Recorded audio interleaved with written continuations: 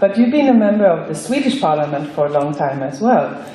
And I know these issues are at the of your attention, but you've also been active and supportive and part of the civil society. As a politician, you've been supporting and playing different roles. So you also have a great understanding of how different civil society organization works for global justice and different thematic, including climate justice. So you're most welcome to start the day.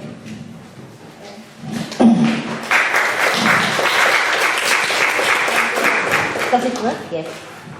It does? Yes. Close? Okay. Thank you. Yes, that's right. My name is Bodil Valero, and for the Swedes, you maybe not know me by that name. My name used to be Ceballos. But I remarried my first husband, and I went back to call myself Valero. So that's the reason why name change. Yes, you have been asking me to talk about climate justice and sustainability and give a little about the governmental view. I come from the Green Party. As you see, I'm in the European Parliament. I'm not in the Swedish government, but of course I have very close links to the Swedish government. The Swedish government is a minority government with the Social Democrats and the Green Party here in Sweden. So it's a rather tough time. But the Green Party, we are in charge of climate issues mostly, and also cooperation. So we do have a lot to say. And now, before the time we're going to meet in Brussels, in Paris, we also have a government, or the presidency of the European Union, where the Green Party is a member of government. And I know that the Luxembourgish presidency, they take the climate change issues very, very, very in an very important way.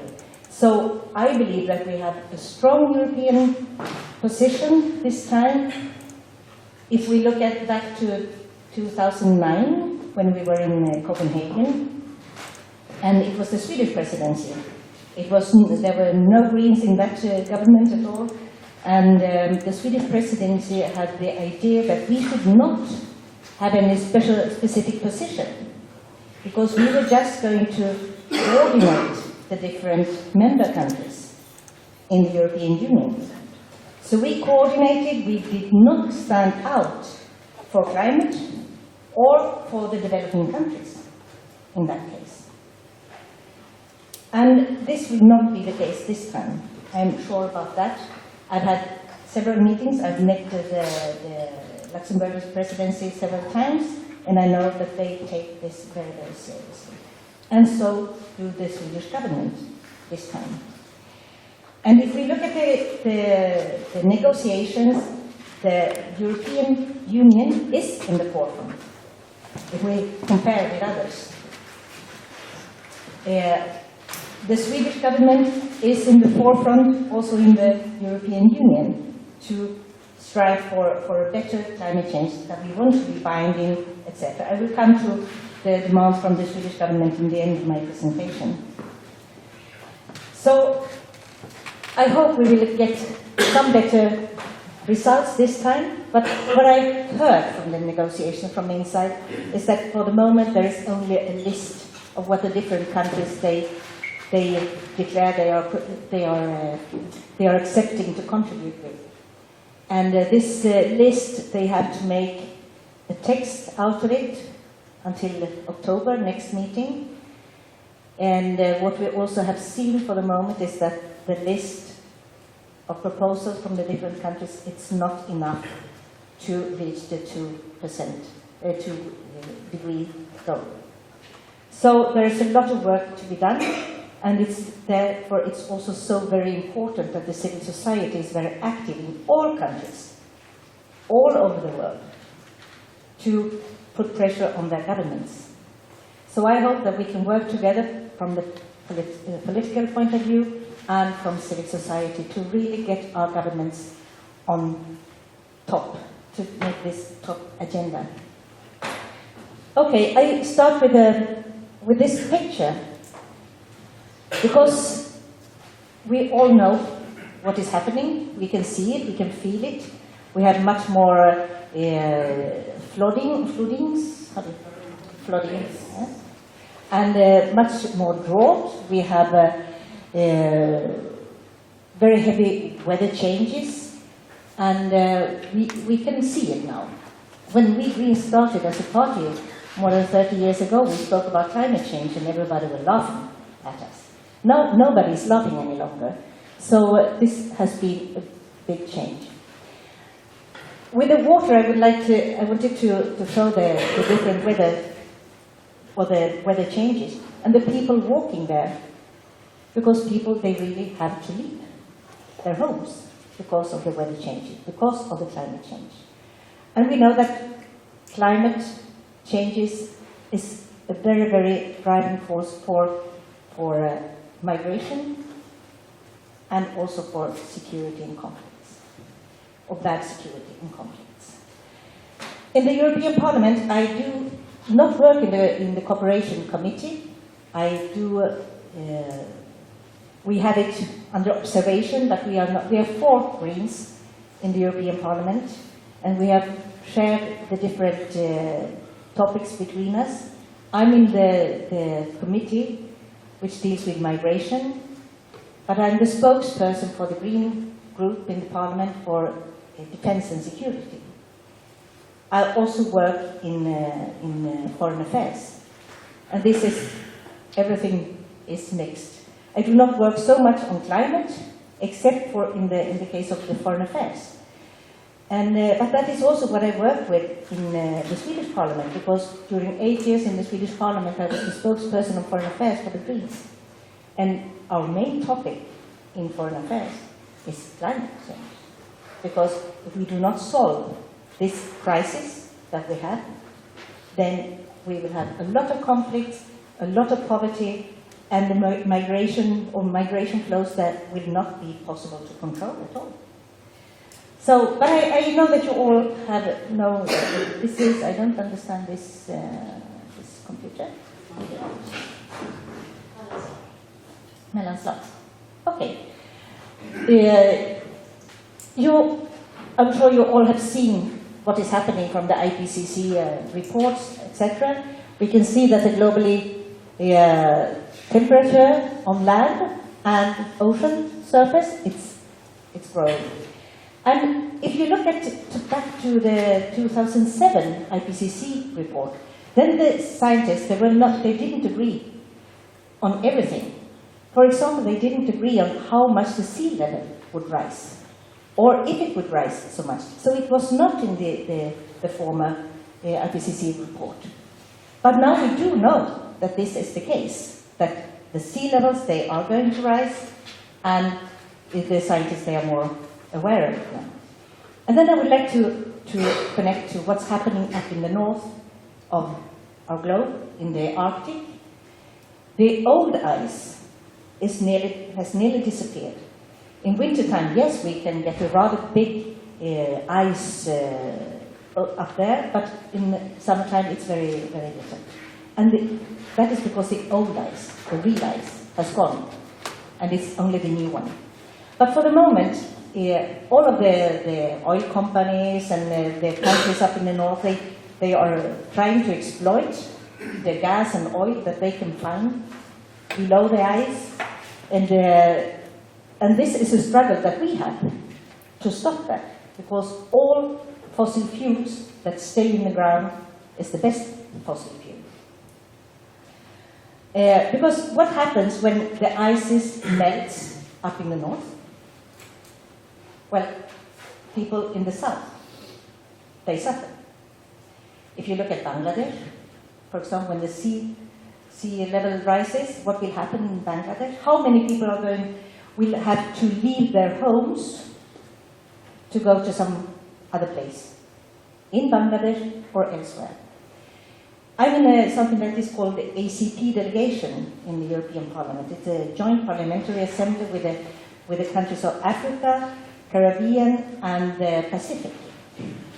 And in June we went to Fiji.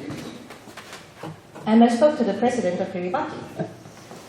And they're already buying land in Fiji so they can evacuate their population in case needed. Well, they believe, they are sure they will have to evacuate, or at least they have bought land to be able to produce their food. Because, of course, they can move up to the mountains, but where are they going to produce their food? So, everything that we can do not to use the fossil fuels, the new fossil fuel that they can find up there, will help to save the situation for people in the south. And also before we always said, okay, this is a level we have to reduce our levels of fossil fuels here up in the north, and the people in the south, they can higher their levels. And that should be true, of course, but we didn't do what we had to do. During all those years that we have been saying this is the case, we could do this, and now we are in a situation where we have to say to Mozambique and to other countries, well, it's not that good if you use your fossil fuels that you have here. We should think in other ways. We should try to help you with clean energy, things like that. Because we are all in the same boat for the moment. And this is a very, very difficult discussion. We are the ones up here in the north who produce this problem. We have to pay. Not all countries want to pay. But we have to do that. And that is also the position of the Swedish government in this case.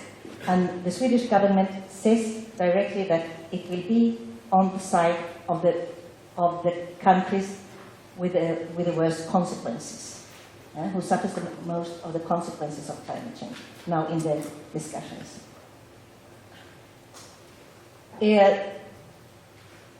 And here we also see the greenhouse gas concentration. I will pass this very, very quickly. It's very technical, and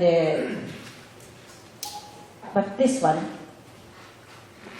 we also know that these are also from the IPCC report, I believe. You can see up there how the temperature is changing very, very much. Up in the north where we live, we will get much warmer weather, but it's very changing. It could be very cold sometimes, and then much hotter in other times. But we also see the changes in temperature, or in the precipitation, the rain and so on. And it's not a very good, it should be better, but we can also see that it's changing very much. The Spanish government, they made a vulnerability assessment a couple of years ago, after the 2007 IPCC report, I believe it was. And they said that in 2030, the temperature in the Spanish peninsula could be in summertime around 50 degrees. And who will go to Spain for vacations with 50 degrees in summertime? Spain, the main industry in Spain is tourism. Who will be there? Which of the... I believe that Spanish won't stay there either in summertime. So, and how are they going to produce any food with such temperatures? This is an assessment, could be like that, maybe it will not. But we have to face the possible consequences and to adapt to them. We know that the IPCC report said that the global warming is caused by human beings, our activities. We know that they are happening. Sorry, Bodil, would you mind to tell us what IPCC is? It's an international panel on climate change from the UN. 95% sure that the human activities is the main reason why we have this warming that we have now. Other reasons are volcanoes and things like that, but the main reason are the human activities. We know that they are happening, the climate change is happening, we can feel it, we can see it every day. And then we have to decide what are we going to do? What are we going to do to mitigate and we have to adapt to a new climate. We have to do a lot of adaptation to cope with a new climate. We know that. And the rich countries, they can afford to do it. But the poorer countries, they have much more difficulties to do so. And we have to work much faster if we will not reach the 2-degree goal. And in one assessment I read, it was said that what we now have promised to do, then we will reach 4 degrees. So we will have to do a lot more than we did before. And this sounds very, very terrible, of course, but we can also see that we are in time. These are the planetary boundaries. And some of them we have already passed, where we cannot go back, where it's already destroyed. But when it comes to climate change, we are still on an uncertainty level, as it's called here. There is a big risk that we can pass the threshold, and if we pass the threshold, we cannot go back. So, but we are in time, and that is what we have the starting point in some way. We have to do whatever we can not to pass that threshold. And that's also where we have to work all together. And the consequences, of course. Yeah, here we can put a lot of other things into it. So if you have any good ideas, I will try to put something else there. But this is, for example, migration. Anybody has an idea of how many climate migrants we have already? I think it was 1990 that the UN said that we had already 25 million. Yeah. And we will see, the figure we see mostly, it's about 200 million that we will see in the future. And this means that one of the main consequences of climate change is that people will have to migrate. We will see a lot of people migrate. We will have instability because of this. We will have food shortages because we cannot produce any longer. It's not here on the list. I don't know why, but it's not there. And a lot of conflicts between people. And we can see that already. I will come to that also. And then, of course, a lot of poverty. And it's not only because of floodings or the drought and so on that makes people run away from their homes. It can also be cooperation sometimes. If we want to, and good things like clean energy, if we want to build a dam, water dam, to get electricity and for irrigation or for a lot of other things, good things that we need to adapt to climate change also, or to mitigate. Then every time we build a new dam, I think there is more or less an average of 40,000 people that have to leave their homes. So the bigger dams, more people, small dams, less people. So it's also, there's a lot of people leaving their homes because we want to do something good also. But the migration is very, very wide, you could say, and for different reasons. But many, many people are going to leave their homes. 200 million climate migrants could be year 2050 already. And what we already have, the current estimates, we cannot say how much really, between 25 million and 1 billion people by 20. Then we have a problem also, because people, they are not always staying in their home countries when they migrate. Sometimes they come somewhere else, and climate refugee, it's not something you can ask for according to the Geneva Convention on refugees. So you cannot apply for a political asylum or to be a person in need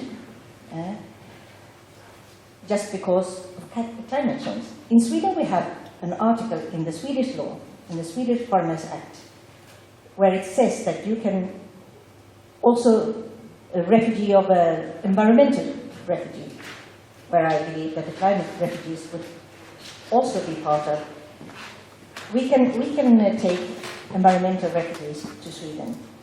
I don't think we have ever used it, except for one occasion. It was temporary that people from El Salvador could come here after the earthquake, a couple of years or many years ago already. So, but we are the only country, as far as I know, that has any article in our legislation talking about climate or environmental refugees. So this is something that we have to work on. And there is also one family from Tuvalu who got residency in New Zealand, according to a court decision, I think. Then we have also the recent conflicts. We have, for example, he's missing some of the countries, I see. Sudan, we have it was also a drought, there is also a drought. We have the Horn of Africa, where also the drought and the climate is a driving factor for the conflicts. But what we see in Syria, for example, before the war broke out in Syria, they had 5 years of drought. And 1.5 million people from Syria had already left their homes and they were migrants in their own country. And then this, of course, leads to instability in the country and conflict between people and with them. So this is really a driving force for conflicts.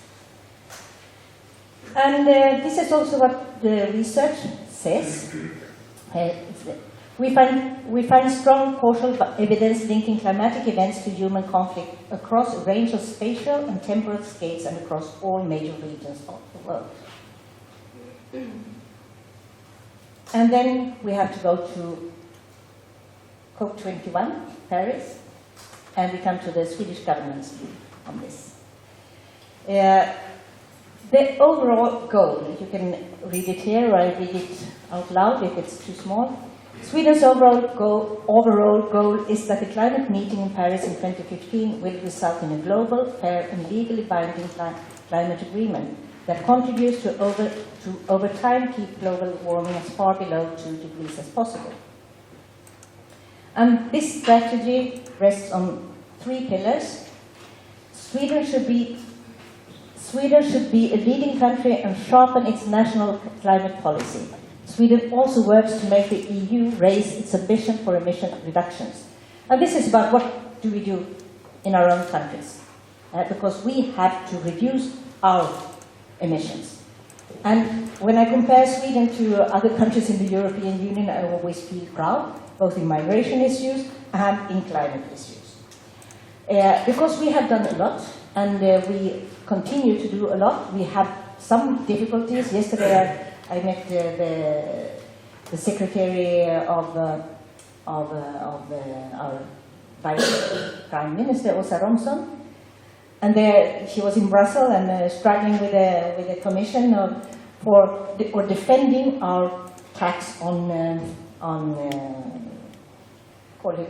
carbon. Yeah. Because we are not supposed to have that. But if we do, so we have to struggle with the European Union because they say this is not a fair competition, because then the petrol is in disadvantage and so on. And we should not, but yeah, it's a struggle we have. We take that struggle, and we have the Swedish government and the other Swedish parties with us really, in this. So we have to do a lot because we have to lower our emissions. And the new climate agreement needs to be dynamic so that countries' binding emission targets can be increased over time also. Because as we see now, some of the countries say, okay, we can do this, we can do to this level, but it has to be possible always to be better and better. And the new good agreement is only possible if willing countries cooperate. And Sweden will prioritize cooperation with countries that also want to see an ambitious agreement and those that are most vulnerable to climate impacts. And this these are the three pillars of the Swedish government and how they work in the climate negotiations. We have the commissioner is from Spain, the one who is dealing with climate change for the negotiations. He has a very clear mandate from President Juncker that climate change is an important task and he has to do a good job. But it's also a person with a lot of interest in the petrol industry. He's a Spaniard and he has been working, he was the environmental minister and he changed the laws. He really destroyed everything that was environmental friendly, you could say. So I'm not very convinced that he is the best person to negotiate, but of course he has to fulfill his, what President Juncker tells him to do and what the member countries tells him to do. He's also a person who thinks that shale gas is one of the major possibilities for the energy security in Europe. So I'm not very confident anyway about the results when he's there. So we have really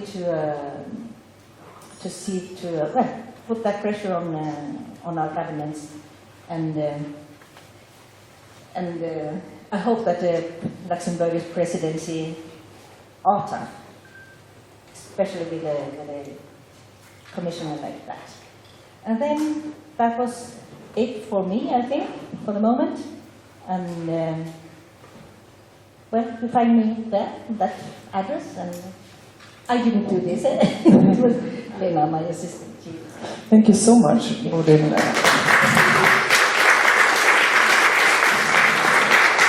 And thank you for giving us some of the hard facts. We've been talking about that the last days, the need of also having evidence and using the good research that is out there.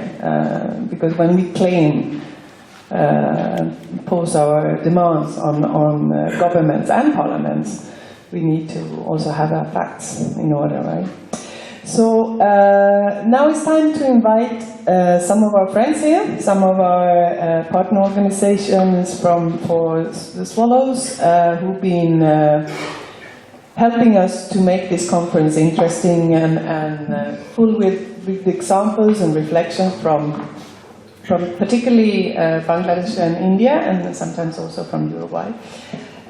So now let me invite. Sorry, I just need my other glasses. Sorry. But from Keystone Foundation, one of the co-founders, I'm happy to invite Matthew John to the stage, please. And also Sukanta Sen from Varsik in Bangladesh. Welcome back. I think Matthew, this is the first time you're on stage, right now? On the first day. Yeah, sorry, but in this room. So, but a special warm welcome to you. And last but not least, Shaikul Islam, welcoming you back from Munyan Dara, also in Bangladesh.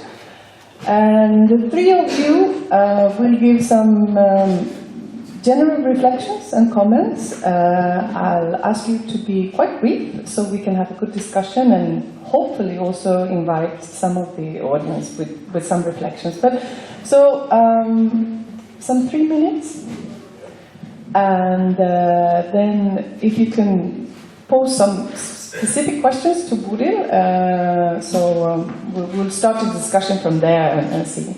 So Matthew, why don't you start? Okay. And each of you have a mic there. Thank you, Bodil. I think what was great was the way you put down the issues very clearly and very, especially for lay people, when there's a discussion on climate change, most people get lost in graphs and figures, and in trying to explain that. And so for an audience, I think this was very clear and very helpful to understand at an overall global level. For my reflections, I was just thinking back, and I tried to look at the Indian government and the kind of efforts that it has been making on climate change, it's on top of the Indian government's agenda. And there are many efforts that are going on at the Indian level. There's a huge amount of money that is put aside for sustainable agriculture, what they call it. There's also a huge amount for what they call greening India, and that's amount of money put aside. There's also work on energy efficiency, and so the government is putting these things together. What I sometimes we fail to see is when these sort of missions are working, where is the linkage between all of them? So each one of them tends to work in isolation, and sometimes I'm not very sure whether in Europe also whether there is a linkage between different ministries and and whether they are able to put things together, because in isolation we have maybe something good coming out, but what happens together? A huge matter of concern actually in an Indian context is our growing population, especially in the middle class, and their aspirations are booming. Over the last 15, 20 years that I've seen, they are on par. They would like the perks, the benefits that are available to their peers all over the world. And so whether you take it in the IT sector, whether you take it in the financial services sector, they are all over.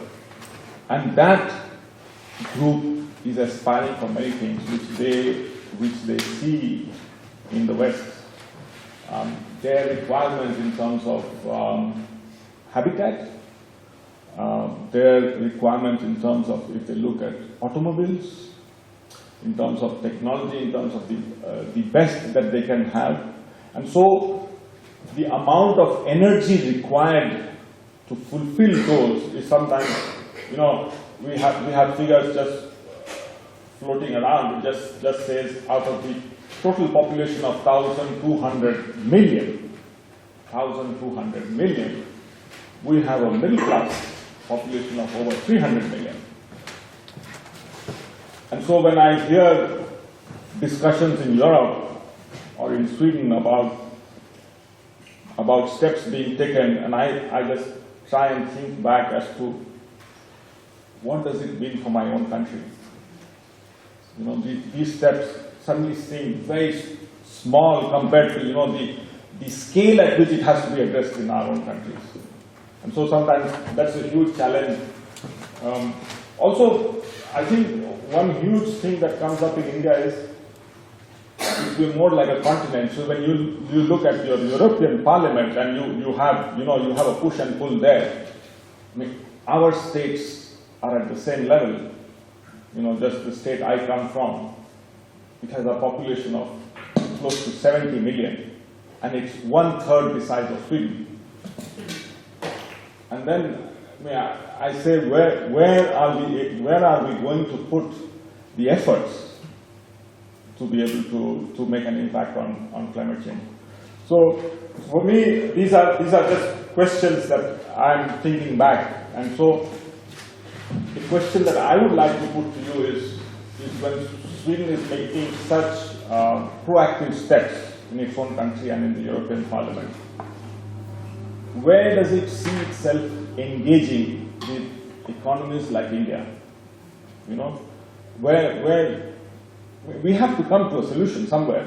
And how do we come to that when constantly this whole thing of the Indian government says that the West has done what it wanted to do and it's now asking us to reduce this thing. So even if there is a reduction just in terms of multiplication by population, everything goes out of the window.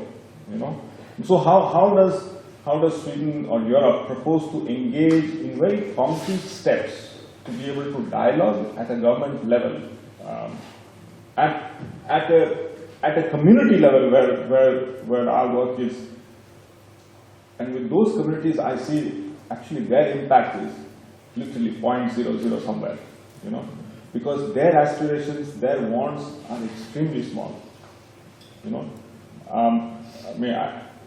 I can just give, they work, some of the communities that we work with, they work only when they need to. And so some of the companies, they have a difficulty getting people to work. Those people in the community say, I have enough for this week. I will come back to you next week if I need more. I mean, that's the level at which some of the communities are. But at a national scale, the issue becomes mind-boggling. And so some of these reflections to you, and hopefully we'll have a dialogue more on this later. Thank you. Thank you very much, Matthew. So yeah, you're comparing scales here. Sweden has 9 million, right? Yeah. Sheelu, what are your reflections? Yeah, thank you for this presentation and our view what is happening at global level regarding climate change. I would like to focus on our grassroots perspective. I especially work with sustainable agriculture in the area of Bangladesh, where we are in threat of desertification due to climate change. And in other areas of Bangladesh, especially coastal area, very much under threat. When you are talking about consequences of climate change, migration, instability, human rights, conflicts, poverty, I was looking linked with food sovereignty. We were working with the consequence on agriculture, and which will affect the food sovereignty or security of the people, poor people. When we are talking about consequences, then you have to find out the causes of this kind of migration or instability. When peoples are hungry, they have no livelihood options, then they are not willing to migrate until or unless they have this kind of ensure food and shelter, this kind of things. So it would be, I was expecting more from you, more on this kind of removing the causes of migration, rather solving the problem of migrated people. What are your plan or the plan global level? I know the major issues also discussed in the global level, that how to solve this problem of migrated people. But in cause level, what our government or other multilateral donors are doing in our country. My understanding is that those are not going right way. For example, in case of food security, increasing food production, where the prescription coming from outside with GM seeds and this kind of technologies that will solve the food production problem or adapt to climate change. But climate change is okay, but at the same time, to solve the disaster problem or changing problem in ecosystem, we have to have ecosystem-based production system. You have to better manage the ecosystem to have better production. In that sense, our sustainable agriculture that we had before Green Revolution, we need to more focus on that. But we are at global level, the policymaker focusing more on second generation green revolution or third generation. So I would like to have your comments on this.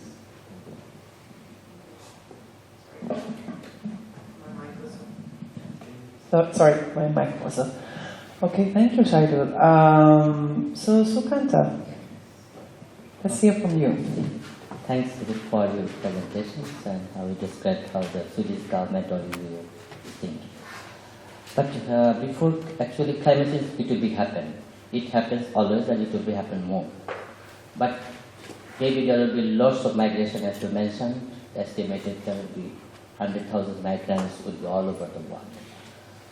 And climate negotiation will be happening in the coming months, Paris. And we hope that there will be lots of discussions. And finally, I hope that there should be. But at the same time, when we talk about the climate change, at the same time, it's okay, if it is happening, then how we will migrate all those people where now, due to the war, that US and silent support from EU, other countries, which is happening now all over the Middle East, that lots of 100,000 migrants are coming forward to EU countries. And that's also the migrants, or anyway, or the displaced people, those who are not due to the climate change, due to the war. And yeah, at the same time, people, those who are coming from Bangladesh, who came here to work in Middle East, they are also coming back. And we know that as a small country, we have lots of displacement. It's not only the climate change, but the ecological destruction happened over the last 40 or more time. And we are surrounded by India. We have problem not only the global level, but we have to face the problem also the India. Because the freshwater flow, which is mostly affected, which is really politically controlled by the Indian government, and we face, during the drought, we face the drought, and during the monsoon, we face the flood. And also in the coal mining in some parts of, in the northern part of India, now our wetlands are going filled with by sands. So people are displaced from that regions. So, and also in the south, the climate, introducing industrial shrimp farming, thousands of people are already displaced. It's not due to the climate change at all. But if really the climate change is happening, then how Bangladesh will be able to survive? Or how we will be able to keep all those peoples? Because we know the conflict, you also mentioned the conflict. And we have also a small study about the resource conflict, what has happened here. Just after 2007 Ila, when the cyclone was happening, the peoples from one area, they came to other areas. In a small village or in a small union, is the lowest administrative unit in Bangladesh. The authority, they don't have much resources, adequate resources to help other additional peoples. So conflict is there. So conflict is not due to the war, but conflict is also the resource conflict or the climate conflict. And you have mentioned that it's okay. We can hope that there will be something will be happen in COP, which was not happening in Copenhagen. But of course, we think that yes, okay, because you will take the roles, and we have already agreed that you have to achieve a legally binding and universal agreement on climate change, aim of keeping global warming below 2 degrees Celsius. We hope that at least it would be happen. Yeah? And also from EU level, that you also agreed that to reduce 40% of greenhouse gas, as you mentioned, emission, then 1990 by 2030. So lots of things you are in planning, but when it really in the discussion level and or in the negotiation process, that finally nothing has happened. Though all over the year there are lots of discussion like strategic planning, subsidiary bodies meeting, lots of things happen. But at the same time, when we think that it's okay, you also mentioned the fossil fuel.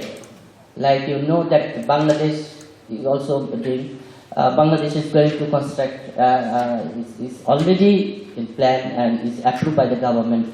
The thermal power plant is very close to the Sundarban area, which is jointly with India. And thermal plant, they will use the coal.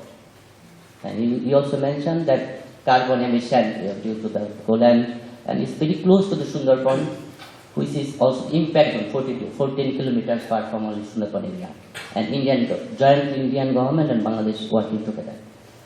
And recently also the German foreign minister and also France minister recently visited Bangladesh jointly, and they also agreed the expressed that yes, so they will help together to fight climate changes. Just before yesterday, because now the thermal plant is going to be constructed, and it was in bidding process. 3 companies actually submitted for construction as a bidder, and one of the French companies also there, that they are interested also to construct that building. So at the same time, when we're talking about the climate change, what is the solution? But the solution in one way, that is not the real solution. It's like one way the false solution.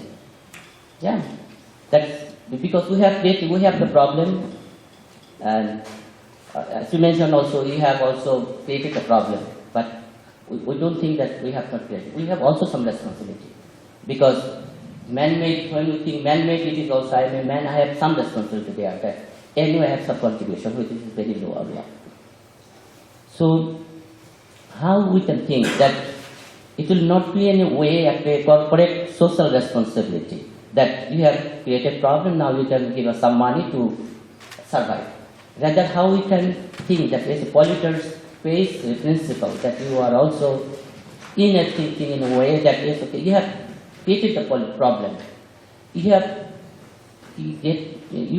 take some responsibility, how we can remove that problem, that my colleagues also mentioned that. And in what way that you are thinking that like Bangladesh can get justice, not like some money that you have already supported, like Swedish government already supported in our climate change resilience fund, and to implement our climate change strategic action plan that we have developed in 2009. And also, comprehensive disaster management program already is now going to the second phase. First phase and second phase we have also supported. So that's a very good way that you are keeping us. But what way is really the peoples of Bangladesh, like other vulnerable countries, can get really justice due to the climate? Because we also need the justice. We don't need only the fund that will keep going or will survive, because peoples in our country know how to survive. From the boyhood, I know how to survive in my own country, because I was grown up in a rural area. I found that how we are able to survive, because yes, okay, climate change is there, but we have lots of difficulties. Ecological destruction, flood, everything is there happen.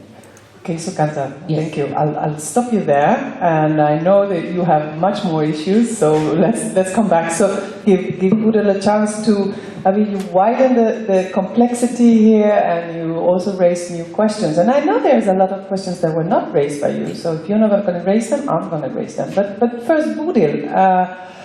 I'll start with your question about the middle class. And that's a reality, and we have to face it.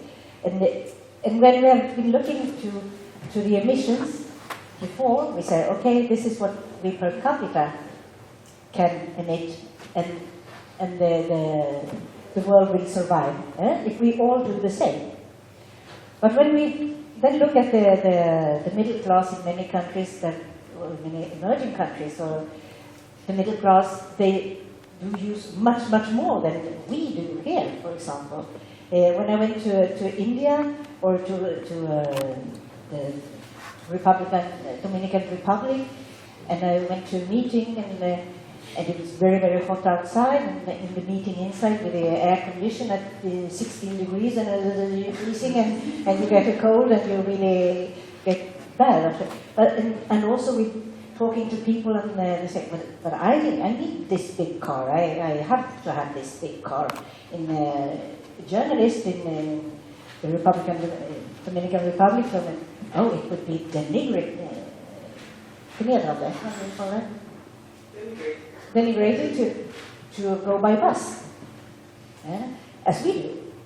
But I think that what we have to do, because in India, in Bangladesh, everywhere in the world, the people have this right to live as well as we do here. And we do live very well. What we have done here is to change the fuel. We still have petrol and so, but in our houses, for example, we did use a lot of fossil fuels to heat our houses. There is nearly nothing left of fossil fuels to heat houses. We do really need to heat our houses here. But we have reduced it. We have biofuels, or we have we take the air from outside. We have it's not so much wind power, but we have water. We have still the nuclear power. We do not like it, but we want to take it out little by little. But so if we can live very well and still be friendly to our environment. And that's the change we have made here, because otherwise we would have been very high up also when we look at the personal level. So that's what I believe that we have to work with in the country where the middle class claims to have a better life, and that's normal. And I do support that 100% or 200%, because we have all the right to live equally and well. So if we do change a bit the mindset, we do not have to make the same mistakes in developing countries as we already made, because we know now what are the consequences. So try to help you to do it right from the beginning. And I know Sweden has cooperation mostly with the poorest countries. That's the idea. And for democracy, human rights, climate. So you can also, we have some cooperation also with India, but it's not, it's more by civil society. And I think that's a problem also, because we could do much more. Also and we have been rather bad at selling in our ideas in countries where we are not with a common cooperation. Because we have a lot of good technology here in Sweden, environmental, we have a lot of innovators and so on who produce a lot of good things, but we have been very, very bad at selling this idea to others. So then those who are selling the solar cells and so on are Spaniards or other European countries, but not Sweden. I think we could do much more to help to address this situation. Then when it comes to migration, as you said in Bangladesh, both of you were talking about it, the root causes, that's the most important thing. And that is not addressed now in the COP21, but we do work on it very, very much on the European level now, because we have that big influx of people coming from Syria, from the war zones and so on. So, and then this was an idea that from the Swedish side, from the Swedish Parliament, we have told the European Union for a long time that we have to work on the root causes. Because if we do not work on poverty reduction, if we do not work on conflict resolution, if we do not work on climate change, people will have to leave their countries. So we have to work with that. But the European Union is a very egoistic union, you could say also. In many cases it's like that. They've been looking more at our interest, our own interest. Yeah? So if it's good for us, we can help. Otherwise, we do not. And the migration has been something. It's until now. There have been a lot of people drowning in the Mediterranean and on the Atlantic for many years already. And it's now when Europe starts to act, because now it's a chaotic situation. And now we do talk about that we have to work together with the foreign affairs instruments that we have, with the cooperation and other things that we have, diplomacy, everything, and with the internal. It's now when we start to talk about, but it has taken a long time. And then many times, for example, France, they can go to some other country and say, well, we can help you with your energy situation because we can build you a nuclear power plant. And then they take it from the cooperation money. I do not agree that you should take cooperation money to build something that can destroy more than it builds up. I think it's double standards, double moral, what you are talking about with Germany and others to help the coal plant. They should work on, should come and give you the possibilities to build up clean energy instead of bad energy. And that is a fight that we have all the time. We are not alone in the Swedish government either, and the Luxembourgish, they are not alone in their government. But we do try to do whatever we can to get the clean energies in, because we think it's the future. If we are all going to live good lives, we have to do it in a sustainable manner. And that's the only way that we can have justice between our countries. For in the moment, there is no justice. And it hasn't been for many, many years. We are living with the old colonial structures and something like, those down there in the south, from the European side. And it's difficult to get that out of some of the parliamentarians' heads also, because they are so used to it from their countries, because they were colonial powers. It's easier for us maybe that we had one colony, and that's it. And that was a very long time ago. But I think that we have to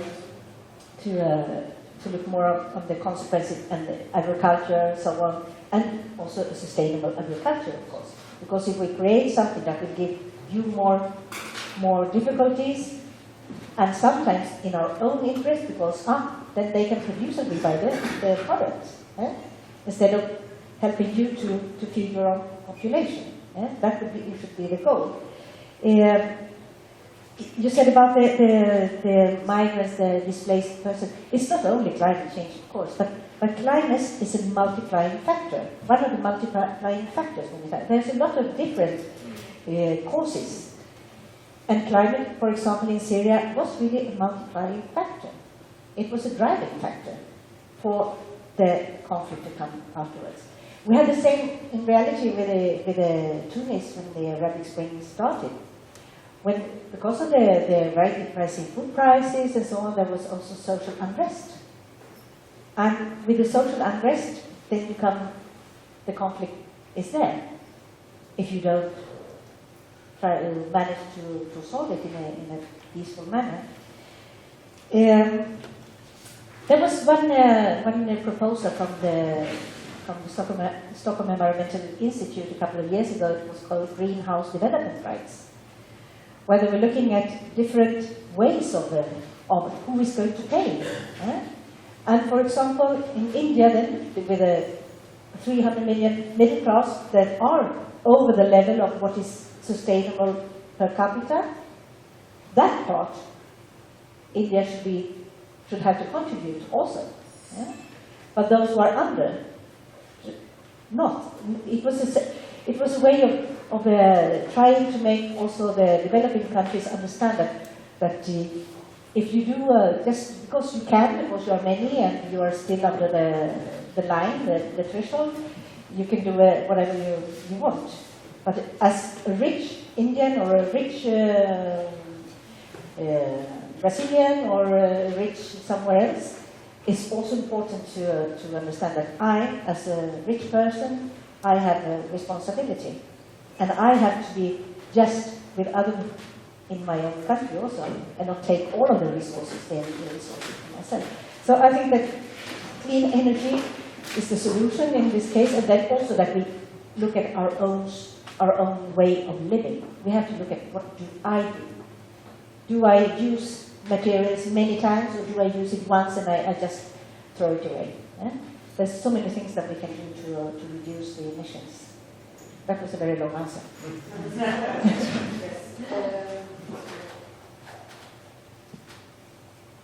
So I will get back to you, and hopefully I can open up the floor. But just these days we've been talking a lot about having access to the spaces and the structures. And you said them in the European Union, we are the European, you are the European Union. So it's us now. As a parliamentarian, how do you and the like-minded try to make an effort to open up the spaces. I mean, we know the negotiations, the high negotiations, they are very technical spaces, and it's not easy to be there without all the preparation. But it's like, how do you sort of build alliances with social movements from the south to actually influence these negotiations and other spaces where these discussions are held? And I have another question for you as well, and that was, none of you raised the feminist perspective on this. And I'm quite surprised, because we spent all day yesterday talking about what a feminist foreign policy is, and we talked about, very briefly, we also mentioned climate. So, from your perspective, because you also, in a way, represent the Swedish government, that is a government that has pronounced itself as a feminist government, and also we have a foreign minister who said that her first declaration that we will have a feminist foreign policy. And when you put that into the context of working on climate justice, what does it mean? Just brief answer and then.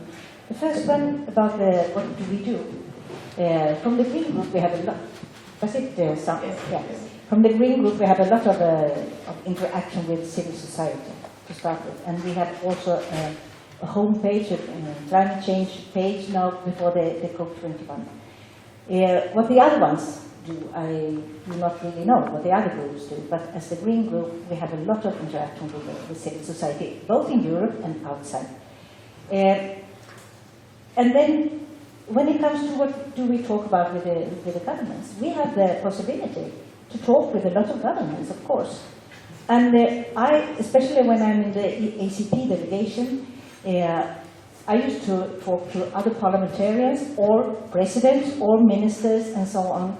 And I tell them that they have to be tough in the negotiations. That they cannot just believe that Europe will stand up for higher standards if they do not put pressure. So anyway, for me, it has been, I want to make alliance. I want to make the countries understand, and the parliamentarians, that they have to be very strong in these negotiations. They can't trust us only. I do not trust our commissioner. They should not do it either. They should put a lot of pressure, because if you put a lot of pressure, then we can put a lot of pressure also. So that's also the link between us and or the parliamentarians and the civil society. The feministic one. The first thing I thought I saw you were 3 respondents, male respondents. Is this possible? Is this possible in Sweden? But it is. Okay, I'm a woman, so we are 4 and 25% are women. But yeah, when we talk about the Swedish feminist perspective, and that was also the former government in a way. In the cooperation we have a very specific target. We target really women. We do believe that acting through women we can reach much better results. Because women are different, I think. So when this is one of the main pillars really in the Swedish cooperation, to work through women to get results on climate and on poverty reduction and so on. And especially, I know that the civil society works very much in this way. And I think also from the European Union, we talk much more about it now than we did before. We have now Federica Mogherini. She's the High Representative for the European Union in External Affairs, and she and Margot Wallström, they are also good friends. And so it's much more focused on women now in external affairs, also on the European level, and that's okay. Good. But my question was on climate justice, but I will not allow you, because I want Sukanta to come in again and see some reflection on that, and maybe you could also help us to see what is climate and gender justice together. Yeah, of course. Actually, I also wrote that questions that I wanted to ask, because as we heard about your feminist policy, foreign policy, And when you talk about the climate justice or climate change, the worst victims is the women and children. When there is a war, it is also the women and children. And in Bangladesh or other vulnerable country, and also mentioned is Bangladesh, one of the most vulnerable countries that there will be most victims due to the climate change if it is happened too much. It is happens, but in different way. So how the women and children in Bangladesh, especially those who will be the victims of this problem, how they can get justice? Because as you have climate justice, and also the foreign policy, the feminist foreign policy is more stronger one now. And how also, and you can mention how it is linked and how the people, especially the women and children, can get justice. It's okay due to as you have your own foreign policy.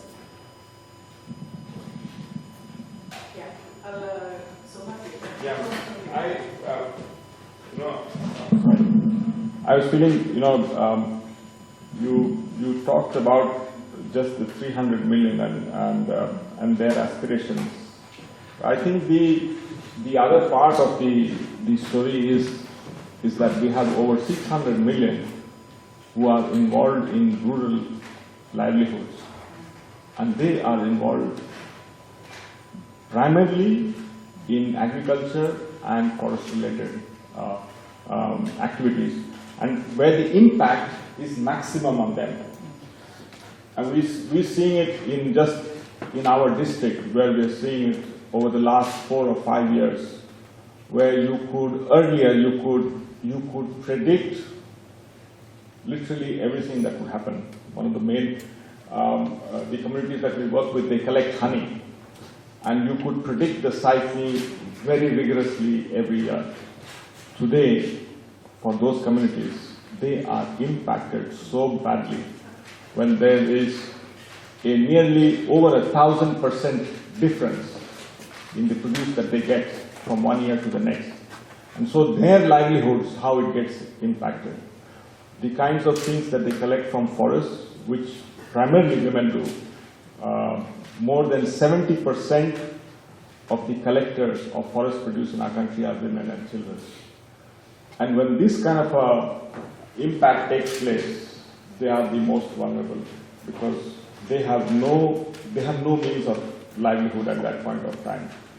In many of the areas, we have an issue of migration where the garment industry pulls away a huge number of men, and then the women and children are left alone at home to be able to deal with these things. So this set, which is I just gave a microcosm in our place, but the 600 million people, for them, the impact is extremely high, and they are just left to the forces when the impact comes, and they have absolutely no mechanism to deal with it, because for them this is the only means of livelihood, whatever they are doing, and that also is split over different months of the year. It's not one. And it's split over different things that they do. They go for labor in plantations, they collect, produce, they work in the fields, and they do the household activities. And so the impact on these people is huge. And so the 600 million people, for what is the options for them? What are the options for them? Is something that we have to deal with. Yeah, this time I would like to come to a broader perspective. What you said, it is very good to hear. I also observe over the Sweden, you are changing your use of fossil fuel or technological or lifestyle, many things, which is very important. For reducing the carbon emission, what is demanded by the country like us, that's the rich country who are affecting or contributing much to climate change should reduce the carbon emission. Unfortunately, we, the country, following from where you are going back, we are following the bad things you had earlier. For example, India, China are contributing much, but they are not shifting their way of development. And what important things I look at this kind of negotiations and solutions, which is trade interest. Always the country like European countries, which has improved technology, they look for how they can sell that technology to the country like us. I also see the colonial attitude in this case also. In this situation at global level, what moderator said that the people, we, the Swedish people, the Green Party, this kind of who has influence in policy, directly involved in policy and the civil society, we should have some connection and common action to have bigger voice against this all this. Thank you. Okay, I think that on the two first questions, because yes, on the 600,000 in the countryside, and in reality they should have the possibility to be middle class also. In reality, they are the most affected because of the predictability in the harvest and so on. I understood what you said. And this is something that I've seen before also. I went to Mali a couple of years ago, and then they told me, well, before, when we were looking at the sky, and when the birds came, we knew that it's time to plant our seeds, and in a week, then the rain will come. But now it doesn't function like that. So there the Swedish cooperation entered with some irrigation and other adaptation measures to make it possible for them to produce their own food, even in the future. I think that we have to, both for Bangladesh and we have to work a lot of adaptation. I didn't talk so much about it before, but that is one of the pillars really. It's not only to reduce our emissions, we have also to adapt to the already changing climate. And because we know that some consequences will be there.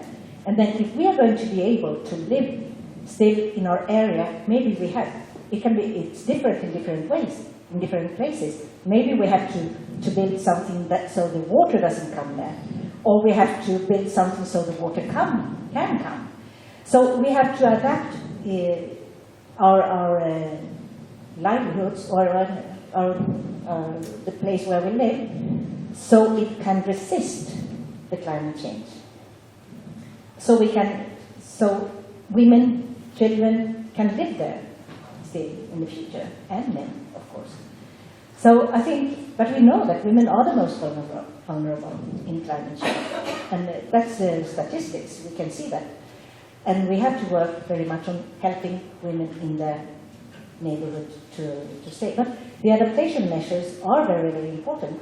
In Vietnam, they decided that they would have 1% of the yearly budget to combat the consequences of climate change, and that was in 2007 or 8 or something like that. Because they said, well, the sea level will rise, so we have to adapt to the changing climate. And that is what the governments should do. They should do it now and not wait. And every government has the obligation to protect their own population. And we have a responsibility to contribute to that because we caused the problem. Yes, you have also responsibility, those who today emit too much now when we know. But most of the people in Bangladesh or in India, they do not contribute to climate change. Very, very little. So it's really up to us, richer ones, rich people in India, rich people in Europe.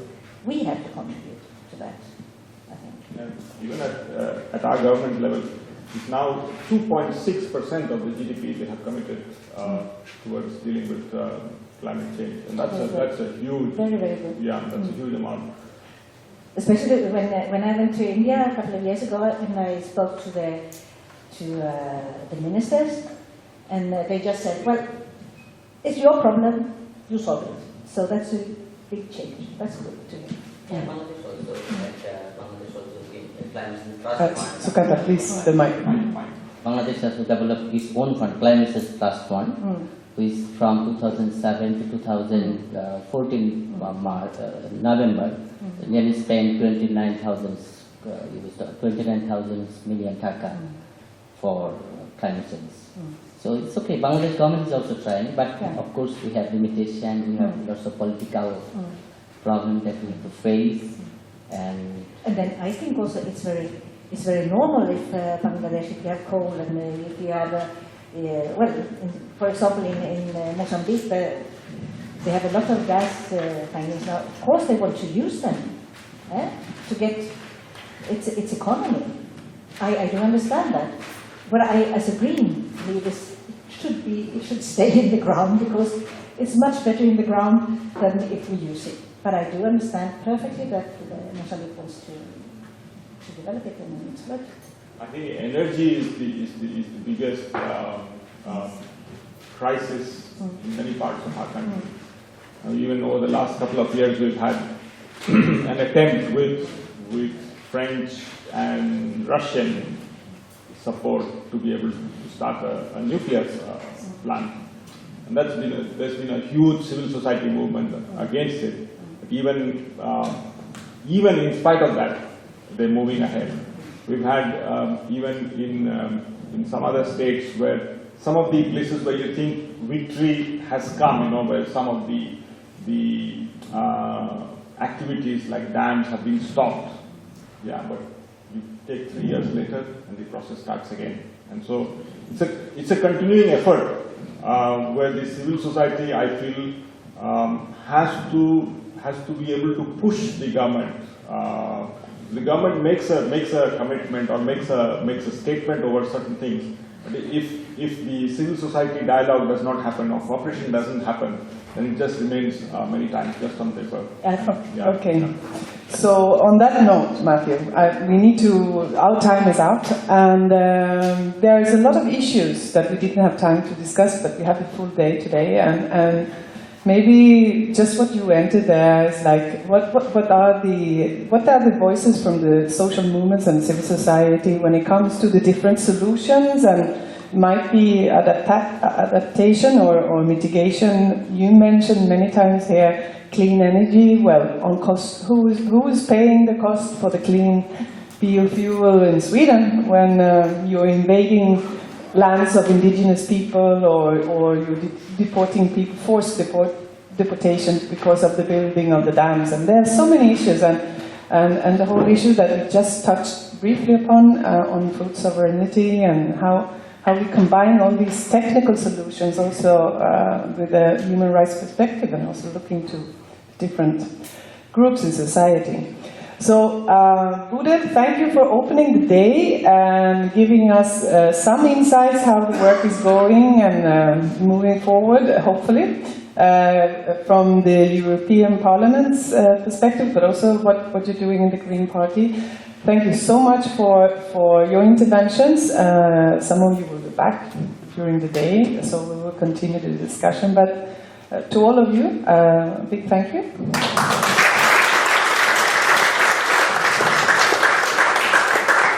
And as you noticed, I didn't have time to invite you any questions, but please, there will be other spaces, and if you have some reflections right now, put them in the reflection box, and because we do need your input for the final report for these local development talks.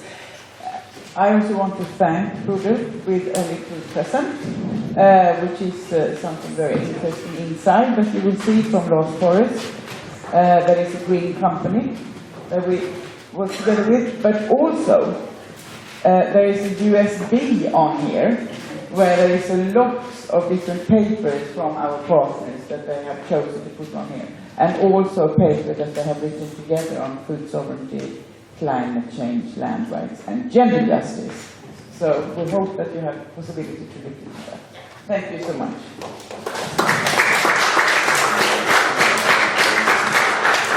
And we will directly go to the next program point. And now I see you, Anders. I didn't see you before.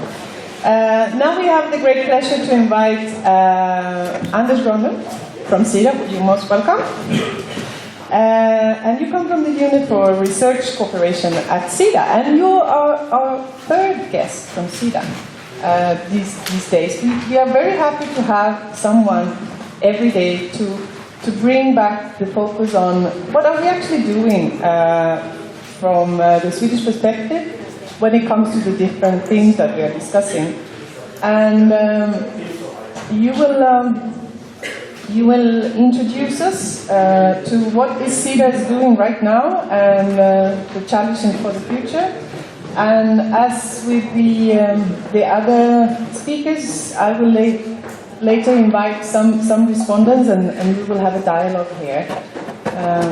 Do you have everything in order there? Can you hear me?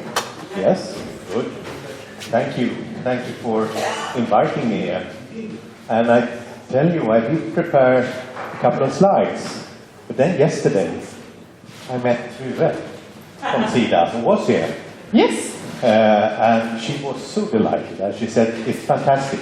It was very interesting, she said. And it's a group where you can actually talk about what we are doing, because they understand. Exactly. So I skipped my presentation, and I will do a lot more, because I have part of my roots in Bangladesh also. I was there for 2 years, leading the Sida work some 15 years back, and that comes deep in my heart. And also been working in Asia in what we had called the Swedish Environment Secretary for Asia.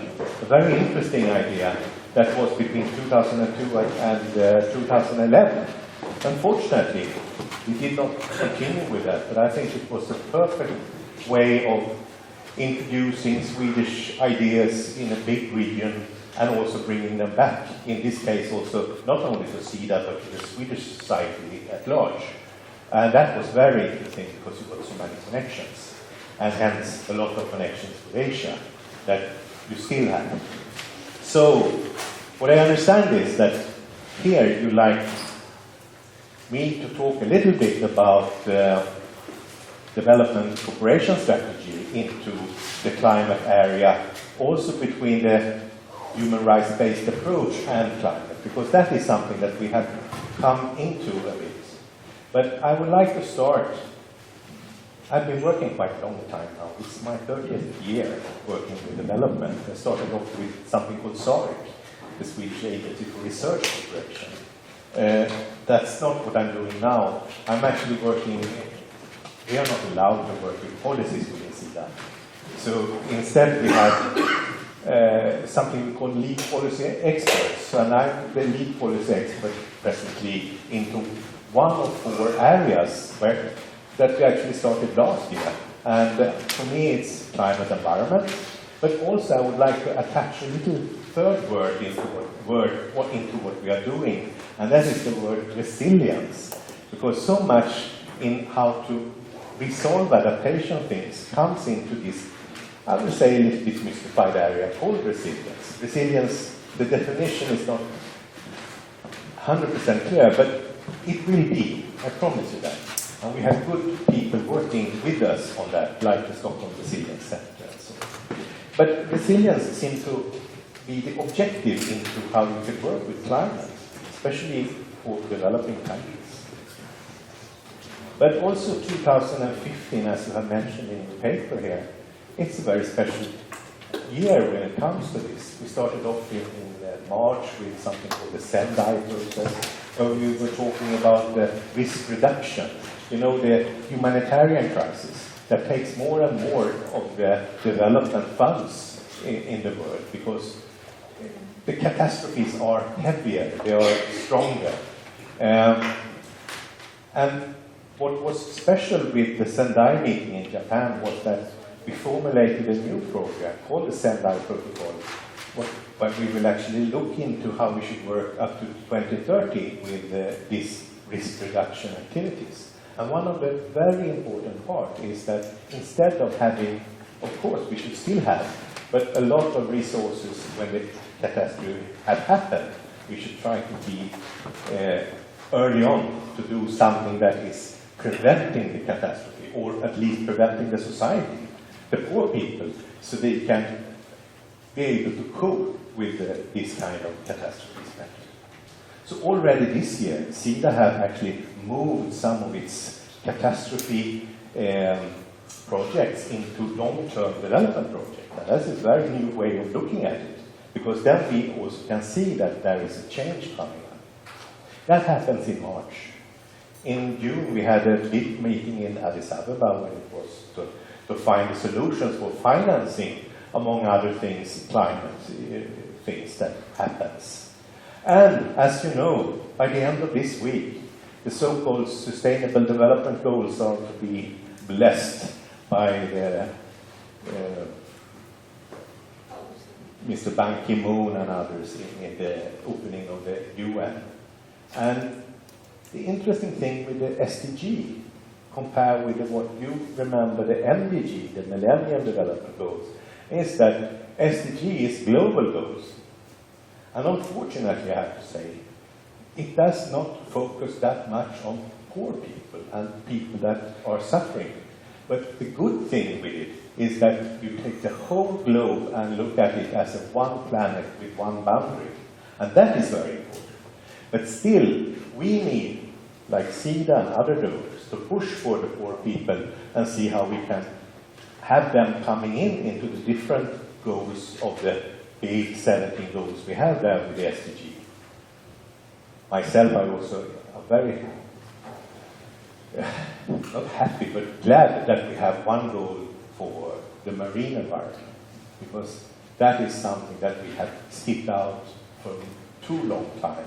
And unfortunately, that is something that we probably would see a lot of problem with in the coming years. And we need really to focus on partnership and do things there.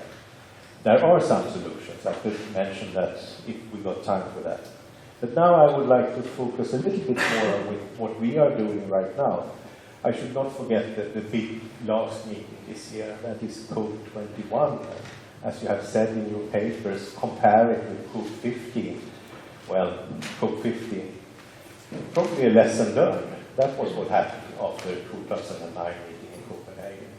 But the problem was also that after 2009 meeting, the COP15, we got the political fatigue in the world.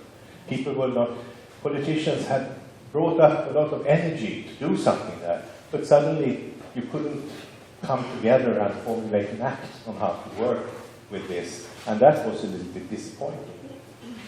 But since 2009, since COP15 and up to now, there have been some real reforms in thinking.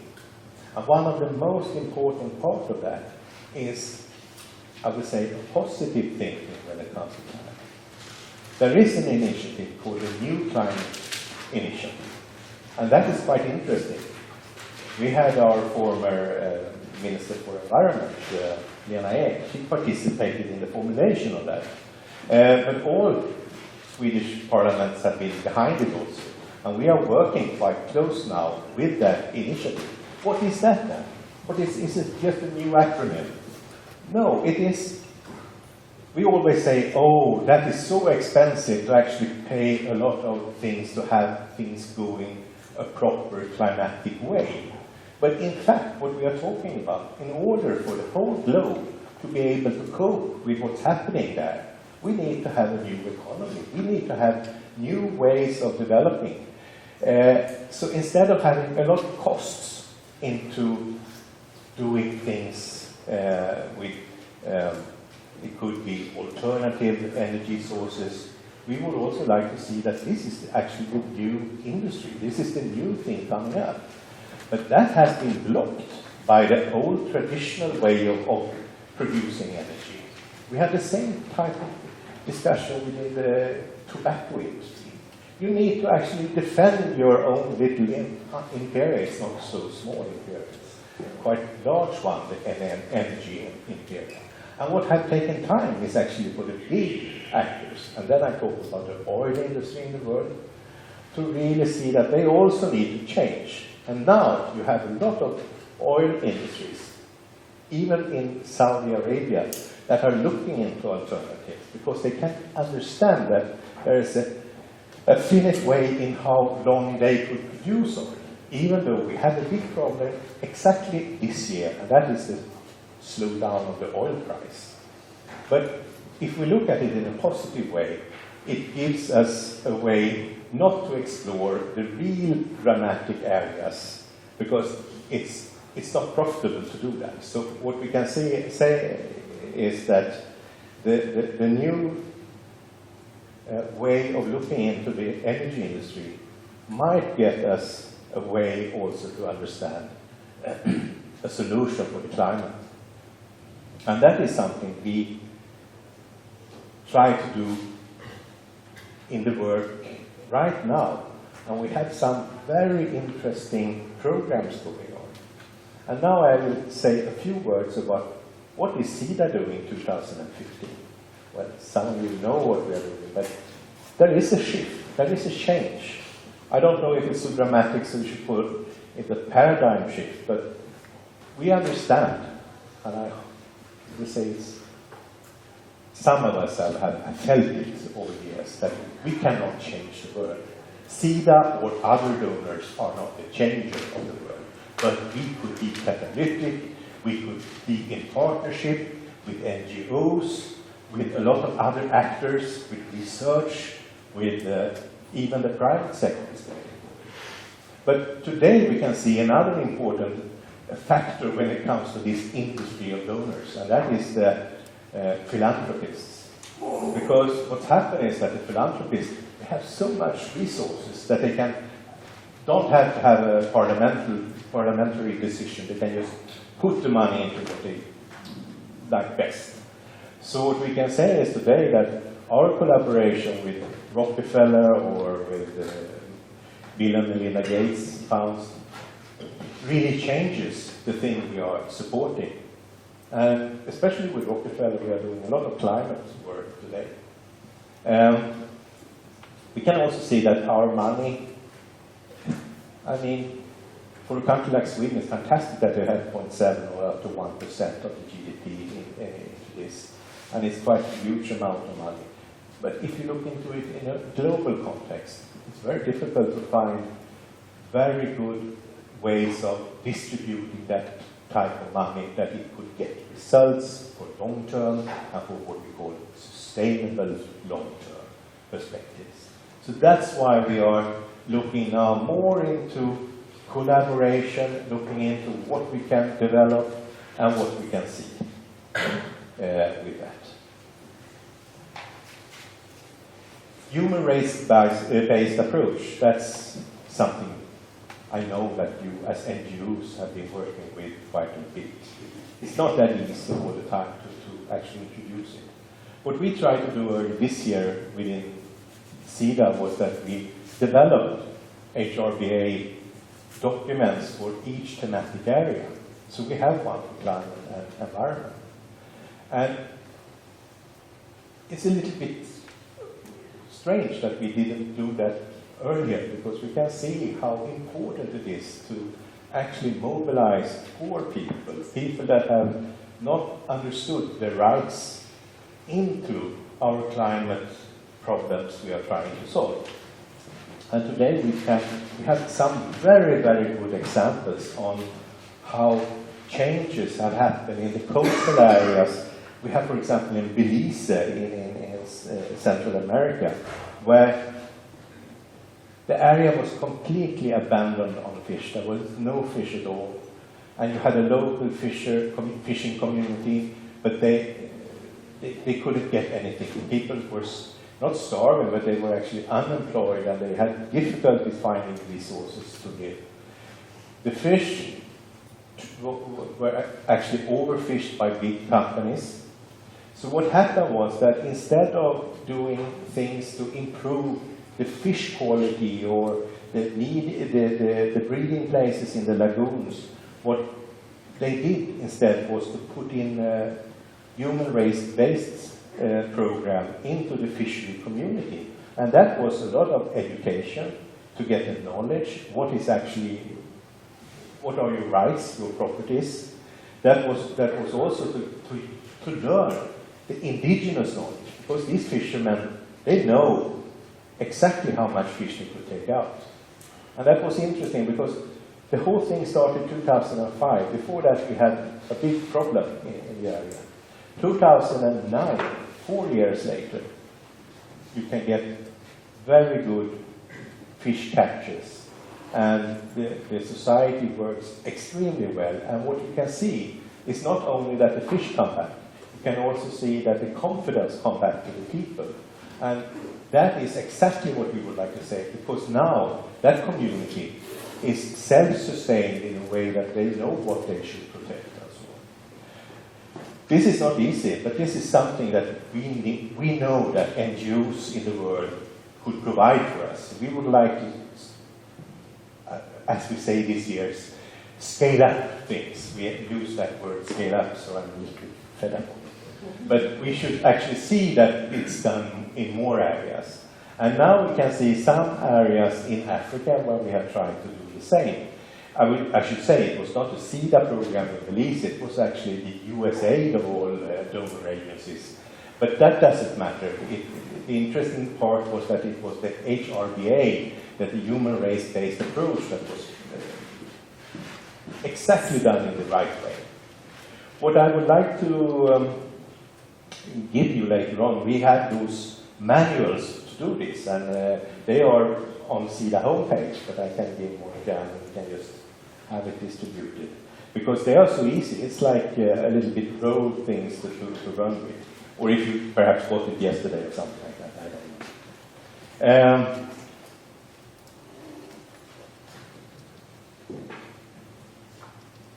What should I more say? When I read the papers here, I found that it's very interesting that you are talking about how you can work with, from an NGO perspective, to mobilize the poor people. I like to stress the importance of education. Sometimes I feel like we have not, today it's not up in the highest rank of what we should do as in the traditional development work. But we understand that if you don't have this education factor built in, and then I mean in climate, when we talk about democracy, human rights, when we talk about equity and gender issues, we need to have a good portion of education here. We need also to look into the primary education. But we should not, as in Sweden at Sida, we have stopped with the primary and in very few cases gone into what we call the secondary education. We need also to move up to the tertiary and up to the research part. Research we have actually supported, and that is quite good. And the results for those 40 years we had that as a special area is astonishing, because we can see that this is really what builds up a community, a country itself, by educating its own people. And that could be done in various ways. Here in Lund we have had a number of collaborations for that. We can also see when it comes to climate that a lot of that research that's going on in or for developing countries, in Africa for example, or in Latin America or in Asia, has been very instrumental in coming up with new ideas. And then I have to touch upon another modern thing that we are talking about at Sida, and that is innovation. We need to have innovations, but then it's not innovations in just one part. It could be innovation in how to actually deal with the community development, or it could actually be some kind of more technical type of innovation. The innovation is something that we are seeking to find more of in the way we are working. we have the big actors, of course. Sweden, Sida, are giving money to something in the World Bank for the consultative agro research group, CGIR, in Swedish called the Cigarra, for easy understanding. But that's interesting because those 15 research centers in the world, mainly placed in developing countries, are creating what we need today. One in the Philippines, called Erwér, they are specialized on rice research, have been also working with rice research in Bangladesh and in Sri Lanka. Today we see that we find rice that could grow in salt water or in brackish water, and we have found rice that could actually be planted directly after catastrophes. So there is things, and it has nothing to do with IMO, I should say that also, so I don't think I mix that kind of experiments. There are so many good ideas out there, but we need to catch them, we need to use that, and that is a little bit the new way for us to work. We need to be more catalytic in that way. And to be that is that an organization like Sida, we have 3 different areas how we work. We work in countries, bilaterally or locally, normally using you guys, NGOs, to a very large extent, but also with the governments and with some of the other governmental functions like universities and things like that.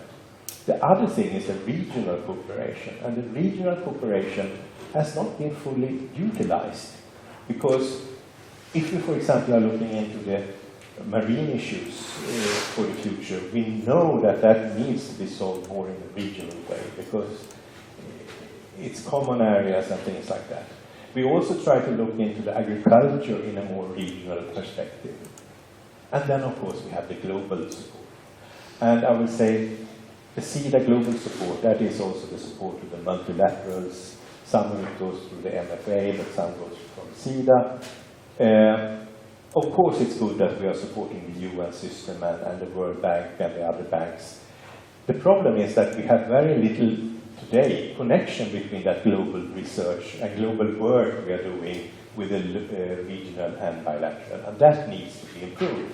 And that is also for, if you are working as an NGO with us, we also could gain more if you know what we were supporting in a global way. So that is a little bit what we are working with. What is my time? I should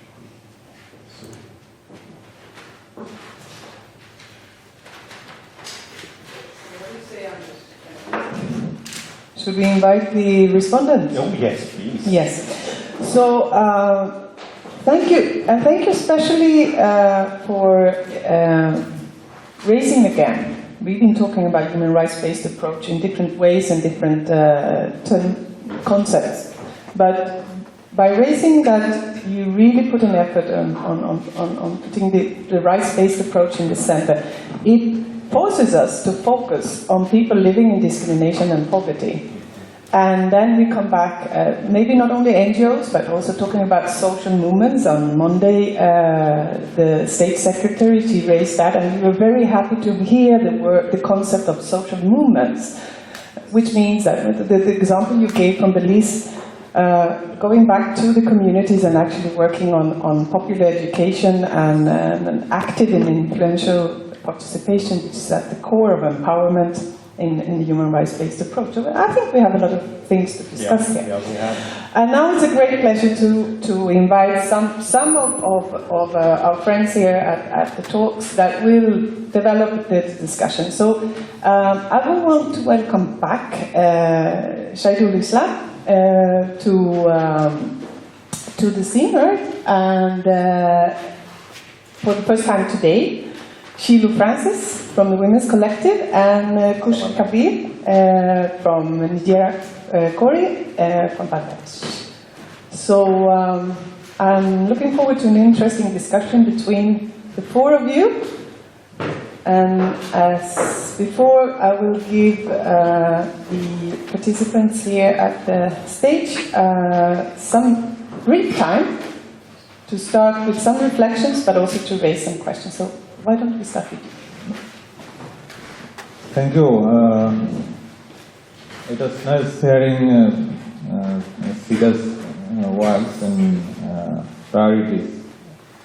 We are getting your support to work at grassroots level. We are also working in a human rights-based approach. In Bangladesh, we are working for agricultural rights of the farmer, especially in sustainable agriculture. You know, in Bangladesh, green revolution technology has created many problems in farming system for the farmers, and many development works are being done for improving the livelihood situation, food security, and many other issues. But in terms of sustainability, it is a great question that most of the works we the people, we the civil society or NGOs doing at grassroots level are not being sustained while because of mainly the people who are in our focus of development. Their involvement, their participation, and their own initiative are missing. So, in this regard, I will focus more on food sovereignty and sustainable agriculture in development, rural development of Bangladesh. You know, Bangladesh is a agri-rich country, and most of the rural population are depend on agriculture for their livelihood. But the development approaches, there are two types of development approaches going on at present. One is, for example, the NGOs like BRAC, you know, microcredit, this kind of NGOs are giving support, financial support for the people to improve their livelihood. But on the contrary, for example, if you look at the outcome of this microcredit, you will find that the NGOs are growing. They are growing bigger to bigger, and out of the service charge they are taking from the people. But the change in the livelihood, change in the actually, if we look at the sustainable development, you mentioned about the education and health, human rights, basic human rights, if we consider that the changes are not much significant. Then most of the donors like you and other donors need to rethink that how people-centered development should be in place. Maybe I stop you there and then you can come back. Yeah, just one point. Okay. Yeah. I would like to, in this regard, I would like to focus on, you mentioned you are supporting many research, especially the CGI, this kind of research. What I want to say that in earlier session I mentioned this point that green revolution based research, and now we are second, third generation green revolution. This kind of research institutions are coming with this kind of research. So why you don't focus on the grassroots level action research? We are trying to do some research for sustainable development. I'd like to just ask this question now. So people-centered organization and also looking into the research that's taking place at the grassroots level. Sheelu, what are your reflections?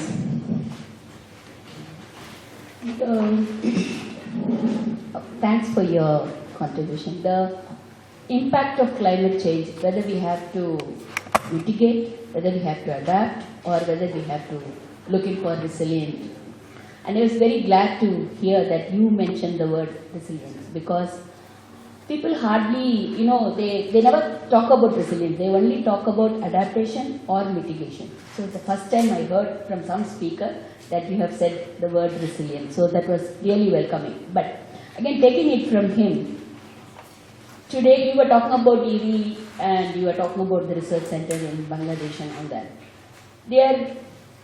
The whole rice cultivation is more into the green revolution type, using fertilizers and pesticides and all that. And definitely the rising temperature 2 degrees is going to drastically reduce the production of rice.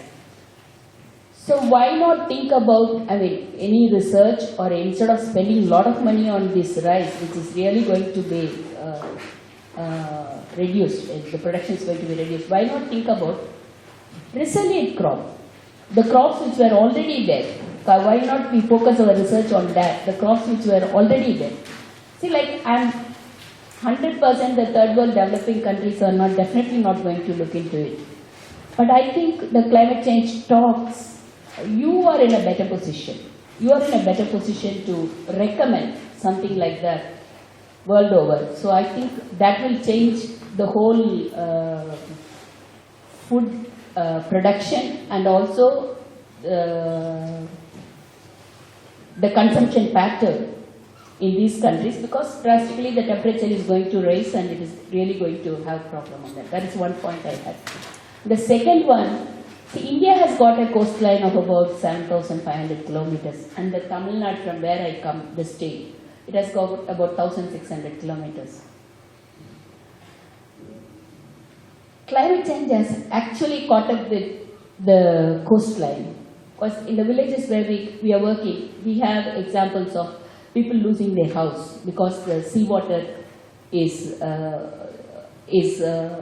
catching up with the shore, and so we have certain villages where people have lost 5 houses, and certain villages where people have got 2 houses, and so they are slowly moving away from the sea and coming further inland, and this is really going to catch up in future. Now what I wanted to talk was not about that, but about the livelihood of the fishermen. See, I'm talking, I'm taking you as a Scandinavian, one of the Scandinavian countries, like India. The Indian fishermen were trained in an Indo-Norwegian agreement in trawling. And today, because of trawling, there is really great problems. It's not only problems along our shore, we are also having problems with the neighboring country. Today our fishermen are at loggerheads with the traditional fishermen of Sri Lanka. Mainly because the type of things that we are introduced. This is introduced from outside. This is the training which is given from outside. So over the last 20-30 years, our fishermen has totally given up the traditional way of fishing, and they have all gone in for trawling because we have got funding. Because the fishermen have been given funding. So I think on one point of time when we are talking about the impact of climate change and resilience and all that, we should also take into this consideration the contradictory development program which has also affected the life of the people. Here actually he was talking about the polluter pays thing. I think this is something which we have to really take into consideration. This was running in my mind. And the one more thing is, actually Matthew here in the earlier thing was talking about our middle class population. And I think middle class population in all the countries have got the responsibility of, if they want to enjoy, they also have the responsibility of, paying for it. This polluter pays thing also works there. So in in the negotiation, because the country like India, now they claim that they have really reserved so much of their GDP for them. But all those sustainable development work and all that, all those things are not actually taking into consideration the rural reality. Because in sustainable agriculture development, again they are trying to bring in Monsanto, they are trying to bring in GMOs, genetically modified, without any, any proof that it is going to increase our production, that it is going to reduce the pesticide usage and all that. So these are some things which, could be taken up in the negotiation. I don't know whether COP21 is going to give the space for this. These are my thoughts, initial thoughts. Thank you.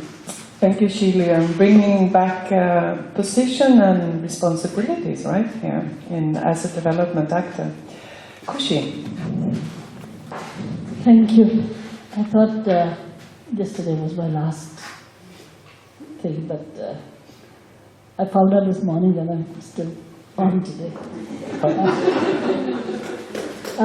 The road towards climate justice and sustainability. It's.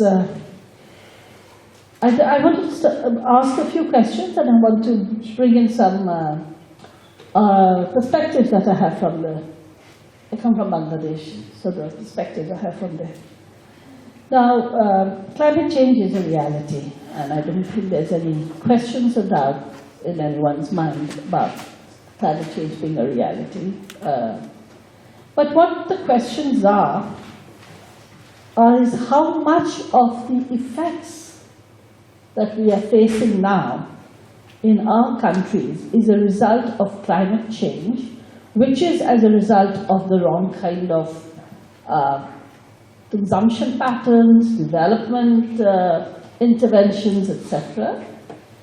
And how much of it is, it's like a country like for a country like Bangladesh. A country like Bangladesh is a passive recipient of the mal effects of climate change because of the wrong policies. The reason I ask this question is that in Bangladesh itself, there have been many projects.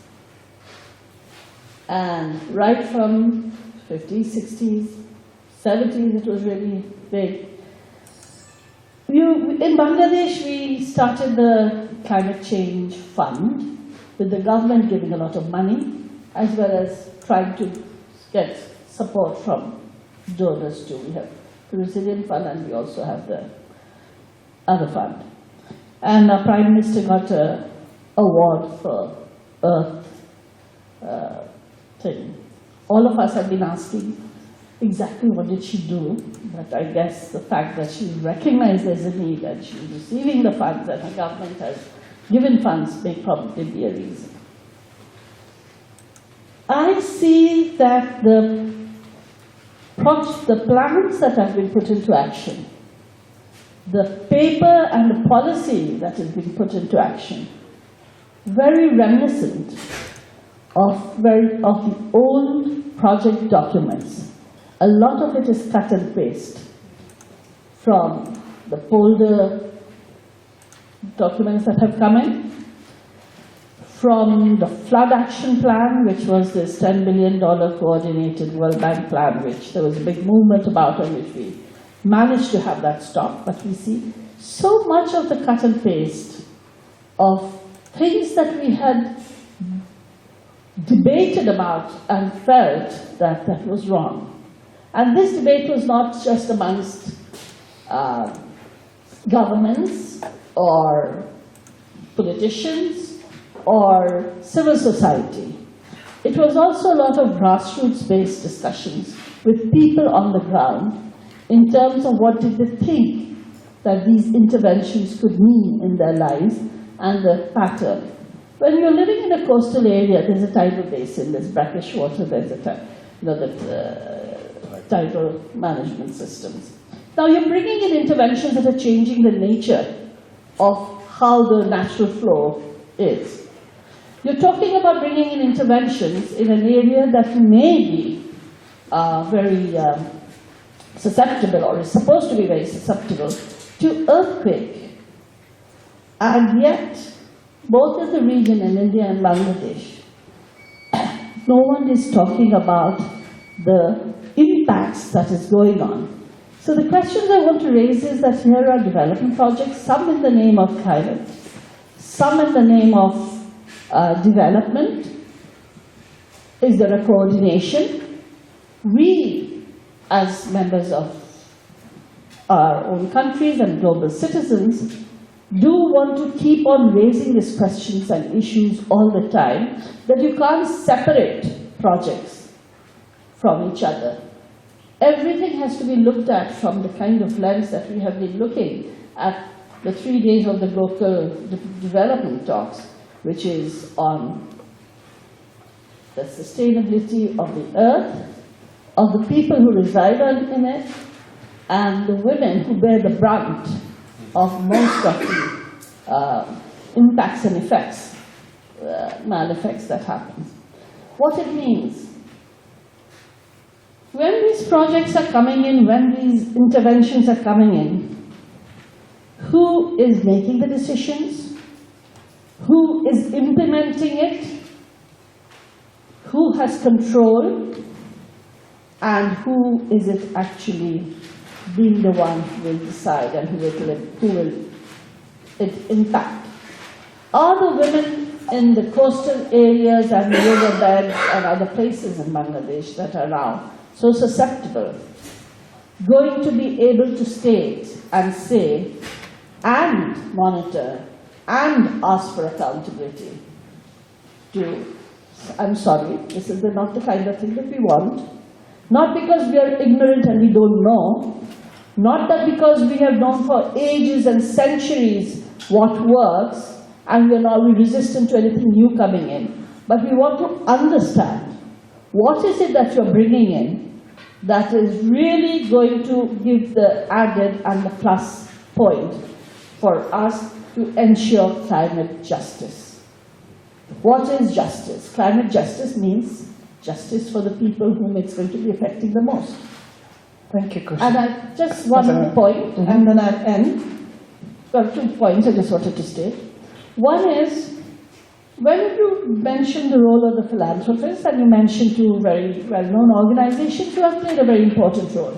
But I think, again, the whole question that I raised about who controls, who decides and everything, is true even for the philanthropists, because on the one hand, they may be responsible for a lot of the problems that we are facing today.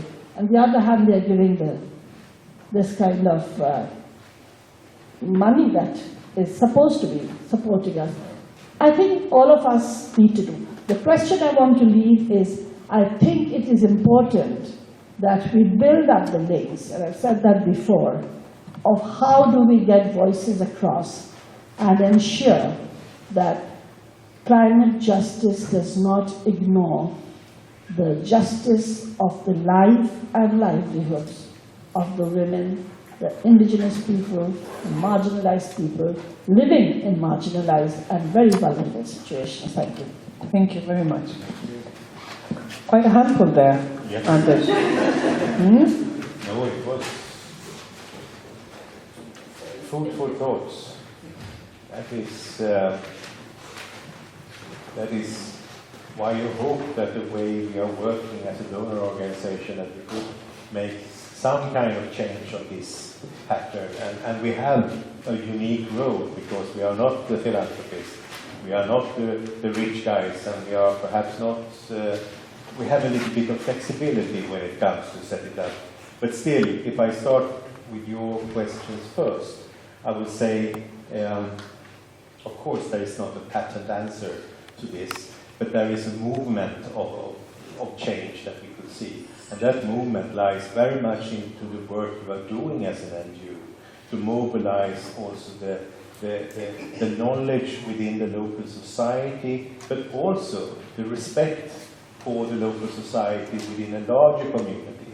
And that takes time, and that is also very political. And in a country like Bangladesh,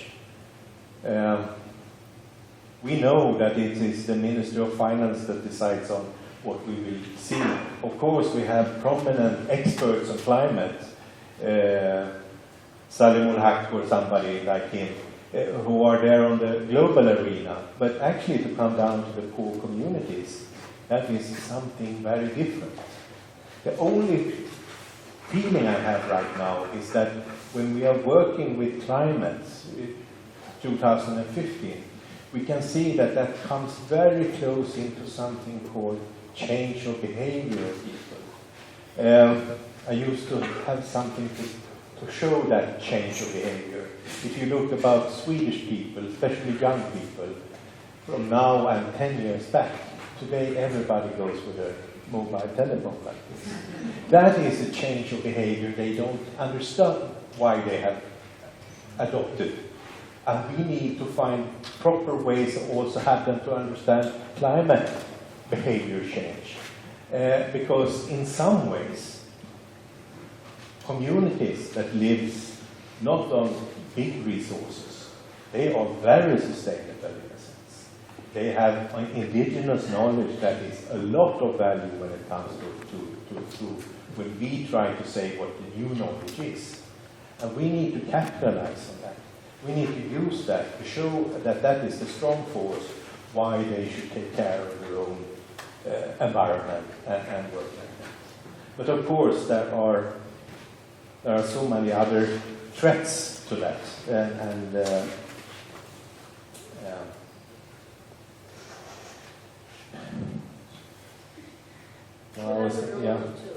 We have a role to do, of course, but it's not easy all the time to propagate. What I think is very essential now within an organization like Sida is that we don't look just into the climate, just into human rights, just into the equity and gender issues. We need to look at them together, because that is obvious if we should gain something that is not really there already. If I go back a little bit on the question from you, Sheelu, go to pace, of course. We can see that the middle class is a very important class. Exactly, I was listening in, Bodil, when you were answering. And that is something we can see as a strong force of something that happen in any world. Probably the middle class in India or in Bangladesh could be a real, what they call game changer, a change of what's happening here. Because they have resources, but they are not sure of what they will do. Today, they are a little bit fixed on that they would like to see the wealth and the thing of what the middle class have done in some Western countries or whatever. They don't, but they could be the leapfroggers to actually see the new way of creating that society. But you should not neglect the real rich people also in countries like India and Bangladesh. If you could take the Bashundra and have them to do something, they have so much resources, these rich people, in that very poor country. And that is not strange, because the country is actually 160 million. And within 160 million, you get some very rich and many very poor. So that is just this traditional way. But if you can convince them and make them work with that, that would be very interesting. And we can see some of them try to do that. Of course, the coastal erosion and how to work with that is a fact. And unfortunately, they join Norwegian big programs that is perhaps not adapted for what we would like to see. What I did mention earlier was that there was a positive study being done right now by the Bayer Institute and the Stockholm Resilience Center, looking into who are actually changing our world's oceans. And the result is astonishing. It's 24 companies that are more or less taking care of 95% of the resources. And why is that so interesting? They are divided into two areas. One are the explorers, they take up the mining, and you talk about manganese and blues in the bottom. The other ones, 17, 19 big companies, they are the fishery companies. But they are so few, so you could actually work with them. You could have them join stewardship programs. You could have them to understand that they need to change their behavior. And that is something we have started with. It's a small scale, but these are huge companies. If we take fisheries, for example, CP food production in Asia, they are so big, so they own cities, they own people. They fish small crabs in Sri Lanka, they take them to Thailand, and they fatten them, and they send them back to Sri Lanka. So if you can just have communication with this, then we can probably see a change quite rapidly. It should have been much worse if there had been scattered several hundred big companies taking out the resources of the seas.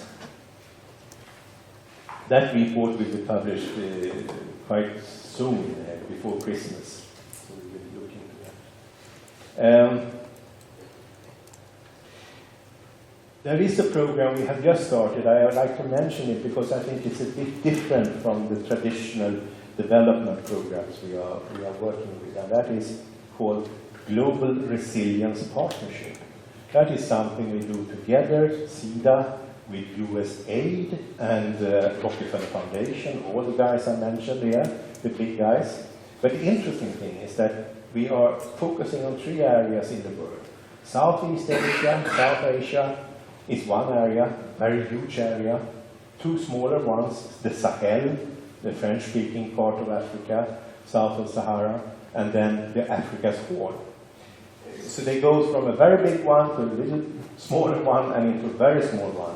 But they have huge problems when it comes to sustainability and how to function with the climate. And we are addressing the resilience here and how to actually work with resilience. So what we have done is that we have a mix of NGOs.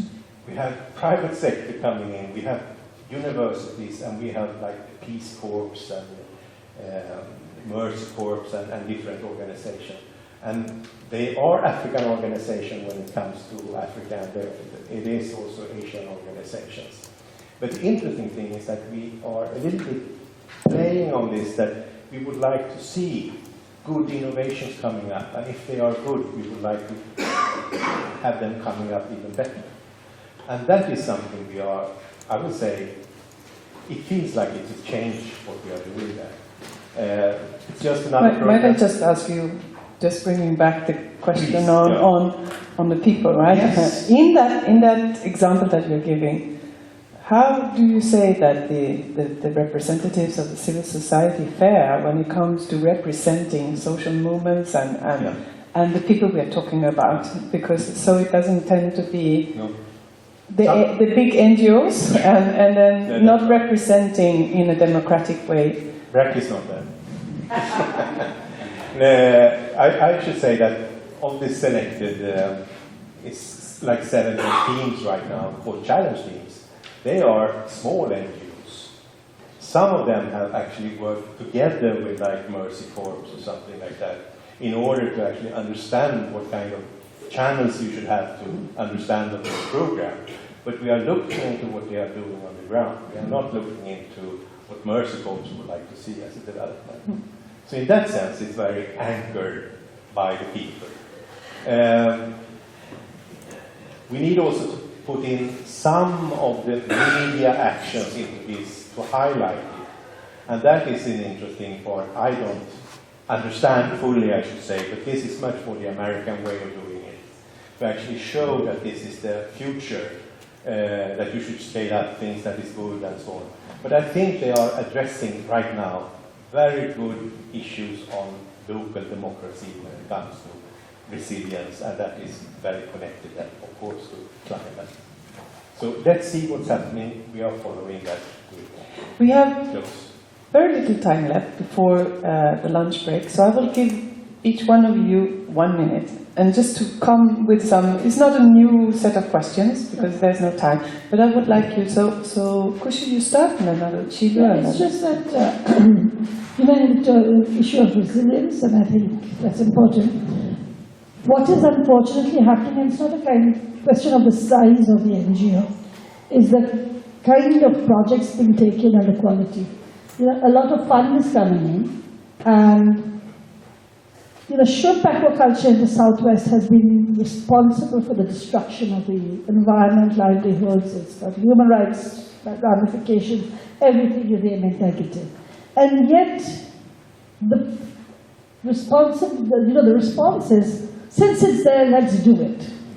And trying to then give it a label of equilibrium, which is rubbish, because we looked through it throughout, and we followed it. There's no traceability. So my thing is, it's not whether it's a big NGO or a small NGO. The thing is that what is it that one is giving, and how is it just another way of, because I'm an NGO, I need funding, so I'll just take the name of Climate Change Resilient Fund to continue to do as I did, as I was doing. Just like we've been having with the HIV funds. Yeah, it would be then, it's not something that would lead to resilience or sustainability. Sheelu. Earlier you were talking about education. You were talking about, I think that is, I was thinking at that time, somehow it skipped my mind. I think which is very, very, very, very, very important, because if an organization like Sida pays attention to that, education not only in your own country but in the countries where you are, I think there is, people have to catch up with climate change realities, which they are not doing. So the education will really help in that. In that way, I see that as a possibility. Thank you. Thanks once again for your comments. Then, as DG is not much focused on poor, it is something global. What you mentioned that you are going to have global resilient project. I guess it is also something global.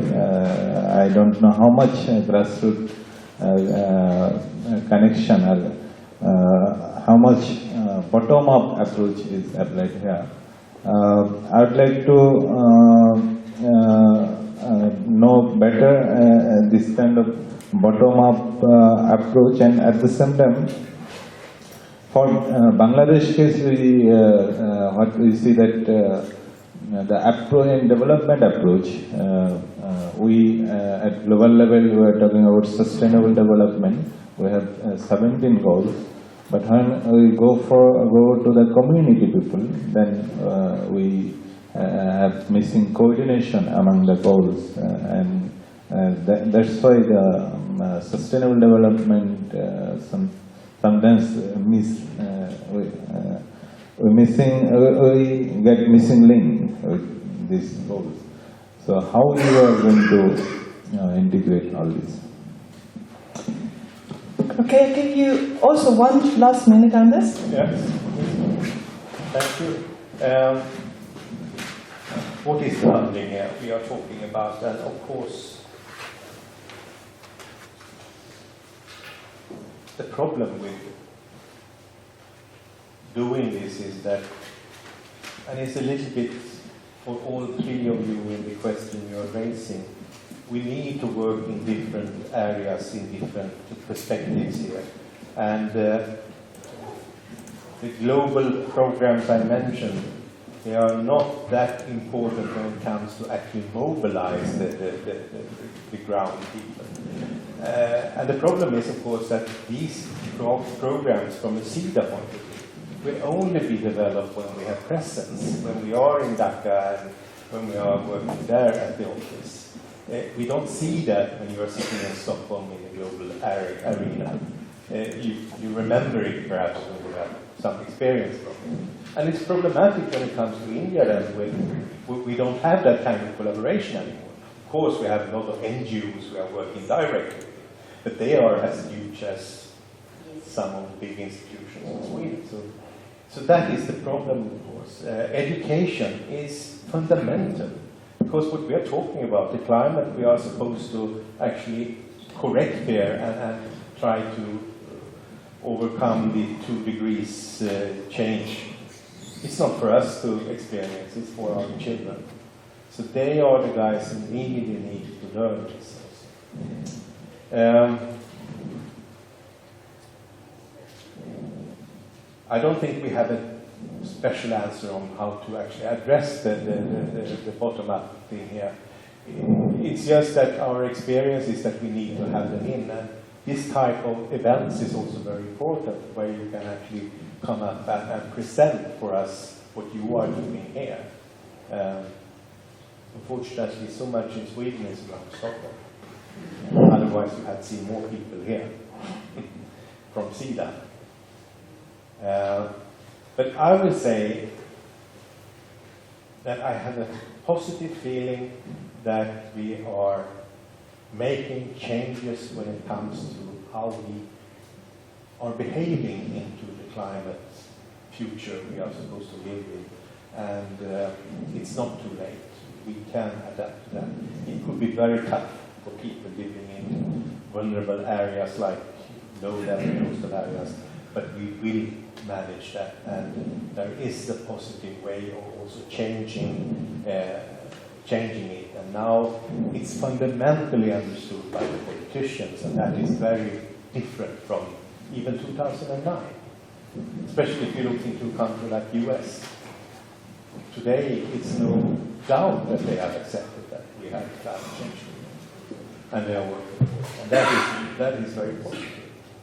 So on that note, that we do see changes, and also we will keep track on Sida. Yes. When you say that you're now really committed to human rights-based approach, so we will keep track on you and see how you actually do that in a way that you don't divide even more the civil society and see the differences within the civil society. Because this is where we come from here, right? So that's good news, that we're pushing forward that agenda, and we also will follow the steps of the State Secretary on the support to social movements and see how you do that. So thank you very much, Anders, for joining us on our last day of the talks. And a big hand for Anders and the panel.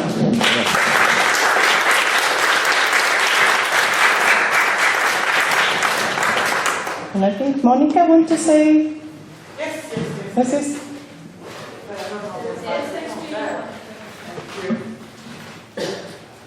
Yes, again.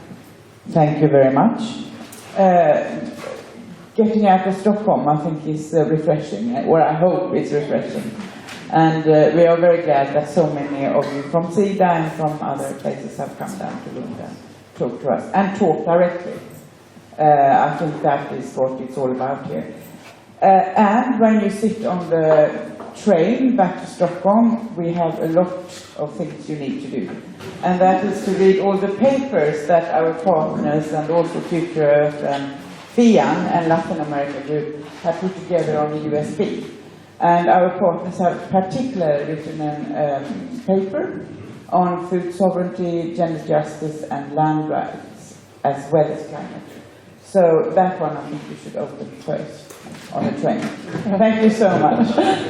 Thank you. And now we have a 1 hour break for lunch. We will all meet here again at 1:30.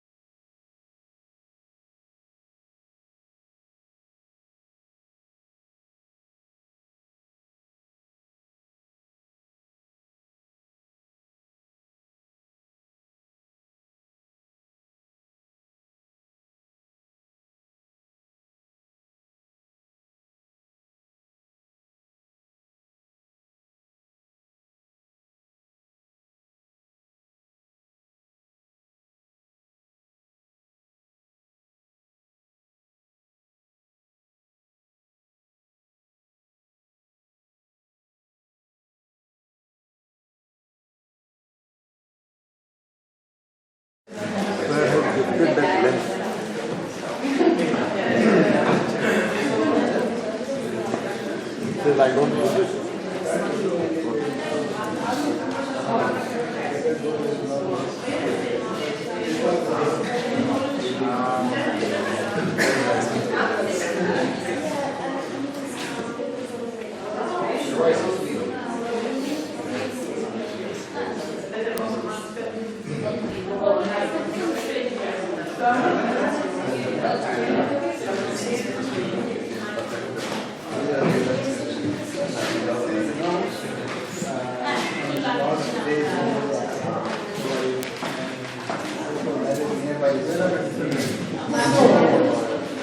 think people are slowly coming back.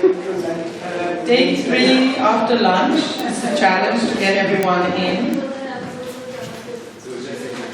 You see a lot of people out there. Call the masses.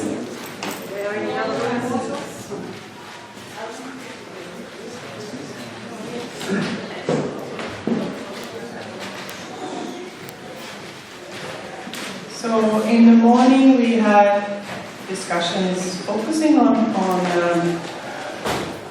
from a parliamentarian view and particularly from the European Parliament. And then we had Anders giving us some examples how Sida is pushing the climate justice and climate issues forward.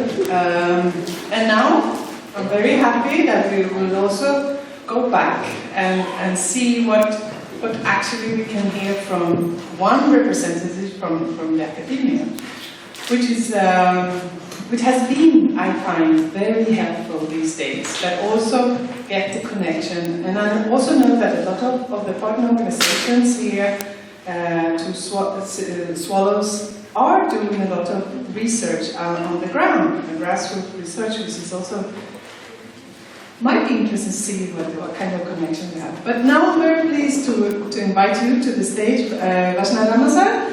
And you work, and I heard that you've been here for quite a long time, 7 years actually, at Lund University Center for Sustainable Studies. You have a long background working not only in academia, but you've also been doing different kinds of research, but you also work for several UN bodies in Europe, in Asia, in North America, and Africa. And you have a background from South Africa. I do, and I have to say I also work with several NGOs as well. Yes, as well. To see both sides of the spectrum. That's really, really good. So you're most welcome, and please go ahead. Thank you very much, Nansen. I'll just get my presentation. I'll just close this one.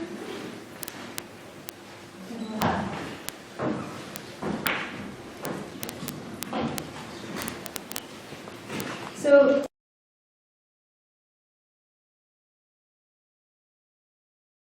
today's discussion, because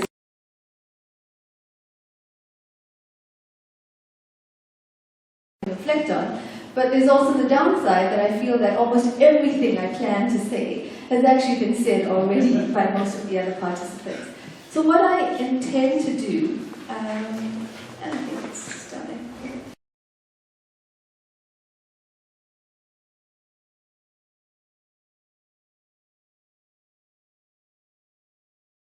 While we're waiting for it to get loaded, is to put a bit of an academic perspective on things. It is to look at the climate change and climate justice, but what I would like to suggest most importantly with this presentation and with the work that I've been doing is that there are 3 conceptual things that have come through for me quite importantly throughout these 4 days. One of them being the inseparability of the different elements of sustainable development. So whether we're talking about the goal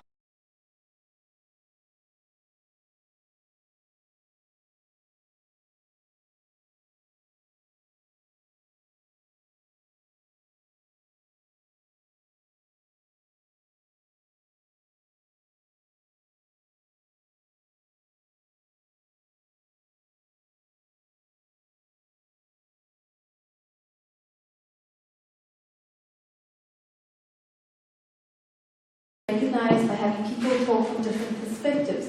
But ultimately, I think that there's a politics of scaling that we actually need to bring to the fore. The notion that there are different actors and different power relations constantly at play. And in the spectrum of climate change, that's particularly important. And then finally, something that came out, I think, yesterday, was this idea of us rethinking power. What do we mean by that? Who are the actors involved? What are the resources involved in this? So those are the three conceptual ideas that I'd like to take forward throughout my presentation. But in doing so, we'll kind of come back a bit and touch on the notions of climate justice, the road to sustainability and climate justice, and just kind of cover a lot of the things that we've already touched on so far.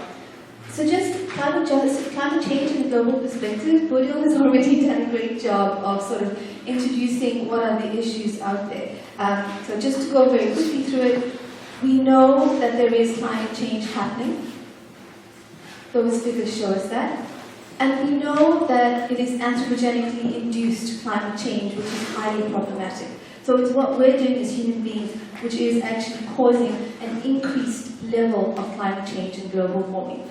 Those are the two most important points that we all agree on, and therefore that's the starting point that we need to take forward. In a talk like this, when we're discussing development, I think what's really important is that inseparability of the elements of sustainable development.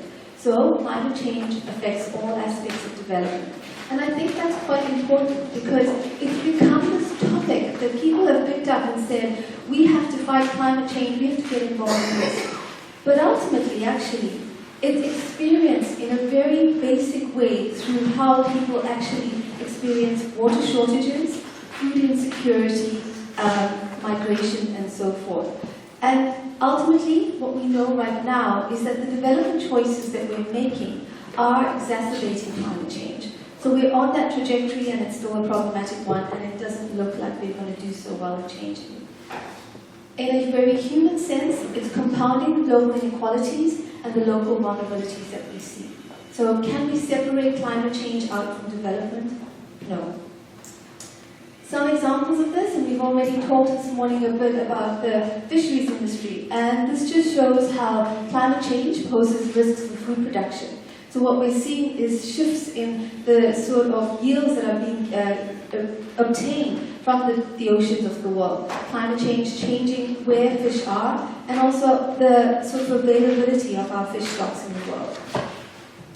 This diagram, which I like quite a lot, actually reflects sort of how climate change through different periods of time affect rural communities, affect sort of both whether they have rain, whether they have floods, whether they have drought, how that can affect then the kind of farming practices that people are able to implement, how that changes the spread of different diseases. Malaria is something that we're finding spreading to parts of the world that it previously hadn't existed.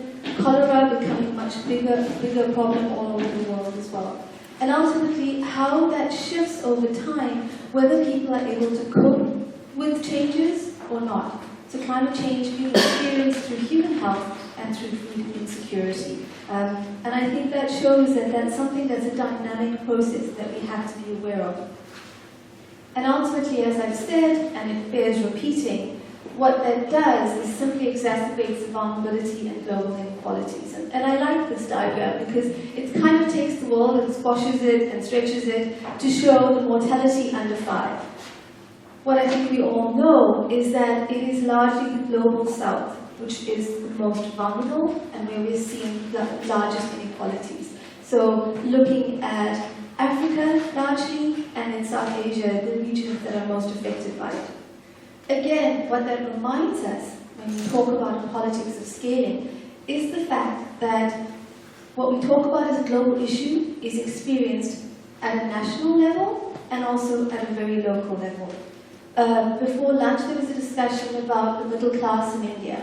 They will obviously not experience climate change in any ways the same ways as maybe a rural fisherman would in Bangladesh. So we have to see that actually within that picture we can stretch it and shift it in many different ways to show that actually there's a huge diversity amongst the people we're talking about when we talk about climate change. And when we talk about climate justice, we need to be aware of the scaling that happens. So what I would put forward to you is that we have to be conscious about the fact that it's often talked about as a global issue. And yes, of course climate change is the global issue, and we all need to take some ways to respond to it. However, what we have found is that governance of climate change has really been elevated to the international level. So we're leaving it in the hands of our governments to negotiate on our behalf. We've all talked about what's happening at the COP21 that's coming up in Paris.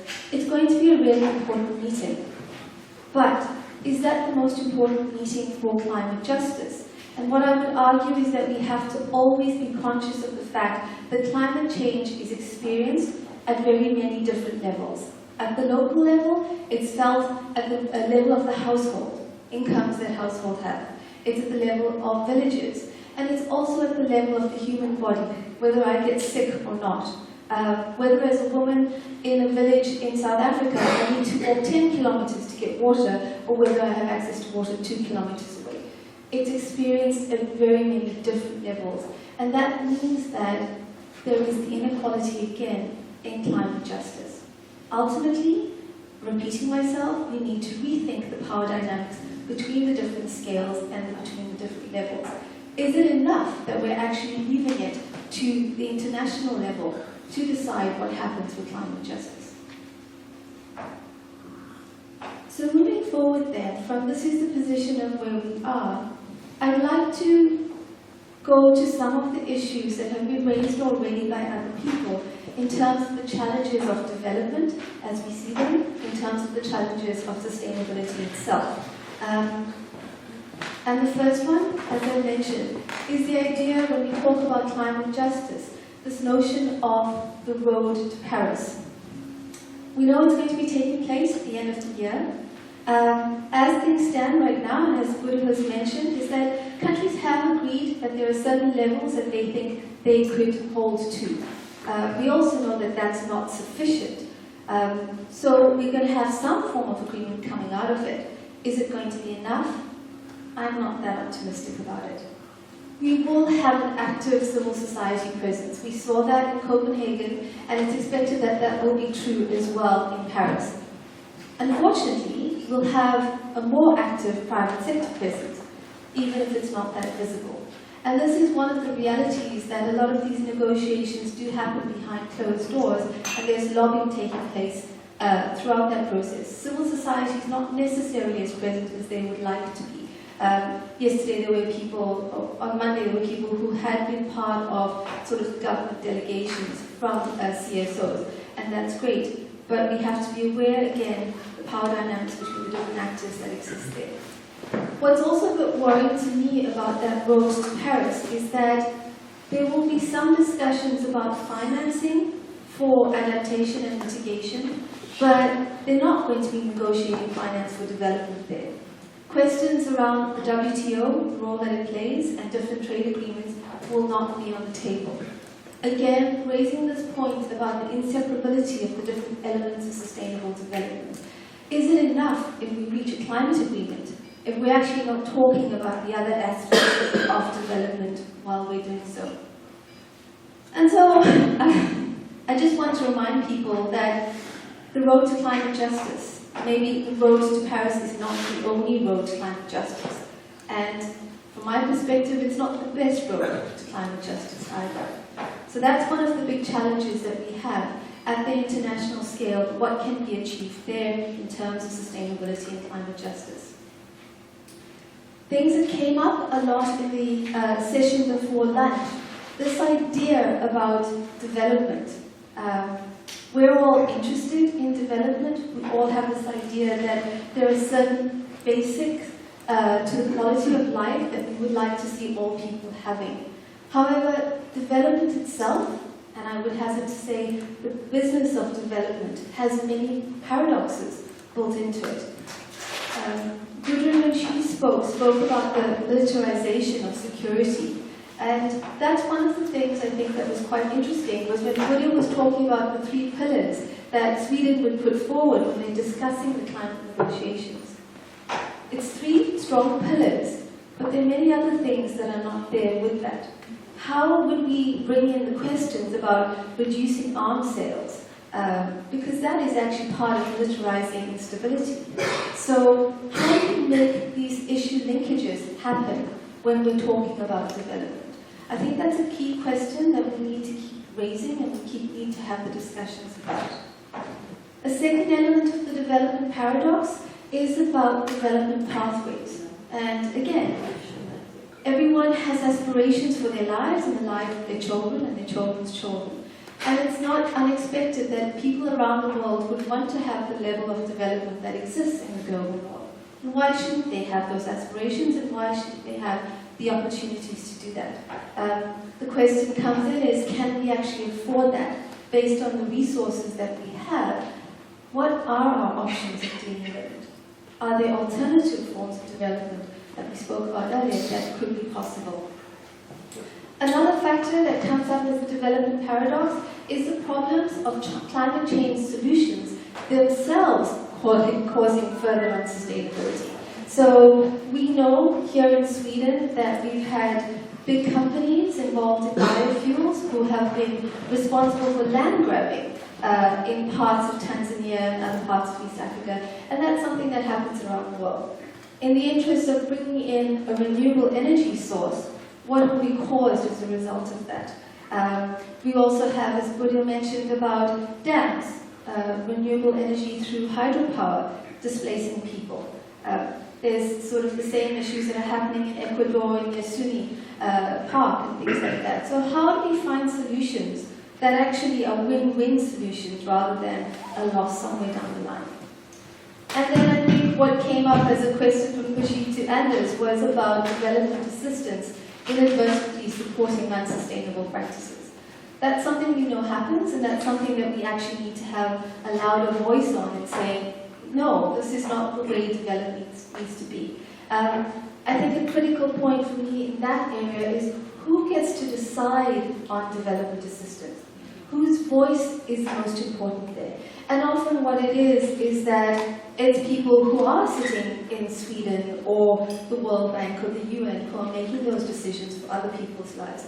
Again, a question of the politics of scale comes up in these development paradoxes. Finally, one I think that we've mentioned as well, financing. Who pays? Who gets to develop? These questions are not very clearly answered, and we don't have equity in the world system. We don't have equity and equality in terms of wealth distribution. So there's big issues that come up. In terms of the global North-South debate, there have been suggestions of using things like ecological debt as a way of arguing for you had a chance to pollute and emit, and how do you then help us so that we can also grow? That has come through in policy interventions through common but differentiated responsibilities and so forth. But I think that we have to think about financing in a lot more creative ways. And then finally, my third sort of challenge to climate justice and sustainability is the private sector involvement. What we have seen is the growing role of the private sector with things like marketization that's happening in the name of climate change. So we have programs such as RED, we have carbon markets, we have energy investments that are going on as ways of reaching some form of sustainability. But those in themselves can be problematic. I think it was Naila who used the idea of economic violence. And I think that's very true, that we have to think about some of these systems as actually perpetrating economic violence on often the most vulnerable and the poorest of the poor, who actually don't fit into this global carbon market that we're starting to create. Anders mentioned energy imperialism, these few companies that have a great deal of power that also get to shape what's happening. So the private sector has a very important role to play. And I think it can also be one which is quite perverse. I have a student of mine who's recently just finished some research working in Bangladesh, and she was looking at how people, especially young women, became climate migrants having to leave rural areas because they could no longer live there, and therefore moved into Dhaka to work in the city. The only place that they could find jobs was working for the ready-made garment factories. And actually, those ready-made garment factories are taking on more and more women. On the one hand, it's considered really a valuable opportunity for women's emancipation and an opportunity to find formal labor. On the other hand, what Anna found with her work is that many of these women were given those jobs because they are vulnerable, they're unlikely to join unions, they're unlikely to actually protest against sort of the hardships in the places where they're working. So what's happened is that driving cars, emitting emissions, has led to climate migration, and that climate migration has led to a booming ready-made garment industry in Bangladesh. Because people can drive those cars, those same people get to buy the cheap t-shirts from H&M or other stores in the world. It becomes a perverse system of how climate change is working, which would be climate injustice. We mentioned it before, and I think one of the things with that challenge of the private sector involvement is the question of the accountability of the private sector. Something we have to talk about, and something that we have to build up more, and their role in sustainability. So I've given sort of my position of suggesting that all of this has to be looked at in an integrated manner, that there are some real big challenges ahead for us in terms of sustainability and climate justice. And I'd like to then return to sort of the notion of these conceptual ideas. We cannot separate the elements of sustainable development. So we talk about climate justice, but we're actually talking about social and environmental justice at the end of the day. And we need to make sure that we actually talk about it all together. That there is a politics of scaling, and it is incredibly important that we recognize and identify the roles and the responsibilities of different actors at different scales, because that's where the potential lies for us to try and change the system. And in doing so, it requires the rethinking of power and really focusing on who and how is involved and who makes the decisions and who pays for things. So finally, this had been something I was thinking about, and then Anders kind of brought it up in the morning as well. And I was sort of happy he did, and sort of not happy that he'd stolen my thunder on it. But I do want to advocate the idea that we no longer talk about it simply as climate justice, but we think about it justice in its whole form and sustainability in an integrated way. And so we need to rethink that relationship between climate change and development. Not two separate processes that are running in parallel, but the same and intertwined. And then it's again what came out of the discussions yesterday is that Naila had suggested that if we're talking about a feminist foreign policy, what do we mean by that? Maybe what we're really talking about is the human rights or the rights-based approach to foreign policy, or social justice approach. So bringing that perspective might be a way of actually bridging development, sustainability, and climate justice. And that's what maybe we need to start mapping out. What is it that we're talking about? What is it, the conversations that we want to start having about these things? And I think that there are opportunities of doing that, because if we're actually working across all levels of society, and we're working on various different fronts, there's a place there to actually get co-benefits. So if we're able to actually get financing for a climate project, who's to say that that climate financing is not actually going to benefit a project which is about women's empowerment or about gender equality? And how do we actually find those spaces where we can have the best co-benefits is what we need to look at. Working with that, and something that's again been said before, is the alternative development pathways. How do we rethink what it is that development means to us, and what it is that people want out of development? Because a lot of economic studies have shown that it's not necessarily just about material aspects of development that lead to happiness or satisfaction.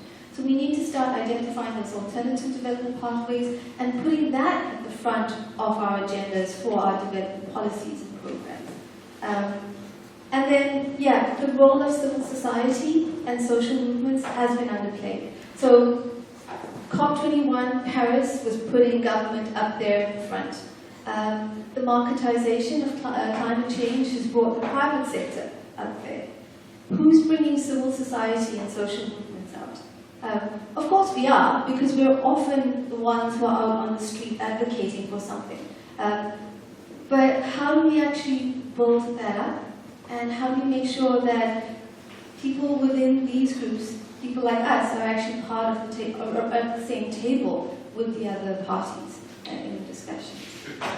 Ultimately, I think the idea of using a rights-based approach is the right one, because if we can further both material rights and the rights that people have to transparent, participatory and empowering processes, that's the way that we're going to move forward in terms of sustainability and in terms of social and environmental justice. Thank you.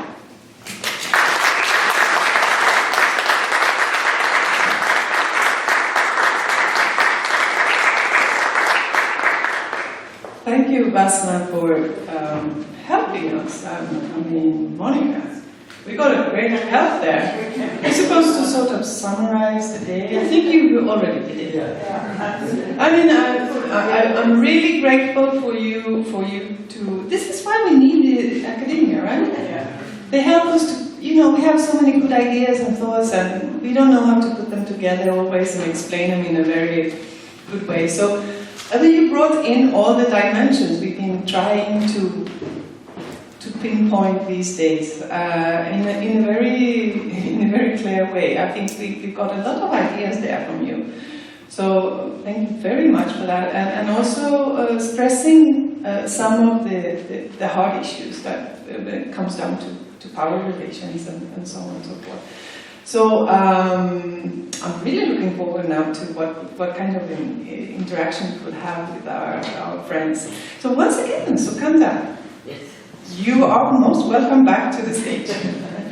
Sukanta Sen from Varsik and Pratim, there you are. Pratim Roy, once again, Keystone Foundation from India. And these gentlemen will have a discussion with you. Now we are not as many people on the stage as we normally are, so hopefully we can have a more fluent dialogue between you. So why don't you start with I ask you for some brief reflections, and the same from you, Pratim. Some brief reflections, and so we can more having a conversation with Vasna here. But please go ahead. Thanks for especially analyzing what happens in the name of climate change or climate justice over the last few years, or couple of years, I think.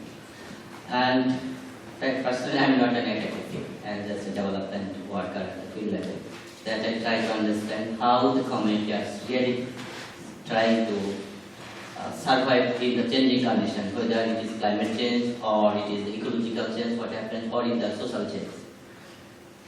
And we find that it's okay, climate change is happening, it is true.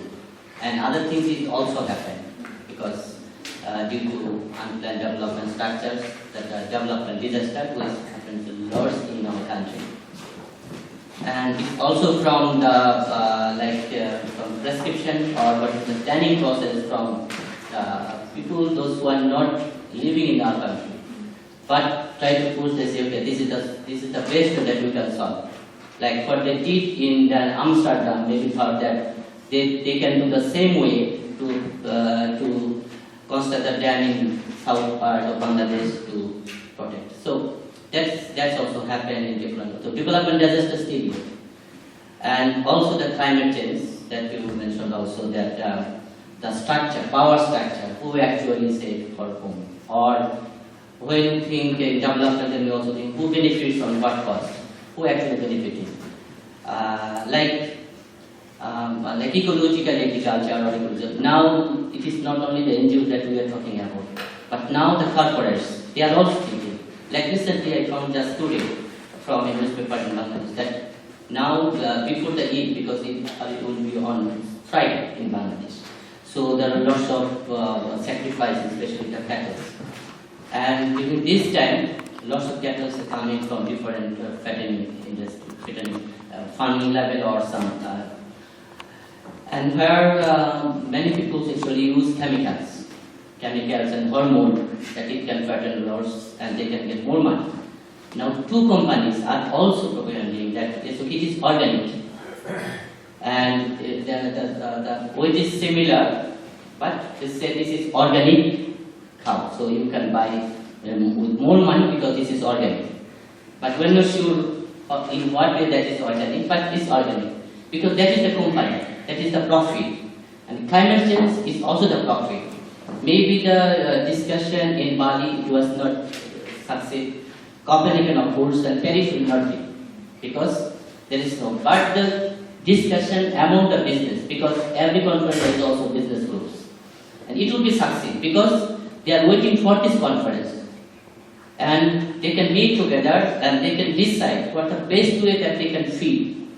They know, like climate smart agriculture, or climate change seed, or cropping patterns, lots of different difficult words that the local community cannot understand. Or the same word, maybe they know in different it is happening in like using some other things. So that's most important that the power structure that need to be, and also the negotiation or how we can organize that, like the carbon emission or carbon business. Like we have also IFCO, the Infrastructure Development Company in Bangladesh, which is funded, multi-donor funded, including World Bank, ADB, Swedish and other organizations, that has been developed a couple of years back to provide solar home systems, especially the solar home system at the household level, at the center irrigation pump. And Gramin Shukti, the Gramin Bank's company, though he said this is not a part of Gramin Bank, but anyway, that's the Gramin Shukti. They also sell like solar home systems, and they have to put a document, and all the receiver need to put sign there. But they are purchasing this with cash money or loan money or microcredit. But they have to put a signature that if the company, if the organization earns some money, additional money from carbon market, they will not be able to ask them to share. That's why the company, either Gramin Shukti or equal partners, many partners equal, like in Gramin Shukti, that's also the partners, and other also some private organizations, they are coming to also the market. That it's okay, they can earn more money in the carbon trading industry. So, the problem is not solved, problem is getting higher and higher. But the business, in the name of red business, is okay. I have created the problem and you are the sufferer, so I can give you money and I will calculate how much carbon have been sink there. So that could be the solution, but that is not the really solution, because this is not only the project. Because when you redo all the projects from different time that has been created, and most of the project is likely the similar. When the thing is okay, due to this project in the coastal area of Bangladesh, they have empowered 5,000 families due to consider the climate issues. But what they have done before, because that the same project have been also implemented in the same regions in different names, like Agenda 21, maybe then the project was developed using Agenda 21 to comply that process, and then climate change or the UNSCC, lots of things happen. And the project likely the similar, the target community is similar, but the name only different. The branding is different. It is the climate project, it is the environmental project, it is the empowerment project, it is the recall, lots of different names. And then you suddenly find this, okay, due to this project, lots of things have been happened. But they also tried lots of things to be happening over the last couple of years, what they have done, or what is the result of that project. Because we are not able to try to understand why it was failed, why it did not work. Should we do the same thing, same thing? Because we always think the people as a not a participant sometimes, but it's a target community. So we can target, like the world like target here. That is also the same. So it is not only the people who will be suffer during these changes. Who will be talking about the bees, like the honey bees, in the Sundarban when I was visiting last year. Then the honey collector says we don't have much honey this time because there was less rainfall. Because honey they need fresh water to drink, and all the wild animals inside the Sundarban they need fresh water. So when there is less rainfall, or there is no rain, fresh water inside in the Sundarban, then they suffer a lot. So who will be thinking about of those wild animals? It is not the people, because we are the super person, because we can write, we can think. So we always think for ourselves. But the interdependent society, it is not the people only. It is the wild animals, it is the plants, it is the nature. So we are destroying all those things and we want to survive ourselves because we can write, we can plan, we have the program, we have the project, we have the money. But what will be those wild animals?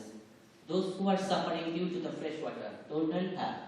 Or when they need to take bath by their own ways, they are not asking us. But if there is fresh water, they can take their own one. But it is not happening. So climate change, whatever it is, so its power structure need to be shifted. And also is there, like you mentioned, from your analysis over the last 3 days that it has been going on different policies, different practice. Policies is not important. If it is not in practice, if it is not in implementation, in Bangladesh we have lots of policies. We have at least 200 policies which cover the climate issues or environmental issues. At least 200. But when we are going to build a thermal power plant is very close to the Sundarban, we had also the CBT. India also signed the CBT, Bangladesh also. But we cannot destroy the biological diversity. So what would be the rules there? Rule is here. Rule in document. So it is more important that how we can analyze more and how we can go back what we have done, whether it is true, whether it is really effective or effective, or to need to be reviewed, the replan. Then maybe 1 or 2 programs will be sufficient. If the process is there, the community there lots of they don't ask money. Like personally, when I was working for an international organization for a study, because they have targeted that for 5,000 families, vulnerable family women, they will be provided 35,000 per family for their survivability. And we coordinated that study on behalf of that international organization. And after the study was of every family, that how much money do you need for your survival or for to better? Then it was, lowest one is the 500 and highest one was the 1,000. But the organization, they have 35,000 money to pay all the individual households. But they did not ask more than 1,000. But they are different things that they don't have. But the organization, they have their own plan that they will do. Whatever you need it or not, I will give you the training, I will provide you some money, I will provide you the honey, lots of things. So, but we don't want to understand what the people really thinking, how they are thinking, what way they are thinking. If we can really understand those processes, then the problem will not be the problem for longer period. Then there will be what? There will be diversity. But I think also the corruptions or even the conflict that could also be reduced. Because if we believe in the interdependency within all the living peoples or the living organisms, then might be that the diversity will solve all those problems. Okay, thank you, Smita. So, I mean, you're bringing up the core issue of walk the talk. I mean, do we really need more policy documents and more development goals and intend to live up to them, right? So, thank you for that and many of the other issues. Pratim, I asked you to be brief, and I just repeat it again because I want a dialogue. I also would keep it very brief, and I would want to hear more from Vasna. what you have written and what you have said, it's extremely lucid, very analytical, and 4 days of capturing in the slides that you showed. Brilliant. But the pragmatism in me says that this is a dream world. It doesn't happen in reality like this. So how do we use climate change politics or climate change reality? Science shows that it's there. People have shown different vocabulary of adaptation, mitigation. We have got resilience thrown in today. So we all know, it's not that we do not know. So, but from a very action-oriented perspective, if you have to take this big dream and put it into small steps of how do we go forward from these global talks, what would be your feedback? Exactly, I can say it well. No, but I absolutely agree with you that this is not the reality, this is not happening, and it's also not looking so good to achieve that. I think one of the things that in the last couple of weeks in Sweden and in all of Europe, there's been refugees arriving, escaping from war and real human hardship and coming to Europe. And that has been a very interesting process for me, who's someone who lives in Sweden, to see, but someone who's also a migrant into Sweden, and not just to view, but to also have been part of. And the one thing that struck me in a very positive light was how this crisis, this emergency where human lives were at stake, actually had a huge impact on a lot of people who were very apolitical or not involved in migration issues or anything. We're the ones digging in their closets, finding their old winter coats, and driving down to drop it at the central station. And that, I think, that ability to mobilize society around a cause like that is something that I hope we can sort of harness in the climate politics, in this sort of this climate change reality, because it is something which is bringing people together as a humanity. And I see things like 350.org, which is, you have posters from everywhere in the world, and it all feels like it's very nice, but how is it changing in reality? I'd like to believe that we have the possibility through our masses to actually collectively challenge the status quo. And I do see that that has happened, where people have gone out and said, we're boycotting this company because of something that they're doing. That company has started to shift the way that they operate. So I think it's in our collective mass that maybe we have to take on particular groups and even our own governments on what they do. I also think our voting rights are so important. Getting people educated and actively involved in voting for their representatives is a critically important thing that could shift the way we operate. But yeah, those are my hopeful that that's where we're going to come, see a change, is what we do about it as collective humanity. I don't think that the real politics that are playing out are actually going to be in the interest of a justice for humanity. And that's what scares me a lot of where we are with that.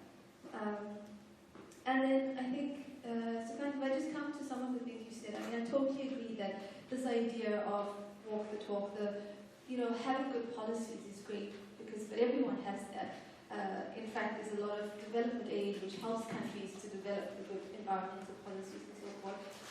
It doesn't happen in practice that they're applied, or if they're even applied, there's no resources for monitoring, and that's true. And I think that's again where we need to relook at the different actors involved in things and say, how is civil society a better role player in these processes? So if policies are not or need to be implemented, it's not just government's responsibility, but how do we make and share that responsibility?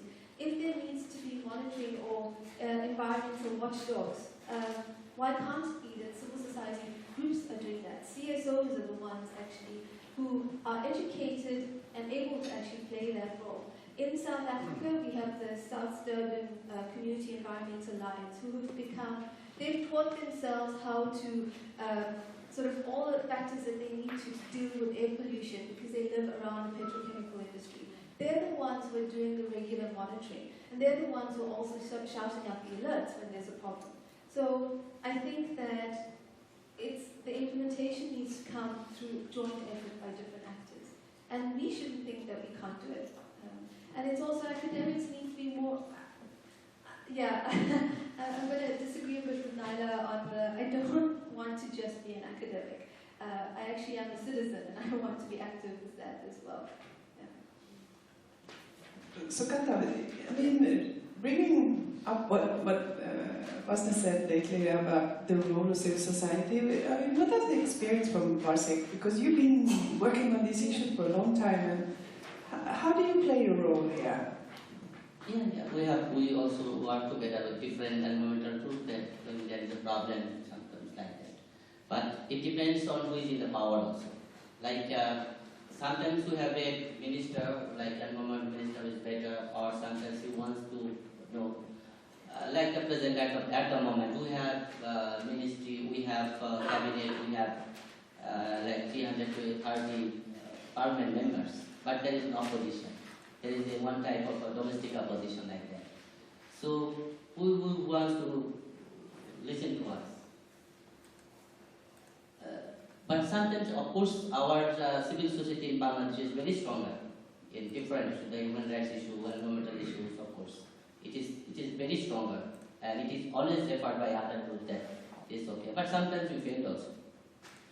And also, just I forgot to one of our students that is studying like about the garments, that because adolescents are coming to garments due to the climate refugee. But of course, if it is portrayed, it would be a negative way, because many times we portray those problems in a way that really it is not like that. Because all the women, all the girls or adolescents, they are not coming to garments due to only that they are a refugee. Of course not. Of course, there are some people who are coming. Yes, okay, they don't have much employment in the rural area. There are some social problems. They are also coming, because we also had a study with 200 families, those who are staying in urban field in Dhaka city. And we found only 2% came to Dhaka due to the displacement, because they lost their households. 16% came due to the microfinance, because their family took the money from different sources, they were not able to repay, so suddenly at night they just left. That was more than 16%. But we always think that a 60 employment generation house will happen. So we should be more careful when we just quickly analyze and reflect. Then it could also be difficult in once, because refugee there is also a definition as UNHCR. Then they might be raised the question that how we have defined that all the peoples are refugees. And also it will also make those people to us also choosing their own way of livelihood. Before then, lots of families was actually the domestic servant. So ultimately they find that it's the best way they can work also in different ways. So we cannot ignore, we cannot underregulate their own choice of working. So of course there are climate changes, there are ecological destructions, lots of things happen. But at the same time, from academic perspective, we should be more clear. Because I know from because I studied geography, then suddenly I found my department also converted to geography and environmental science. But all the course curriculum was geography. But it was because environmental there is a market. Now it also included climate issues. So it depends also the academic arena, that they also lots of things they do without real understanding or without just to as a company, as a market. What is in the market, so they can sell to the market. So we should be more careful, and more should be that we should not a company. Company they have sometimes we can also help them. Is okay, you have some responsibility, but sometimes we cannot responsible to academics, because many times we don't know what is happening. Maybe they're only the supervisor know that's what they do. But the countrymen, we don't know. The community, they don't know what is happening. But they're used as a participant, as a research participant. They don't do anything. So we should be more reflexive, because whatever I am thinking, whatever the community is thinking, there should be why the community is there. So when we will have a similar study like that, we should be more careful that really, if it is migrant also, no problem. If it is due to the climate change, there should be. But from our understanding, from our work on over the last 20 years, I have tried to travel all over the country as soon as possible. Still, it is not like that all the peoples are coming to Dhaka due to the climate change, due to the climate change. I mean, I might have used the word climate migrant, but I have to give due regard to my student who does nuance this a lot, and I just try to simplify it into a simpler story. But the reality is that because precisely the fact that we can't separate climate change from other environmental changes, from other development changes, they are all interlinked. I agree that maybe it shouldn't be to use the word climate refugee, and I'm careful about that. But I think that climate change is part of what induces a lot of migration, whether it's directly through loss of household or whether it's indirectly through loss of income.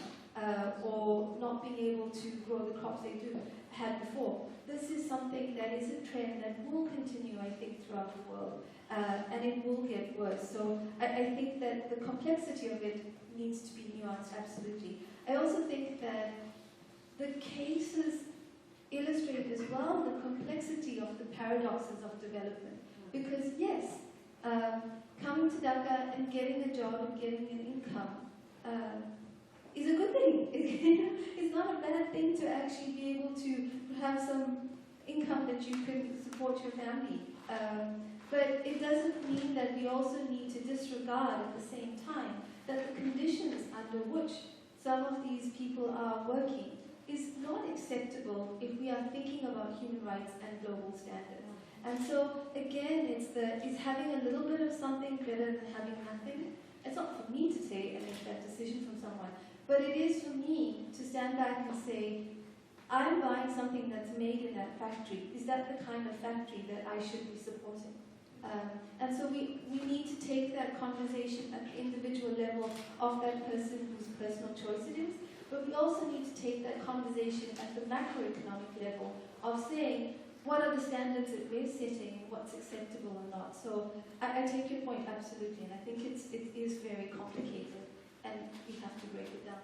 Thank you, Vasna.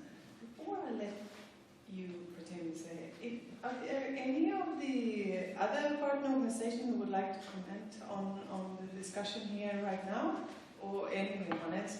Just to put in one more question, maybe, or you feel like you want to listen to Pratim right ahead, huh?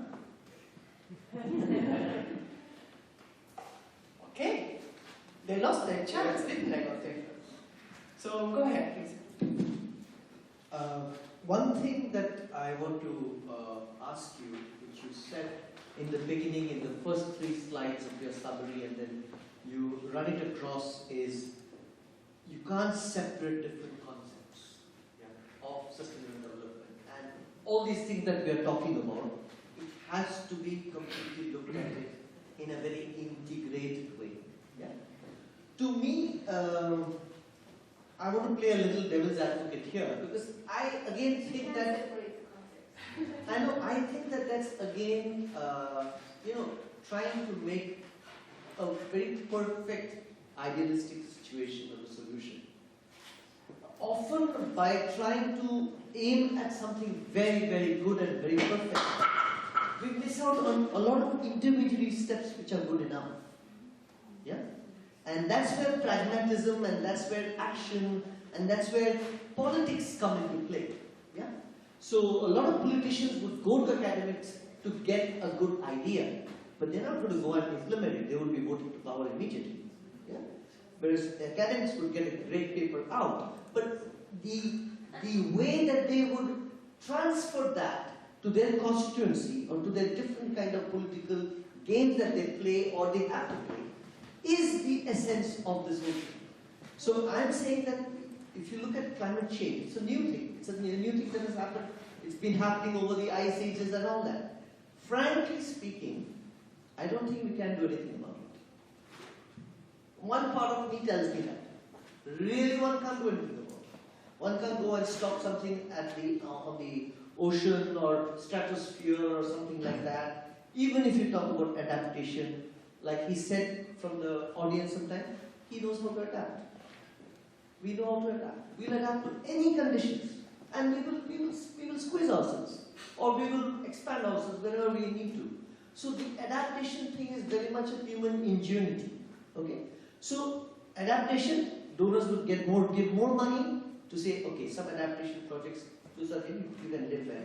Mitigation projects, everybody will go through because it's private sector money. You'll make more money. Yeah. Resilience is again a little bit of a philosophical thing. Yeah. When everything is working together, you can say this is resilience. It's slightly a fuzzy logic thing.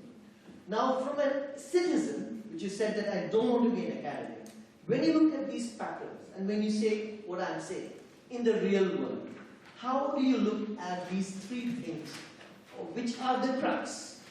That politics of scaling, it's nice to say it's inseparability of elements of sustainable development, but in reality it doesn't work like that. There are silos, and within the silos you need to look at integration and then try and see whether other partners, other similar-minded groups can understand the language that you're trying to flag. Even let's say your department. Let's say Lund University is a department. I'm sure there are different departments and they don't talk to each other. Absolutely normal. Happens everywhere around the world, everywhere. But if you have to say, okay, this is the sustainability science where you're there from, and it has to integrate with humanities, it has to integrate with the engineering people, with the renewable people, with this. What is the politics that I can play which will connect these dots and make it an exciting number? That's the politics that I'm interested in from you. Right, and so firstly, So very quick. Because we are out of time. Okay, so firstly, the reality is that it is inseparable. The reality is also that for management purposes, we have separated them out. So don't underestimate the fact that, of course, everything affects everything else, but you're absolutely right. And I think that's where the politics comes in, is to be smart about how we use that.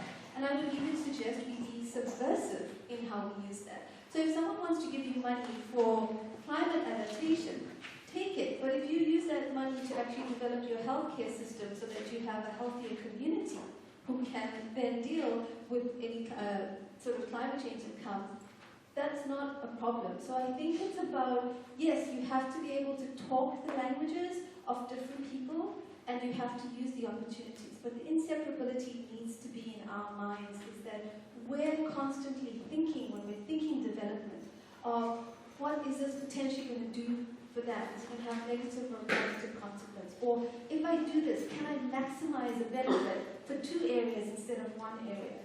So it might be that we have to play roles and we have to take certain steps along the way, those transitional steps. But I think that at the bottom line is that we cannot simply think about things in those silos. Academics can't afford to do that either. And if we have to use the silos in a way for project management or finances, so be it. But how do we get the most out of those silos so that we make a hole in it and it leaks out and it gets into the next one? That's what our jobs are to do. Okay, thank you so much. So let's...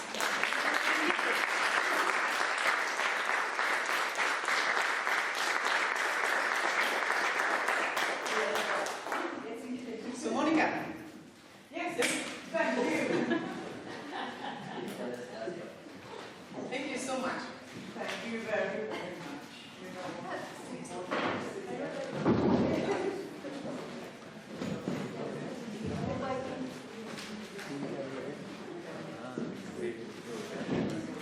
So let's see if we can find the leakage in the next, the linkage between the silos, Vasna. We'll try to see if we can find that. We will go directly into the next program point, and I'm inviting to of the participants in these talks. Karin Nansen from Why? Please come.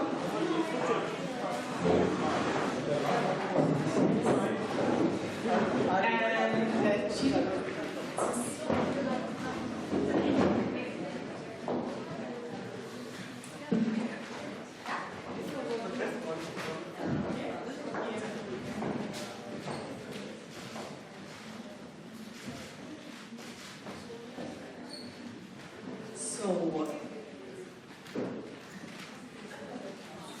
We've been listening to European Parliament, Sida, and now we've got reflection from both academia and the civil society, and we go actually back to civil society here, right? Two representatives.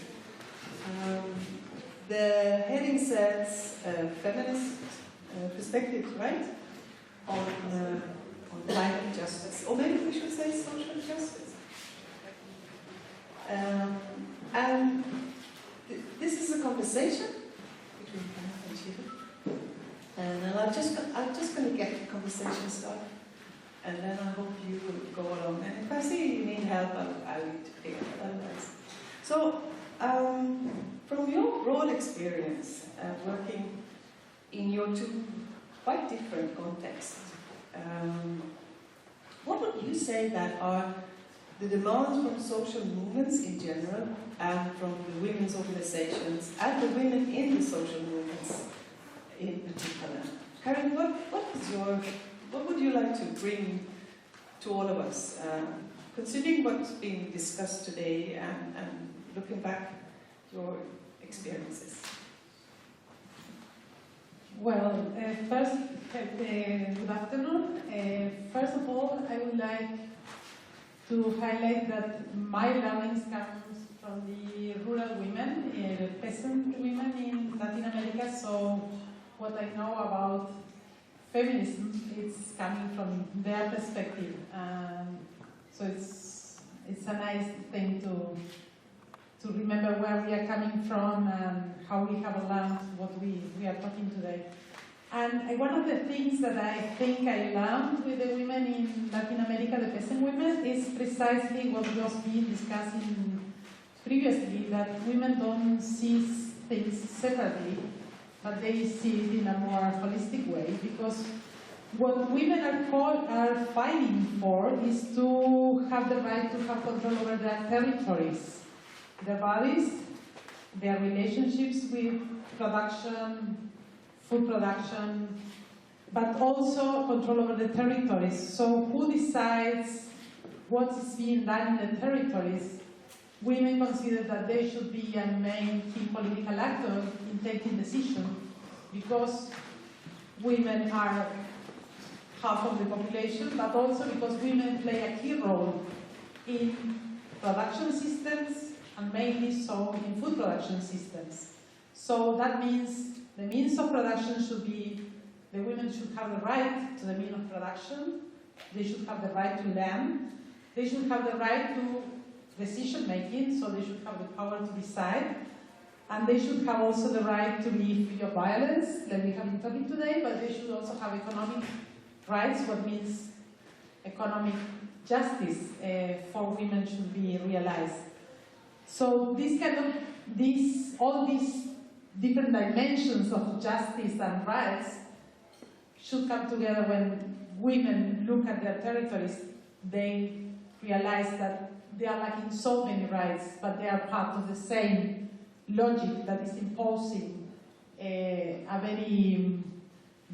patriarchal system. This society is organized by a patriarchal logic and way of thinking. It's imposing a constant negation is not the word maybe, but their rights are being negated in all spheres. So they are getting organized to fight for those rights. And this means, for example, multinational companies coming in a territory in the name of development, and for example, building a dam or exploiting minerals, mines, etc., or imposing new production systems in the rural areas that are coming to replace, for example, food sovereignty systems to increase production by, for example, monocultures, industrial agriculture, etc. And all those initiatives that are coming in the name of development mean that women are losing control and are losing more and more rights. So what is supposed to benefit the population, in fact, women are realizing that they lose more and more control every day. Good afternoon. I represent actually the women's collective. It's a collective of rural women, actually. So the reality is the rural women's life, it's a constant struggle. Every day it is a struggle, their life, because they have the secondary status not only in the family and as well as in the community, from the caste that they represent, because they are Dalit women. And now the climate justice discussion, as she was telling, the means of production is totally taken away from them. They are farm laborers. They have been working as farm laborers from time immemorial, and that is their only livelihood that they have. The government may bring in different piecemeal programs, but still the only hope is the agricultural labor, what they get. Now they don't have access to means of production because they don't have land, they don't have decision-making power, and even if there are families where there is land, they do not make the decision about the cultivation, about the type of crops that they would cultivate there. They don't have control over the seeds, and they do not have access to irrigation and things like that. So, in short, actually, the women are totally away from with privatization and market at the center of the economy. So these days, when we were discussing, we think that yes, definitely, the right is the kind of approach we want to see. For example, in foreign policy, development cooperation, because it puts rights at the center instead of profits. And we would say if there's a feminist foreign policy, so the rights of women are going to be at the center in any foreign policy, even the climate policy, for example, of Sweden. And that's great. But if we look for coherence, and I do agree with Vasna's presentation, I think this idea that we really need coherence, then we see how many countries are promoting, what we call false solutions, but also free markets, that is not only about the marketing of goods, because if it was only that, you can say, well, this country, it's gaining something and the other is losing something, but there are some gains in, being able to sell to others.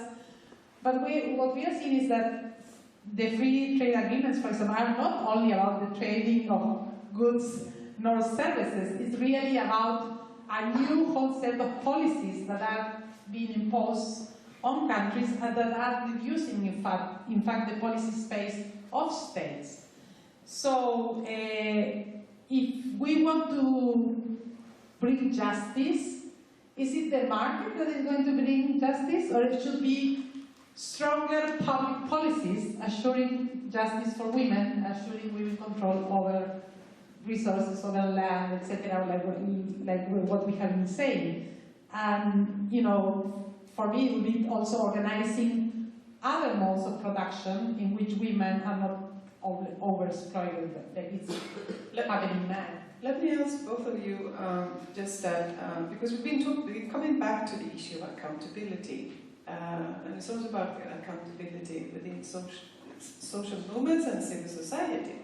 So these demands and these alternatives raised by rural women, smallholder farmers, how do you see, you can talk about India because we're talking about subcontinent, but maybe Uruguay is one example, but maybe you could widen it to South American experience.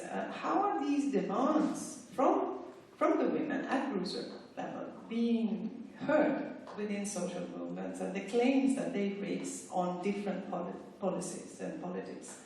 What do you see there? Is there a resistance? Is there an opening? Is there a dialogue? Just before answering you, I just wanted to point out one contradiction. Vasna was also, she was also mentioning about that there is no negotiation about WTO when we are talking about this, because in COP21 we are not going to talk about that. But that is contradictory to what we are saying. On one side we are saying so many things, on the other side is in this sustainable development, they are talking about efficient energy use. Efficient energy use, and then when she was talking, I was thinking about it. Efficient energy use, and India brought in a solar power policy. And then India opened up the tender for local grid. Immediately the US groups, they have gone to court.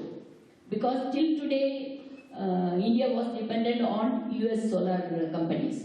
So now the solar companies have gone to court. As per WTO agreement, there is something that we can't do. So many things confusing. There is so many confusing signals which are coming from different kinds of agreement. The WTO agreement or the bilateral agreement, and even the other day I was raising about the whole food security thing, because we have a food security bill. We have I think India has the largest public distribution system where we are distributing food for all these food grains for all these things. And then now in WTO, definitely they are going to raise the issue of storage of food, because they are saying that it has to be in 1988 cost, and we are saying it has to be in 2009 cost. So there is such a vast difference. And again, if India is if it is not going to happen, then how will all these thousands and thousands of poor people in India will be fed? That is a big question right in front of us. And about the question you were asking, of course, with all these dilemmas and with all this contradiction, with all this confusion, but our women, they don't understand all these things. They don't have to also. Because our women, they take life one day at a time. Their concept is totally different. They are trying, I feel that they live a complete life than us.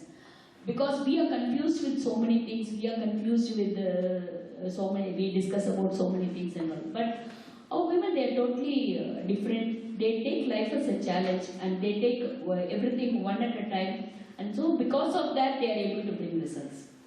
That is what I see. Because our women who are formed into small collectives now and who are producing for their own, they are so happy that they are able to bring in at least 150 days of food to the family today. Because earlier they were not able to do. So they are so happy and they are so satisfied with that. So that is the kind of thing I see. So I think their needs are very minimum, and how they see the whole the whole gamut is also totally different from how we see. I think our perception is totally different from our own rural women's perception.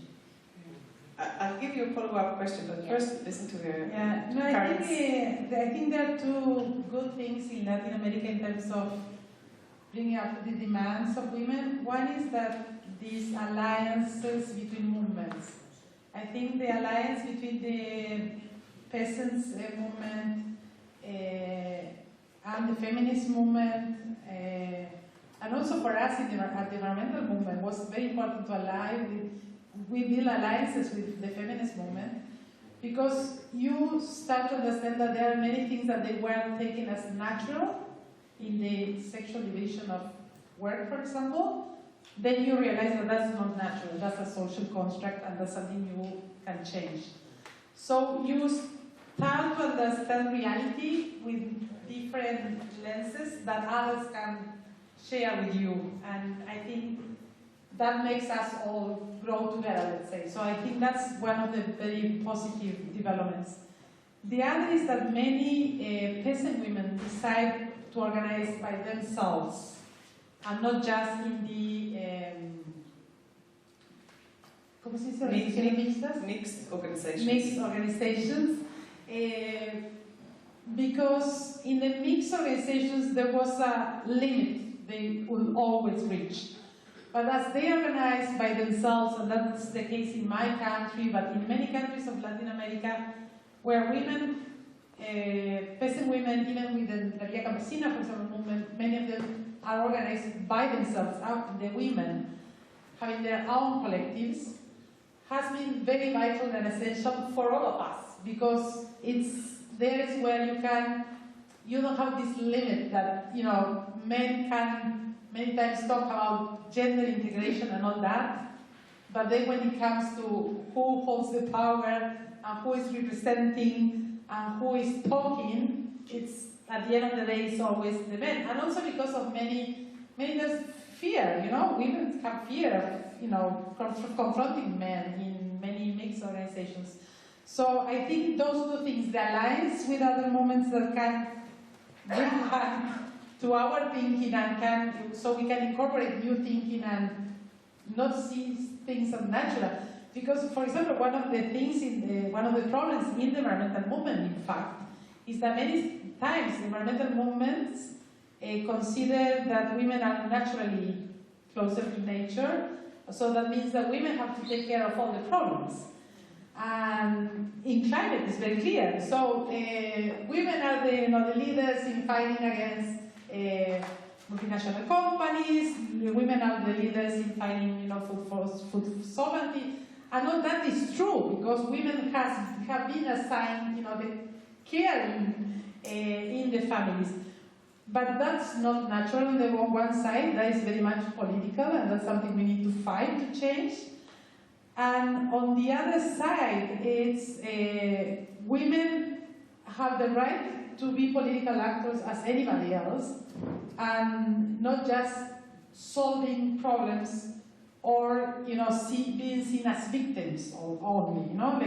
So now when you have to introduce the gender perspective, so you look at how women are becoming victims of everything.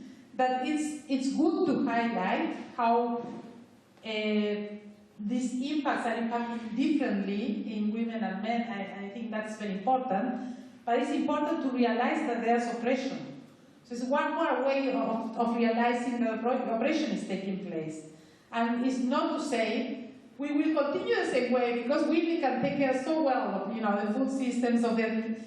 They can solve everything because they can do everything. So I think it's one of the good things of what we have been learning, let's say, together in these collective spaces among women. And also the popular schools we have developed together to try to understand reality from trying to escape from oppression and try to understand reality and how we So I think that also is very important. This political. So you see an impact because looking for social for alliances or popular education that gives alternatives and do bring out other voices, not only from rural women but maybe other segments of the social movements. You see that these demands are also being heard in a wider and mixed social movements and organizations. I think one of the things that is very clear today in Latin America that food sovereignty is a solution, but implies justice in terms of gender justice, or even the Via Campesina, for example, they have now a campaign against violence against women, and this is something very important because it's not just talking about the system, let's say violence or the more systemic violence, but it's also the need to confront violence at all levels. And it's coming from a peasants organization, or for example this representation where they have parity. So always need to be women and men represented. But also at the national and at the end of the policy level, I think it's impacting because, for example, if we look at Brazil, many of the policies that Brazil has developed in terms of promoting, for example, agroecology, it and the state has to recognize it, is because of women's movements who have been pushing for that in a way, and they really as political actors, not just asking the state to please help us, but it's you have the right as a state to guarantee our rights, and this is what you should do in terms This of is your policies. obligation, yeah. And this is your obligation. So, Sheelu, going back, you said that you're talking about the women who are members of the Women's Collective and their pride and that they actually have good results. Are these results recognized by the community at large and by the men that are also organized for rural rights? Yeah, yes, definitely. Because the women, on one side, they've also got power at the panchayat level, and they are panchayat leaders. And then they are also fighting multinational companies or even local companies, when it comes within the panchayat limit. Suppose, people have fought against water companies, and they have made sure that the water companies left their panchayats, that they have made sure that the panchayat land is not encroached by, Coca-Cola. So, women see, coming together and working together, they see their power and they are able to succeed in what they do. From that, from the panchayat and to when they move on to the next stage of assembly and parliament, although this is mock assembly and mock parliament, but still they see they see that as power, because they are able to enact laws which they think it's very, very important, which would give, they have enacted law where they have distributed, in their assembly they have distributed about 2 acres of land to all landless women. Whereas the same thing is happening in the neighboring state. In Andhra Pradesh, the government themselves are distributing 2 acres of land to Dalit women. Whereas in Tamil Nadu, there is no land available. And so the government is not. But we have passed this. We are saying that, the women are saying that there is so much of land available. So when the government asks, where is the land available? The women said that there are so many private organizations, private colleges, engineering colleges and medical colleges, which has thousands of acres which are fenced and just left fallow. And there are lands which are left fallow by absentee landlords who have shifted, who have migrated to the cities in search of job. So why not government buy back the land and give it to us? So women have answers, actually, because they see the reality within their space, and so they are able to demand things to government. I think that was a very good way of ending this very brief, but still good discussions. So women do have answers, and it's just about reminding what Hans told us yesterday. We have 2 years, right? So start listening to this alternatives and solutions. So thank you very much for giving us some brief insight.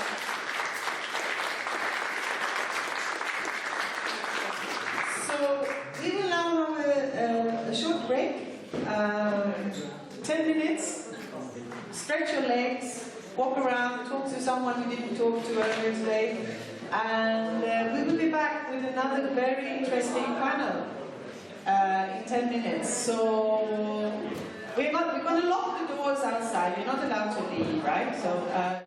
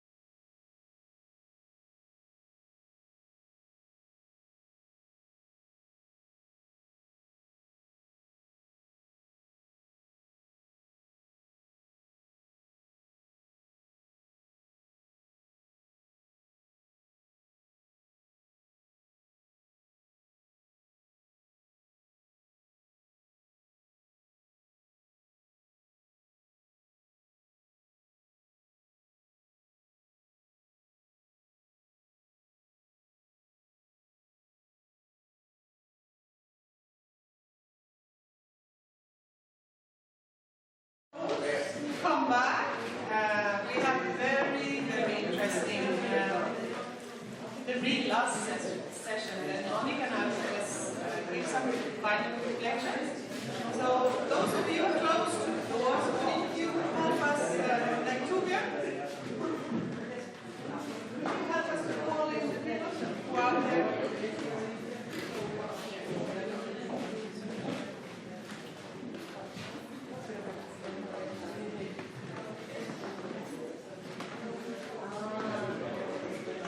I think we are in that stage where our heads are growing and growing. They're so heavy now, right? But we still have some more things we need to fill them with. And I'm so happy that we have a visiting moderator here. So Vasna will help us to guide this last session, and I will hand over to right now. So, thank you, and welcome back everyone to the start of this panel. We're a little bit late, but we will run until 4:30. That's okay. And I hope that you'll also be thinking about questions that you will like to ask the panel, because this will be really the last opportunity before we end the conference. So take advantage of it. So I'd like to call the panelists up.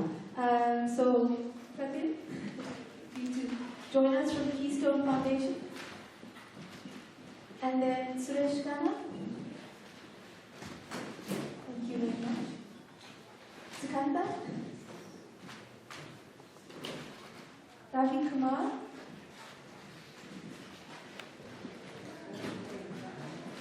And then Sheelu Islam.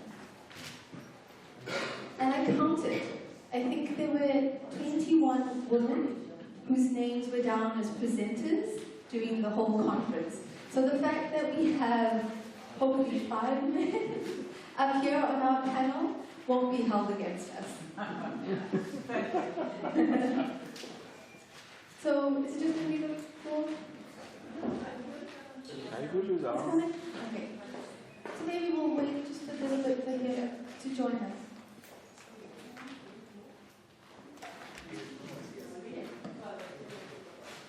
Should we call him? Yeah. See if someone can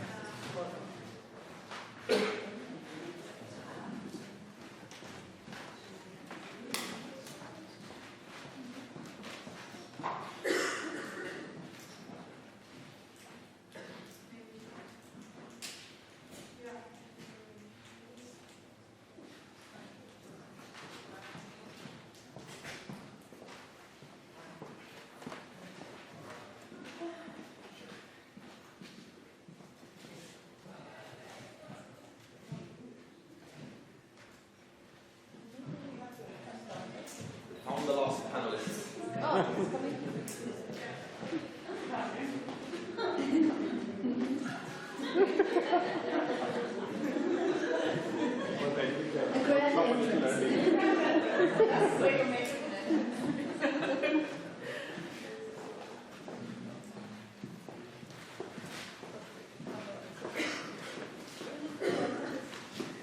So in this final panel, the discussion is about food sovereignty for climate justice. And I guess to set the scene for that, we've already talked a bit about the difference between food sovereignty, food security. And I think we have to recognize that we live in a world, as Anderson said before, where there's a few big companies that produce most of the food in the world. But it's actually millions of poor rural women who feed most of the population of the world. We live in a world where there are, I think the statistic is something like 40% of food in households in London gets thrown away. At the same time, obviously, we have households who don't have enough to feed themselves. It's a world of plenty and it's a world of scarcity. And we have to figure out how do we actually manage within this. So we have 5 esteemed panelists who will share some of their experiences and their thoughts on the topic. Bodil, would you like to start?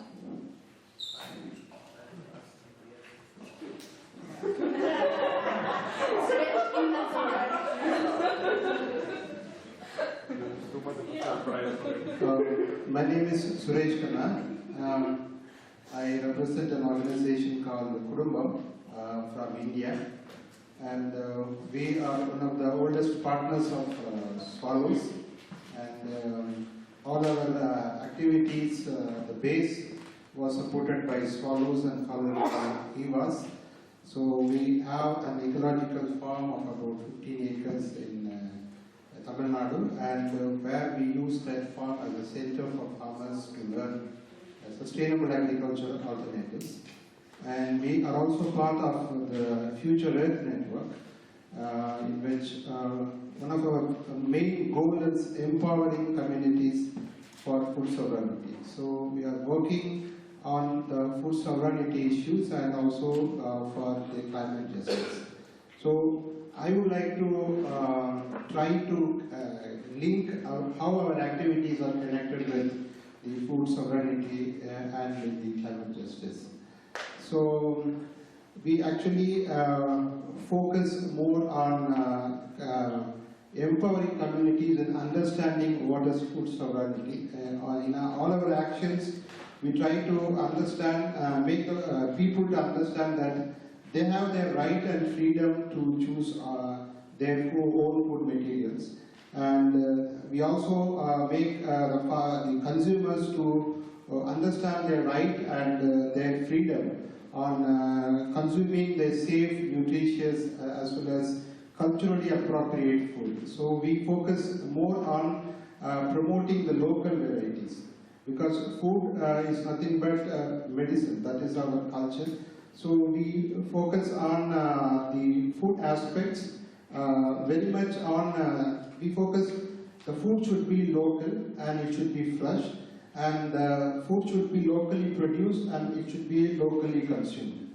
So in that aspect, we focus more on, in our area it's a totally dryland area where we have a minimum of 700 millimeters of rainfall. So we focus on the nutritive millets, which is not only healthy but also a climate resilient crop. So, and in the irrigated condition also, we try to encourage farmers to go with traditional crop varieties. And we are working in the drought prone area also, but also we are also working in the coastal area where farmers are having problem of flood and salinity. So in those areas we try to promote traditional rice varieties which have the capacity to withstand drought, withstand flood conditions, and also withstand the salinity. So in our capacity building process, we mainly focus on a participatory approach. We create some opportunity for farmers to come together, and they actually study the agro-ecosystem and the relationship between agro-ecosystem and the crop production. So eucalyptus was introduced in our country, which is in the exotic variety. And what's the nature of eucalyptus? It is growing faster and faster, and it cannot give shelter anyone, and even it cannot allow anyone to be grown under his shelter. So there is no interdependency. There is only the super person that will be there. So the mindset of the young generations is, if we grow in the same generations where the eucalyptus there, their mindset should be similar.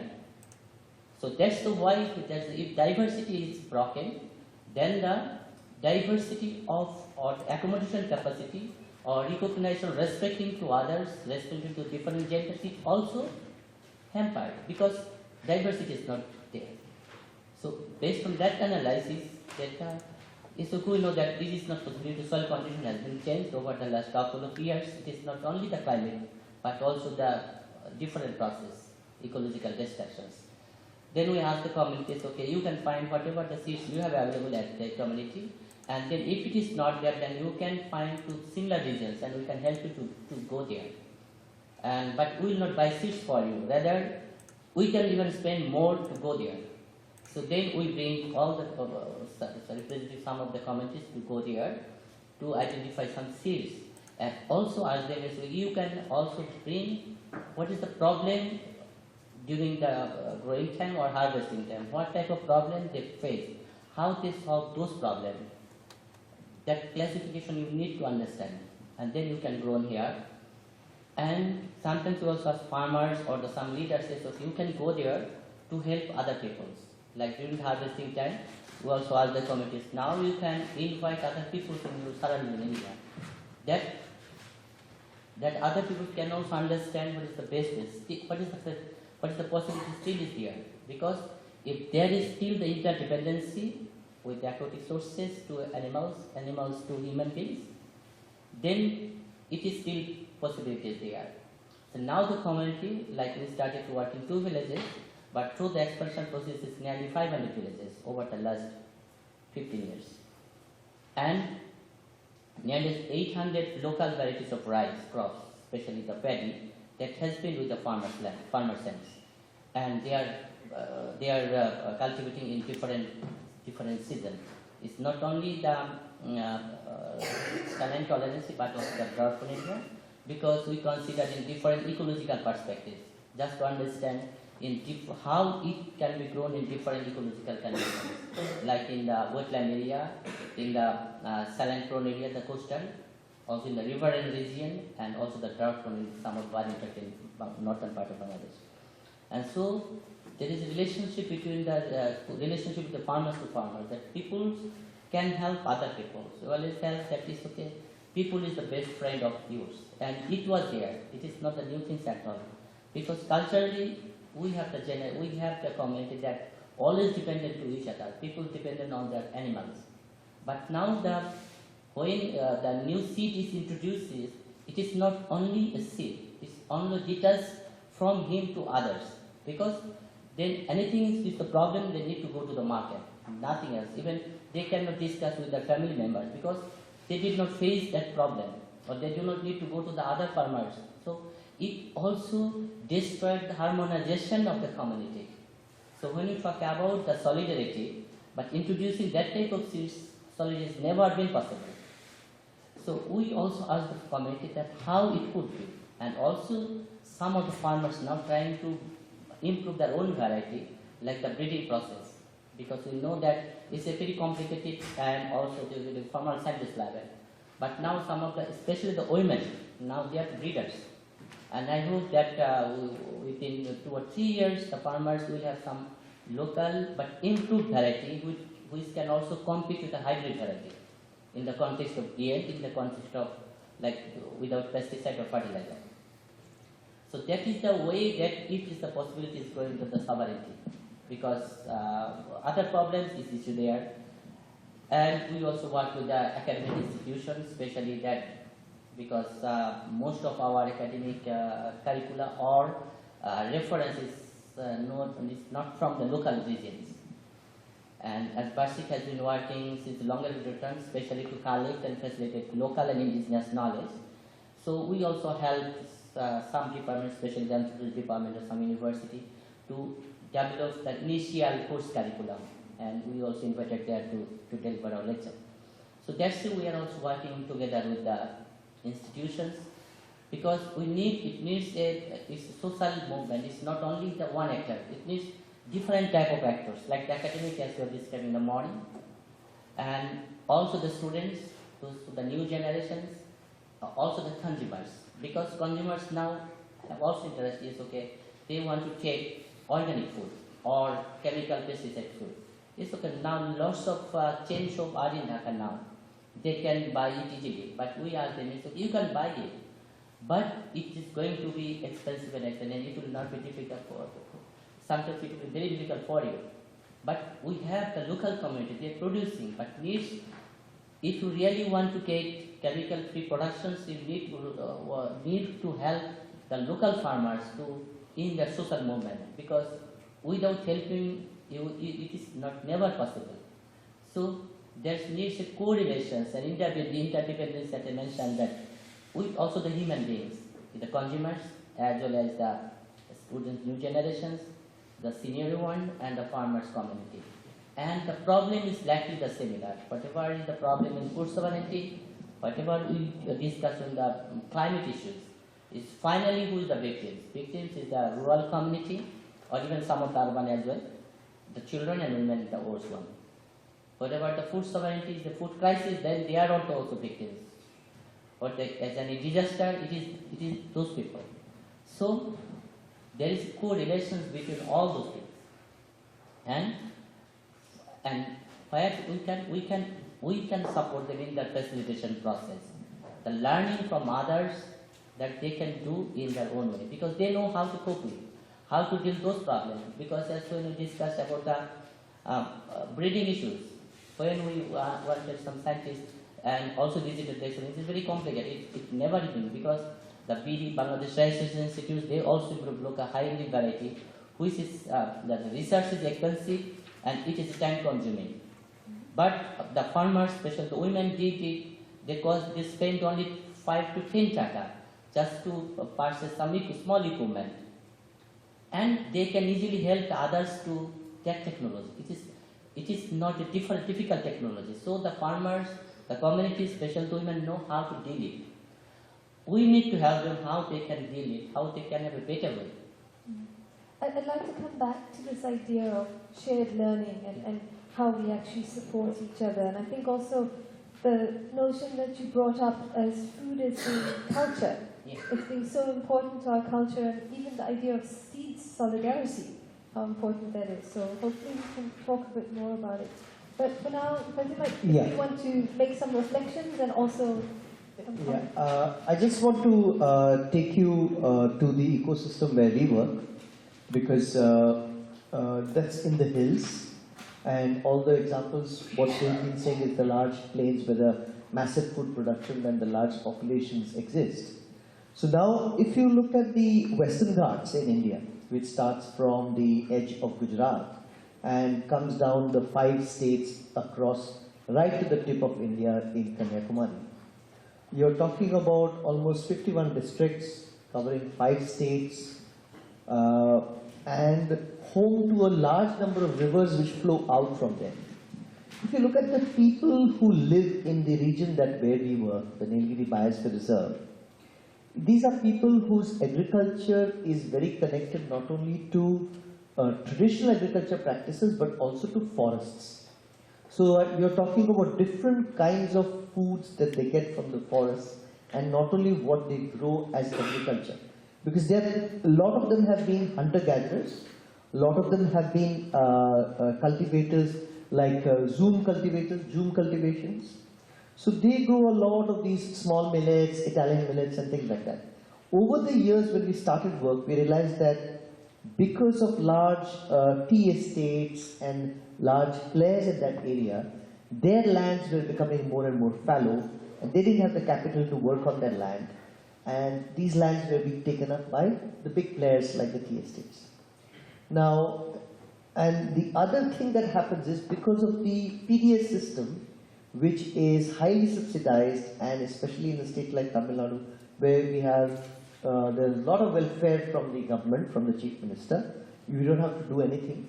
You get cement, you get water, you get pharmacy, you get food, all at a very, very subsidized rate. You get television, all kinds of things, cycles.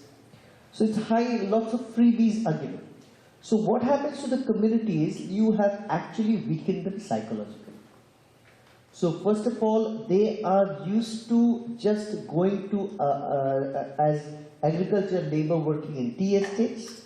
So that money they make, that's the only money that comes into the house, and often that money gets diverted only to alcohol and domestic. So get the picture of the land and the people in terms, and put it in terms of the climate change or a climate justice situation. So we are talking about a vulnerable situation which is highly complex. We are talking about the number of people who are doing this are very, very less, so people don't give a damn for them. And you are talking about their habits and their culture which are extremely specialized in terms of diets. So to be able to start working with them, we looked at what are the traditional agriculture practices and started reviving over the last 2 decades their traditional agriculture practices. And that helped. And we realized that women there, though you think about traditional practices, they said, see, olden times, people had a lot of time. We don't have time now. So you said earlier people had time to pound the rice in the stone. And in that they would make a conversation, they would understand about the family, there would be other familiar linkages, family relationships building up. We do not have time for all that.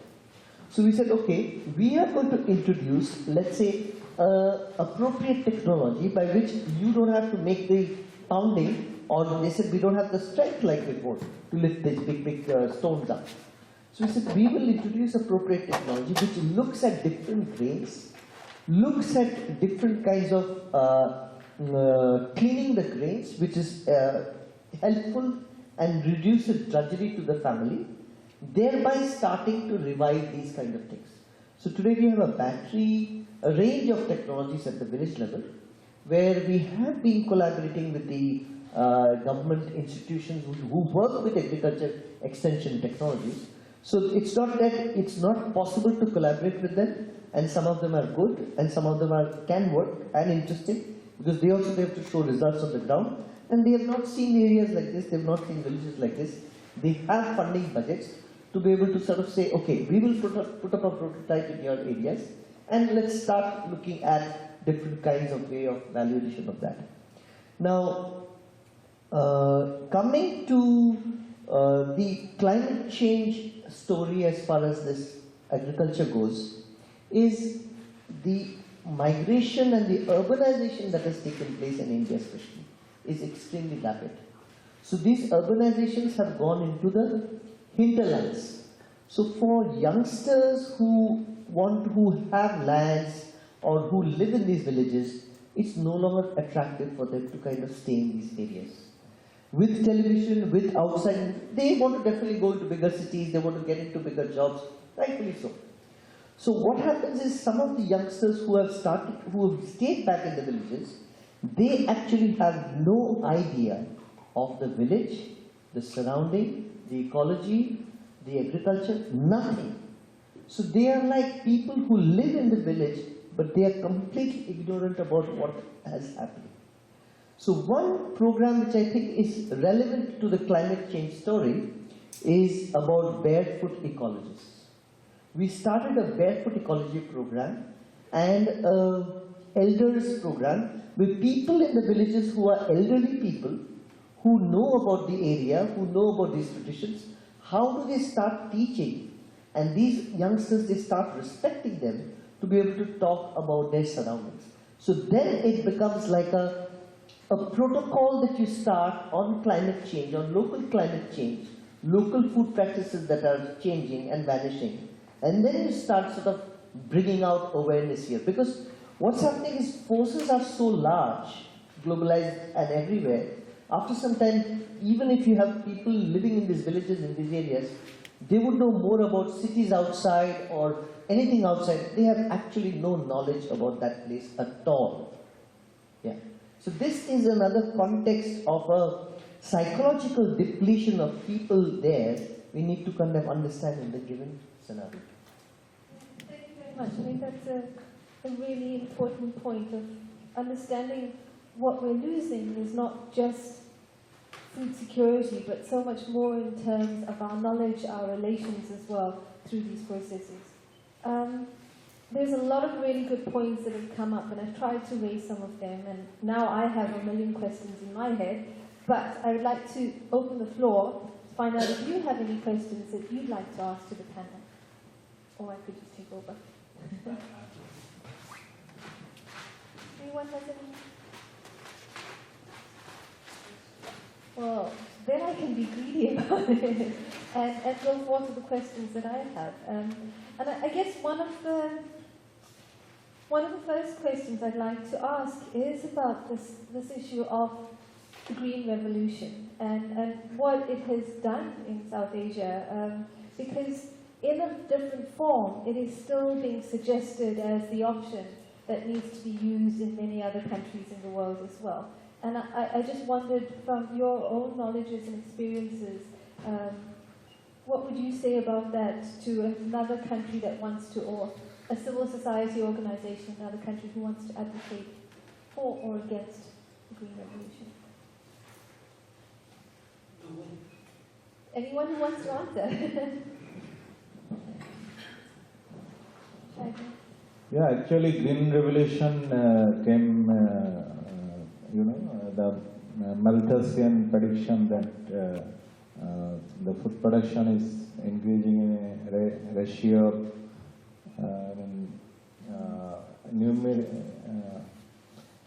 arithmetic, and population is increasing in a geometric rate.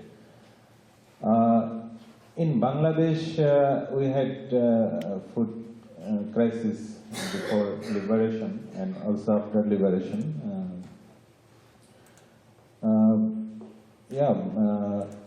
What is said, actually it is a matter of crisis in food grain mainly. In the Indian subcontinent and also all other part of area, there are other causes of this kind of crisis. The research of novelist, economist Amartya Sen showed that most of the causes of most of the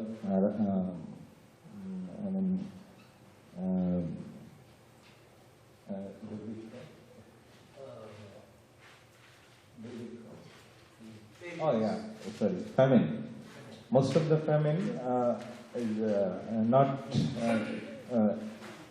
scarcity of food, but the distribution system.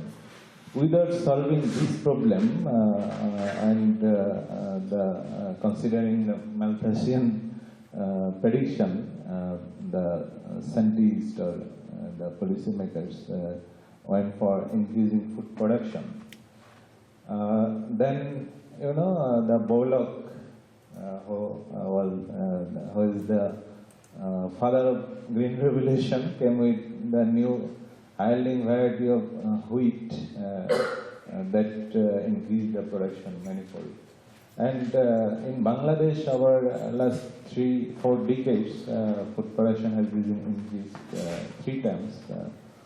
But now, if we see food security in terms of all people, all hungry people of the world, or also in Bangladesh, that this kind of prediction or this kind of solution is under question, because still FAO says that food produced in the world at present can feed the whole people of the world, but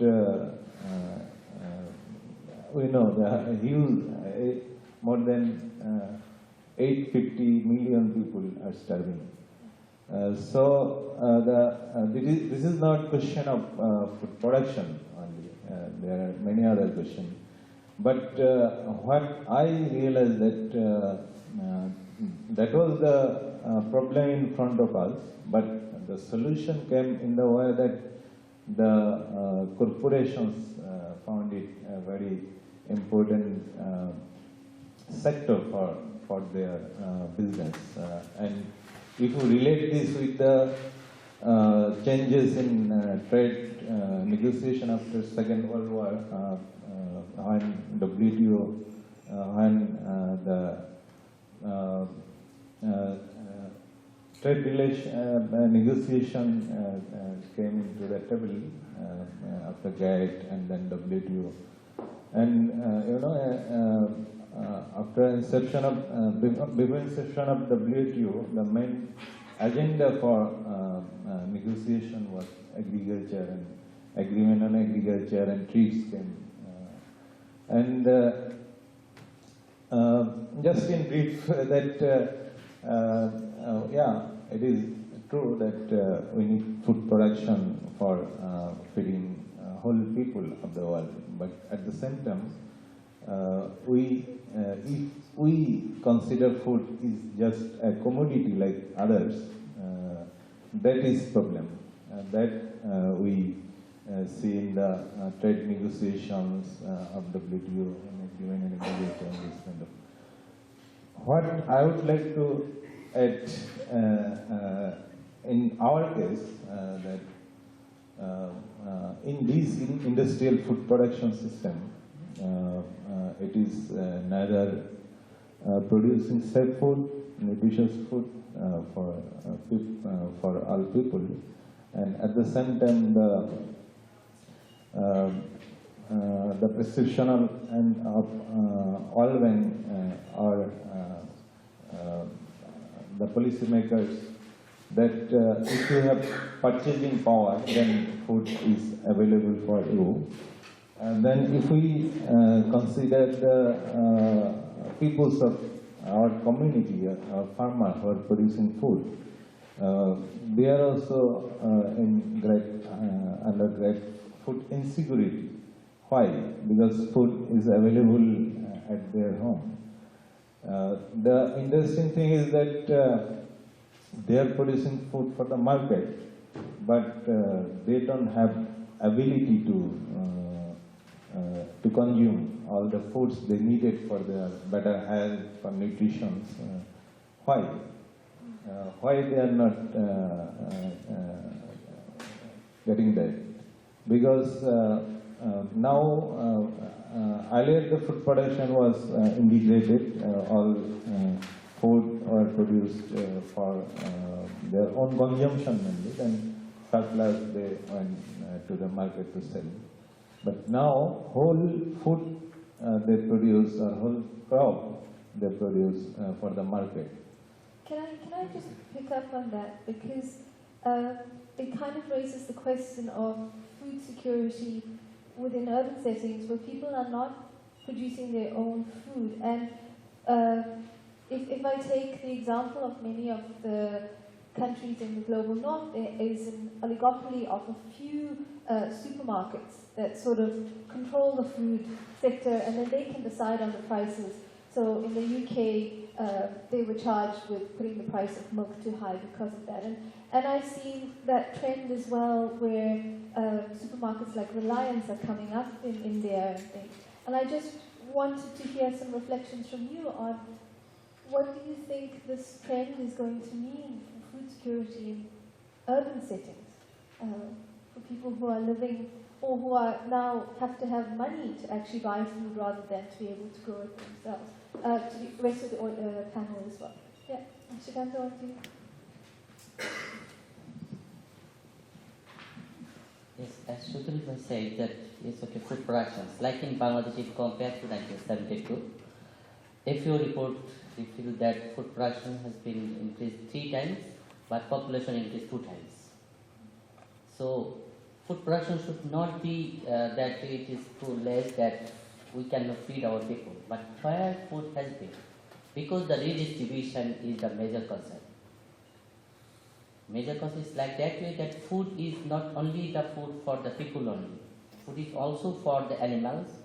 Food is also for the aquatic sources like the fish. Like we have list out, or Bangladesh, even most, maybe it is mostly common all over, that all the common property resources, common water bodies has been list out. And the industrial people, they want to catch all those fish at a time. And they then try to culture fish in the croplands, just taking lands from the poor people or some of the other one like money and culturing fish. And culturing fish need only food that is from the grain. Animals like cow fattening, whatever it is, it needs only feed, and food is also from the cow, from the rice that we produce. So there is no interdependency. So it has been broken, and also the recent nutrition survey, which is in 2013, where the 2 portions of the people are mostly in the nutrition is inadequate, don't have adequate support there. Like a portion is the urban slums dwellers, another one the richest people. They have also deficiency of nutrition, and the children of the most richest people in Bangladesh, they have also deficiency because they want to take maybe one type of food every day, and the urban poor, they don't have much money to buy. because they have to spend in different way, even cooking. Even if I compare to with my family, I spend only 300 taka for cooking, like using gas. This is subsidized gas from the government. But in a study we found that the urban poor family, especially the who is living in slum, they have to spend nearly 1,000 taka for cooking. But maybe I earn more than 5 times than her. So in that way, the problem is like that way. It's not only the problem of the food productions. Like this time, we have sufficient food rice productions this year. And government try to, yes, okay, government can buy and then think that we don't have sufficient storage capacity, while we will keep it. Then they stop it. And the farmers lose it, because during the harvesting time, the production cost was nearly 800 to 1100 taka per 40 kgs. But they had to sell 600 taka to 800 taka just after harvesting. At that time, government decided they need to import rice even from India, because they had some internal conditions between some traders. And then suddenly the rice market is also going down and farmers lose it. But at the same time, government also export rice to Sri Lanka. So the policies is the factor. Policy and the production. Production is not a problem, because Bangladesh still they have sufficient food productions, because as per the according to the UN report, and also the uncultivated sources, as I told, when there is a nutrition project, then honestly you have to take this type of powder, milk, or this things. But the rural family, they used to take that type of uncultivated sources, which is still available. But once below, if you go back 40 years back, then you say, no, this is not the food. This is the poor family's food, it is not food. You should not take it. But now it has been recognized that is the major food, and it is costly now. And when it is decided, it is declared as a food, and recognized as a food, is a very good food, lots of nutrition and medicinal values. Now it is costly and far beyond the poor families or the rural families. So the culture and the policy, and when we talk about the empowerment, just empowering the community is not enough. If we empower the knowledge of the community, the cultural knowledge of that community, ethical knowledge that they have, if it is not empowered, if it is ignored, there is no way to empower the community. And food security or food sovereignty, whatever it is directly linked to them. If we can do, then it is possibility there. Because still the farming, they try to heart and soul in every part of the world. Like the small farmers or the middle farmers, whatever is the disaster, they are trying to grow food. Even 2007 in Bangladesh, where there is a cyclone Ayla in the southwest, and it is impacted. But after 1 year, all the farmers proved that it is possible if they are recognized and acknowledged. So acknowledging and recognition is the most important thing that they can do. But we always ignore that knowledge, we always ignore their culture and ignore their contribution. So ignoring tendency, that is also hampering the whole process. So you say the need for us to actually recognize the value of sort of rural actors and especially the farmers in, well, basically in all of our survival has been critical. We only have about 10 minutes left, and I know that you both want to make comments as well. So perhaps what I'd ask is that to take the opportunity to make a comment that you want to, but also as a final reflection. I mean, we're here, sitting here in Sweden, and there's an opportunity for us to think about development as we go forward. What are the concrete actions that need to happen? So I'd also like to hear from all of you sort of a reflection of what would be the support that you would like to see from friends, partners, donor agencies in places like Sweden to support the work that you're doing. Yeah, I would like to say a few things. By working, keeping a kind of a development aspects also, it's very good. I'm not denying that. but my friend, he may be working 50 villages. He may be working another 50 villages. Or he may be work, I may be work. 10 altogether it comes around 1,000 villages. We are able to work with this small research and how to go forward or climate justice, all these things. But I'm concerned when we are talking the climate justice globally problem, then we have to think with rights-based approach only. There is no way it can help us. The only one way help us to work with the rights-based approach. That is most important.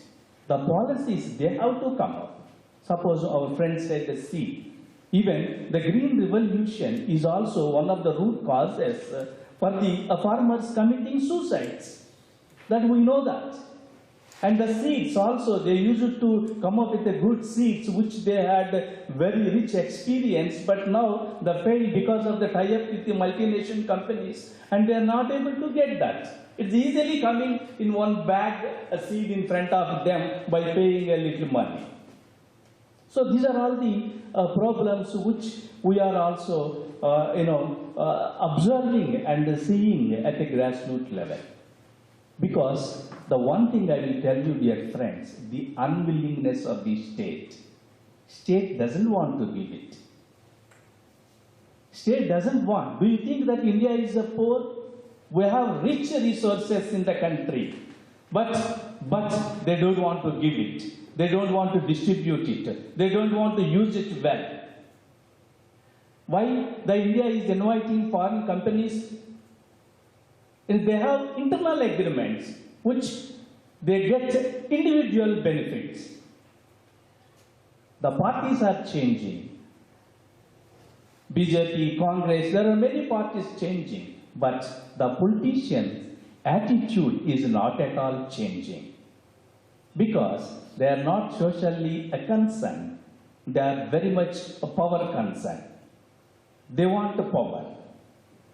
So here completely, do you think that they do not know all these problems? They know it very well. They know very well than us what is happening at the grassroots level. But we are the people to bring the state accountability by taking international community support. One friend was asking, the farmers are committing suicide in Telangana, Andhra Pradesh. Why you are in Norway to speak about that? That is also true. But I said, no, this is the issue of the human rights. Because of the human rights, I am able to speak in Norway, Germany, Japan, anywhere in the world, because I am treating human rights are universal. And I would want to provide human rights culture among the people. Then only we see the result. So, my ultimately crux of my speech is here. We must empower the people to claim their entitlements, and we should put a serious efforts to reinforce the state, the country accountability. This is most important. So policies only will help us to bring huge change among the nations. Thank you very much. Thank you very much, Ravi. I think that's an important statement. Svaj? I have to share some of my points. Before 1960, that is before the introduction of Green Revolution, what was there is agriculture. So after 1960, what is now we are doing is agribusiness. So the problems are start from that only. So even our rural women farmers knows that a farmer's prime objective of agriculture is to give not only food for the human, importantly for soil, and then for livestock, and then the third one is for the human. So that is why the agriculture system was like that. It is now everybody is talking about the growing population, how to feed for the growing population. But nobody takes care of about how to feed the living soil, which is the base for growing our food. So we need some kind of sustainable food societies we need to build. So in which not only farmers but also consumers, we have to include these kind of institutions, research institutions, academicians, and the schools. We have to promote agriculture not only at the farmer level, but we need to bring agriculture should be everybody's business. So we need to grow vegetables in the backyard, we need to grow gardens in the schools, we need to grow vegetables in the roof garden in the cities. So we need some kind of sustainable food societies which can think about a diet for a green planet. So that is the solution.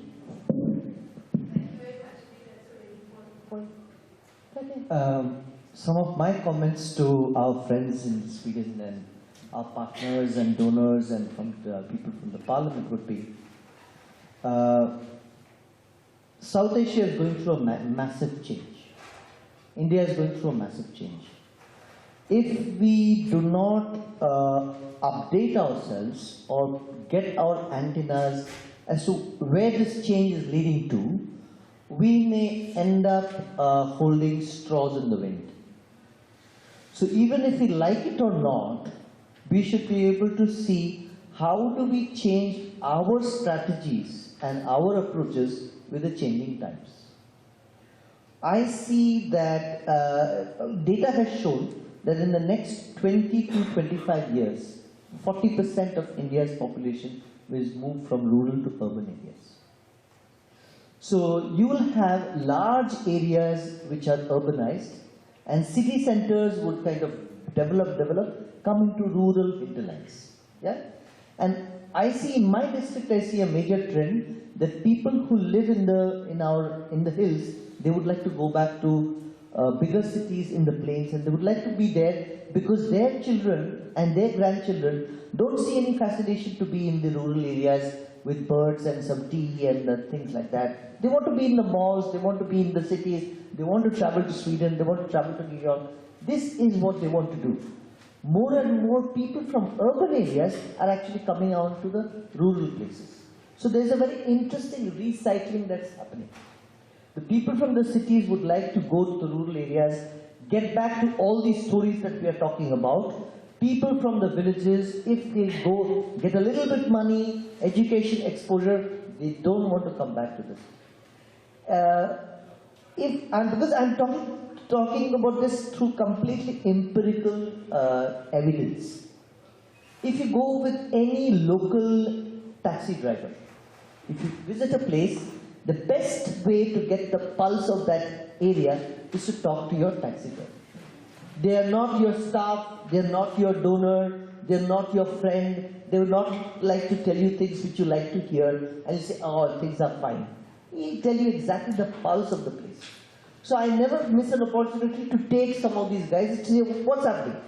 Now he has said, in his own family, this guy is recounting to me, he says, my entire family used to live in those villages that we are traveling by now. Now I take it to the village, it will take a little longer route, but let's go to the village. And you will see for yourself, there are just old people sitting there.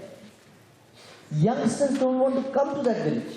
So my thing would be is to, if we have to go beyond these 4 days and take a really look at local situation all over.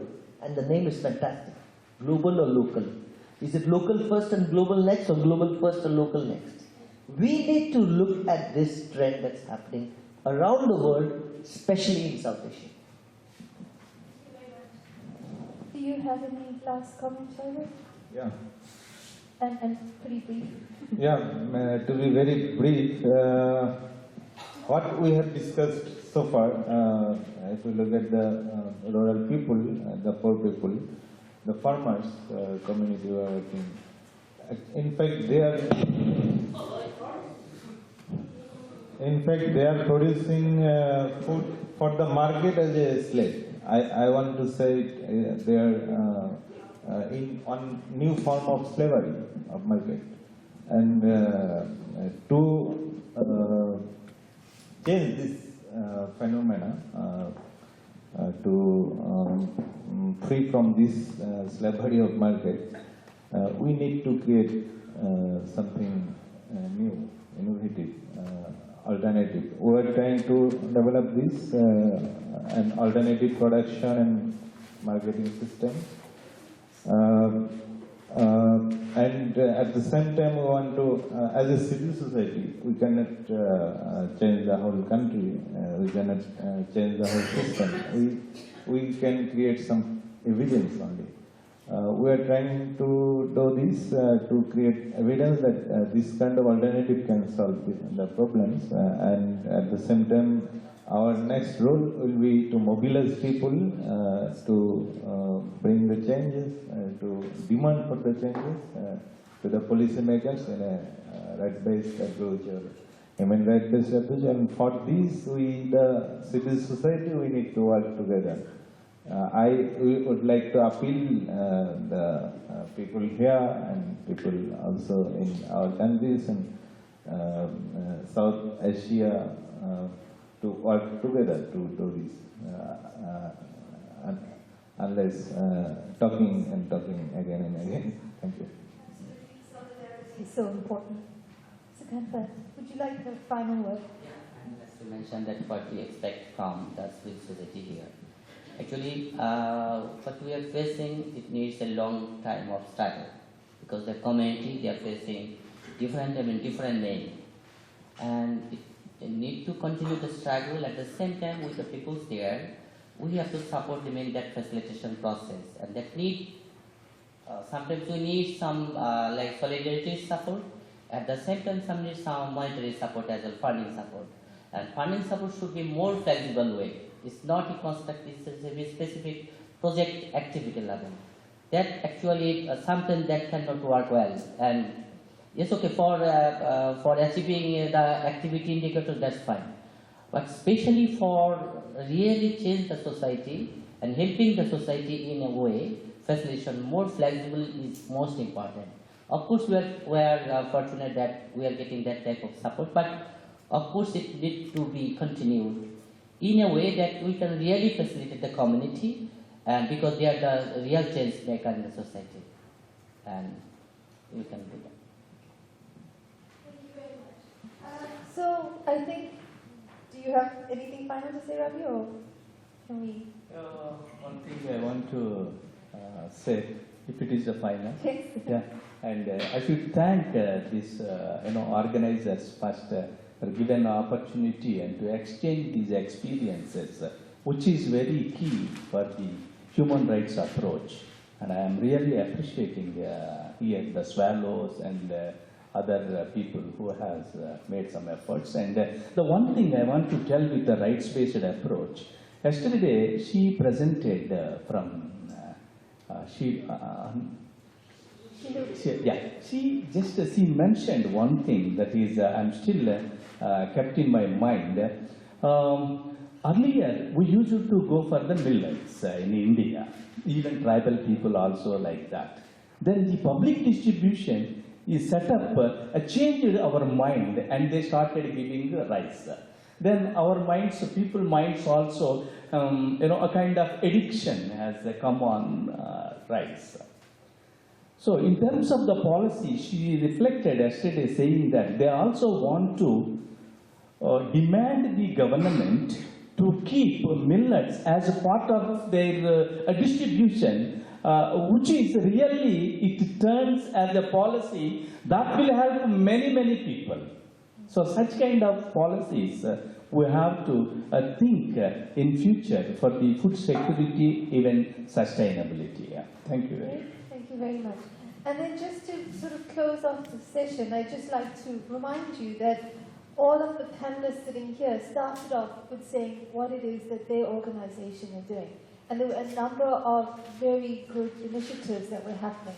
And they represent other organizations who are also doing a lot of good work for food sovereignty. So I think we have a basis from which to start and to continue working. And with that, I'd like to say thank yous to the panelists. So if you join me, thank you very much.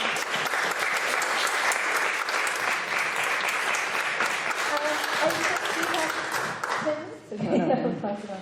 So once again, thank you to all of you, and such a good way of ending the day to go back to the real issues, right? What we are talking, and I think it's about we've been mentioning a lot of popular education, and I'm grateful for all you present here for training and educating our minds here in Sweden, because we really need to talk about food sovereignty. This is not something that is talked about in Sweden at a deeper level. So I think it is this conference and these talks is a space that we need to use it and push it forwards to all the people who are being also invited here. Monica and I will wrap up the day, but before, because I think all of you deserve a cup of coffee or tea. There's coffee and tea out there, but what I'll ask you is to go out there, grab your cup, and come back in, because we also know that a lot of people are, it's the end of the day 4, and we don't want to prolong it too much. But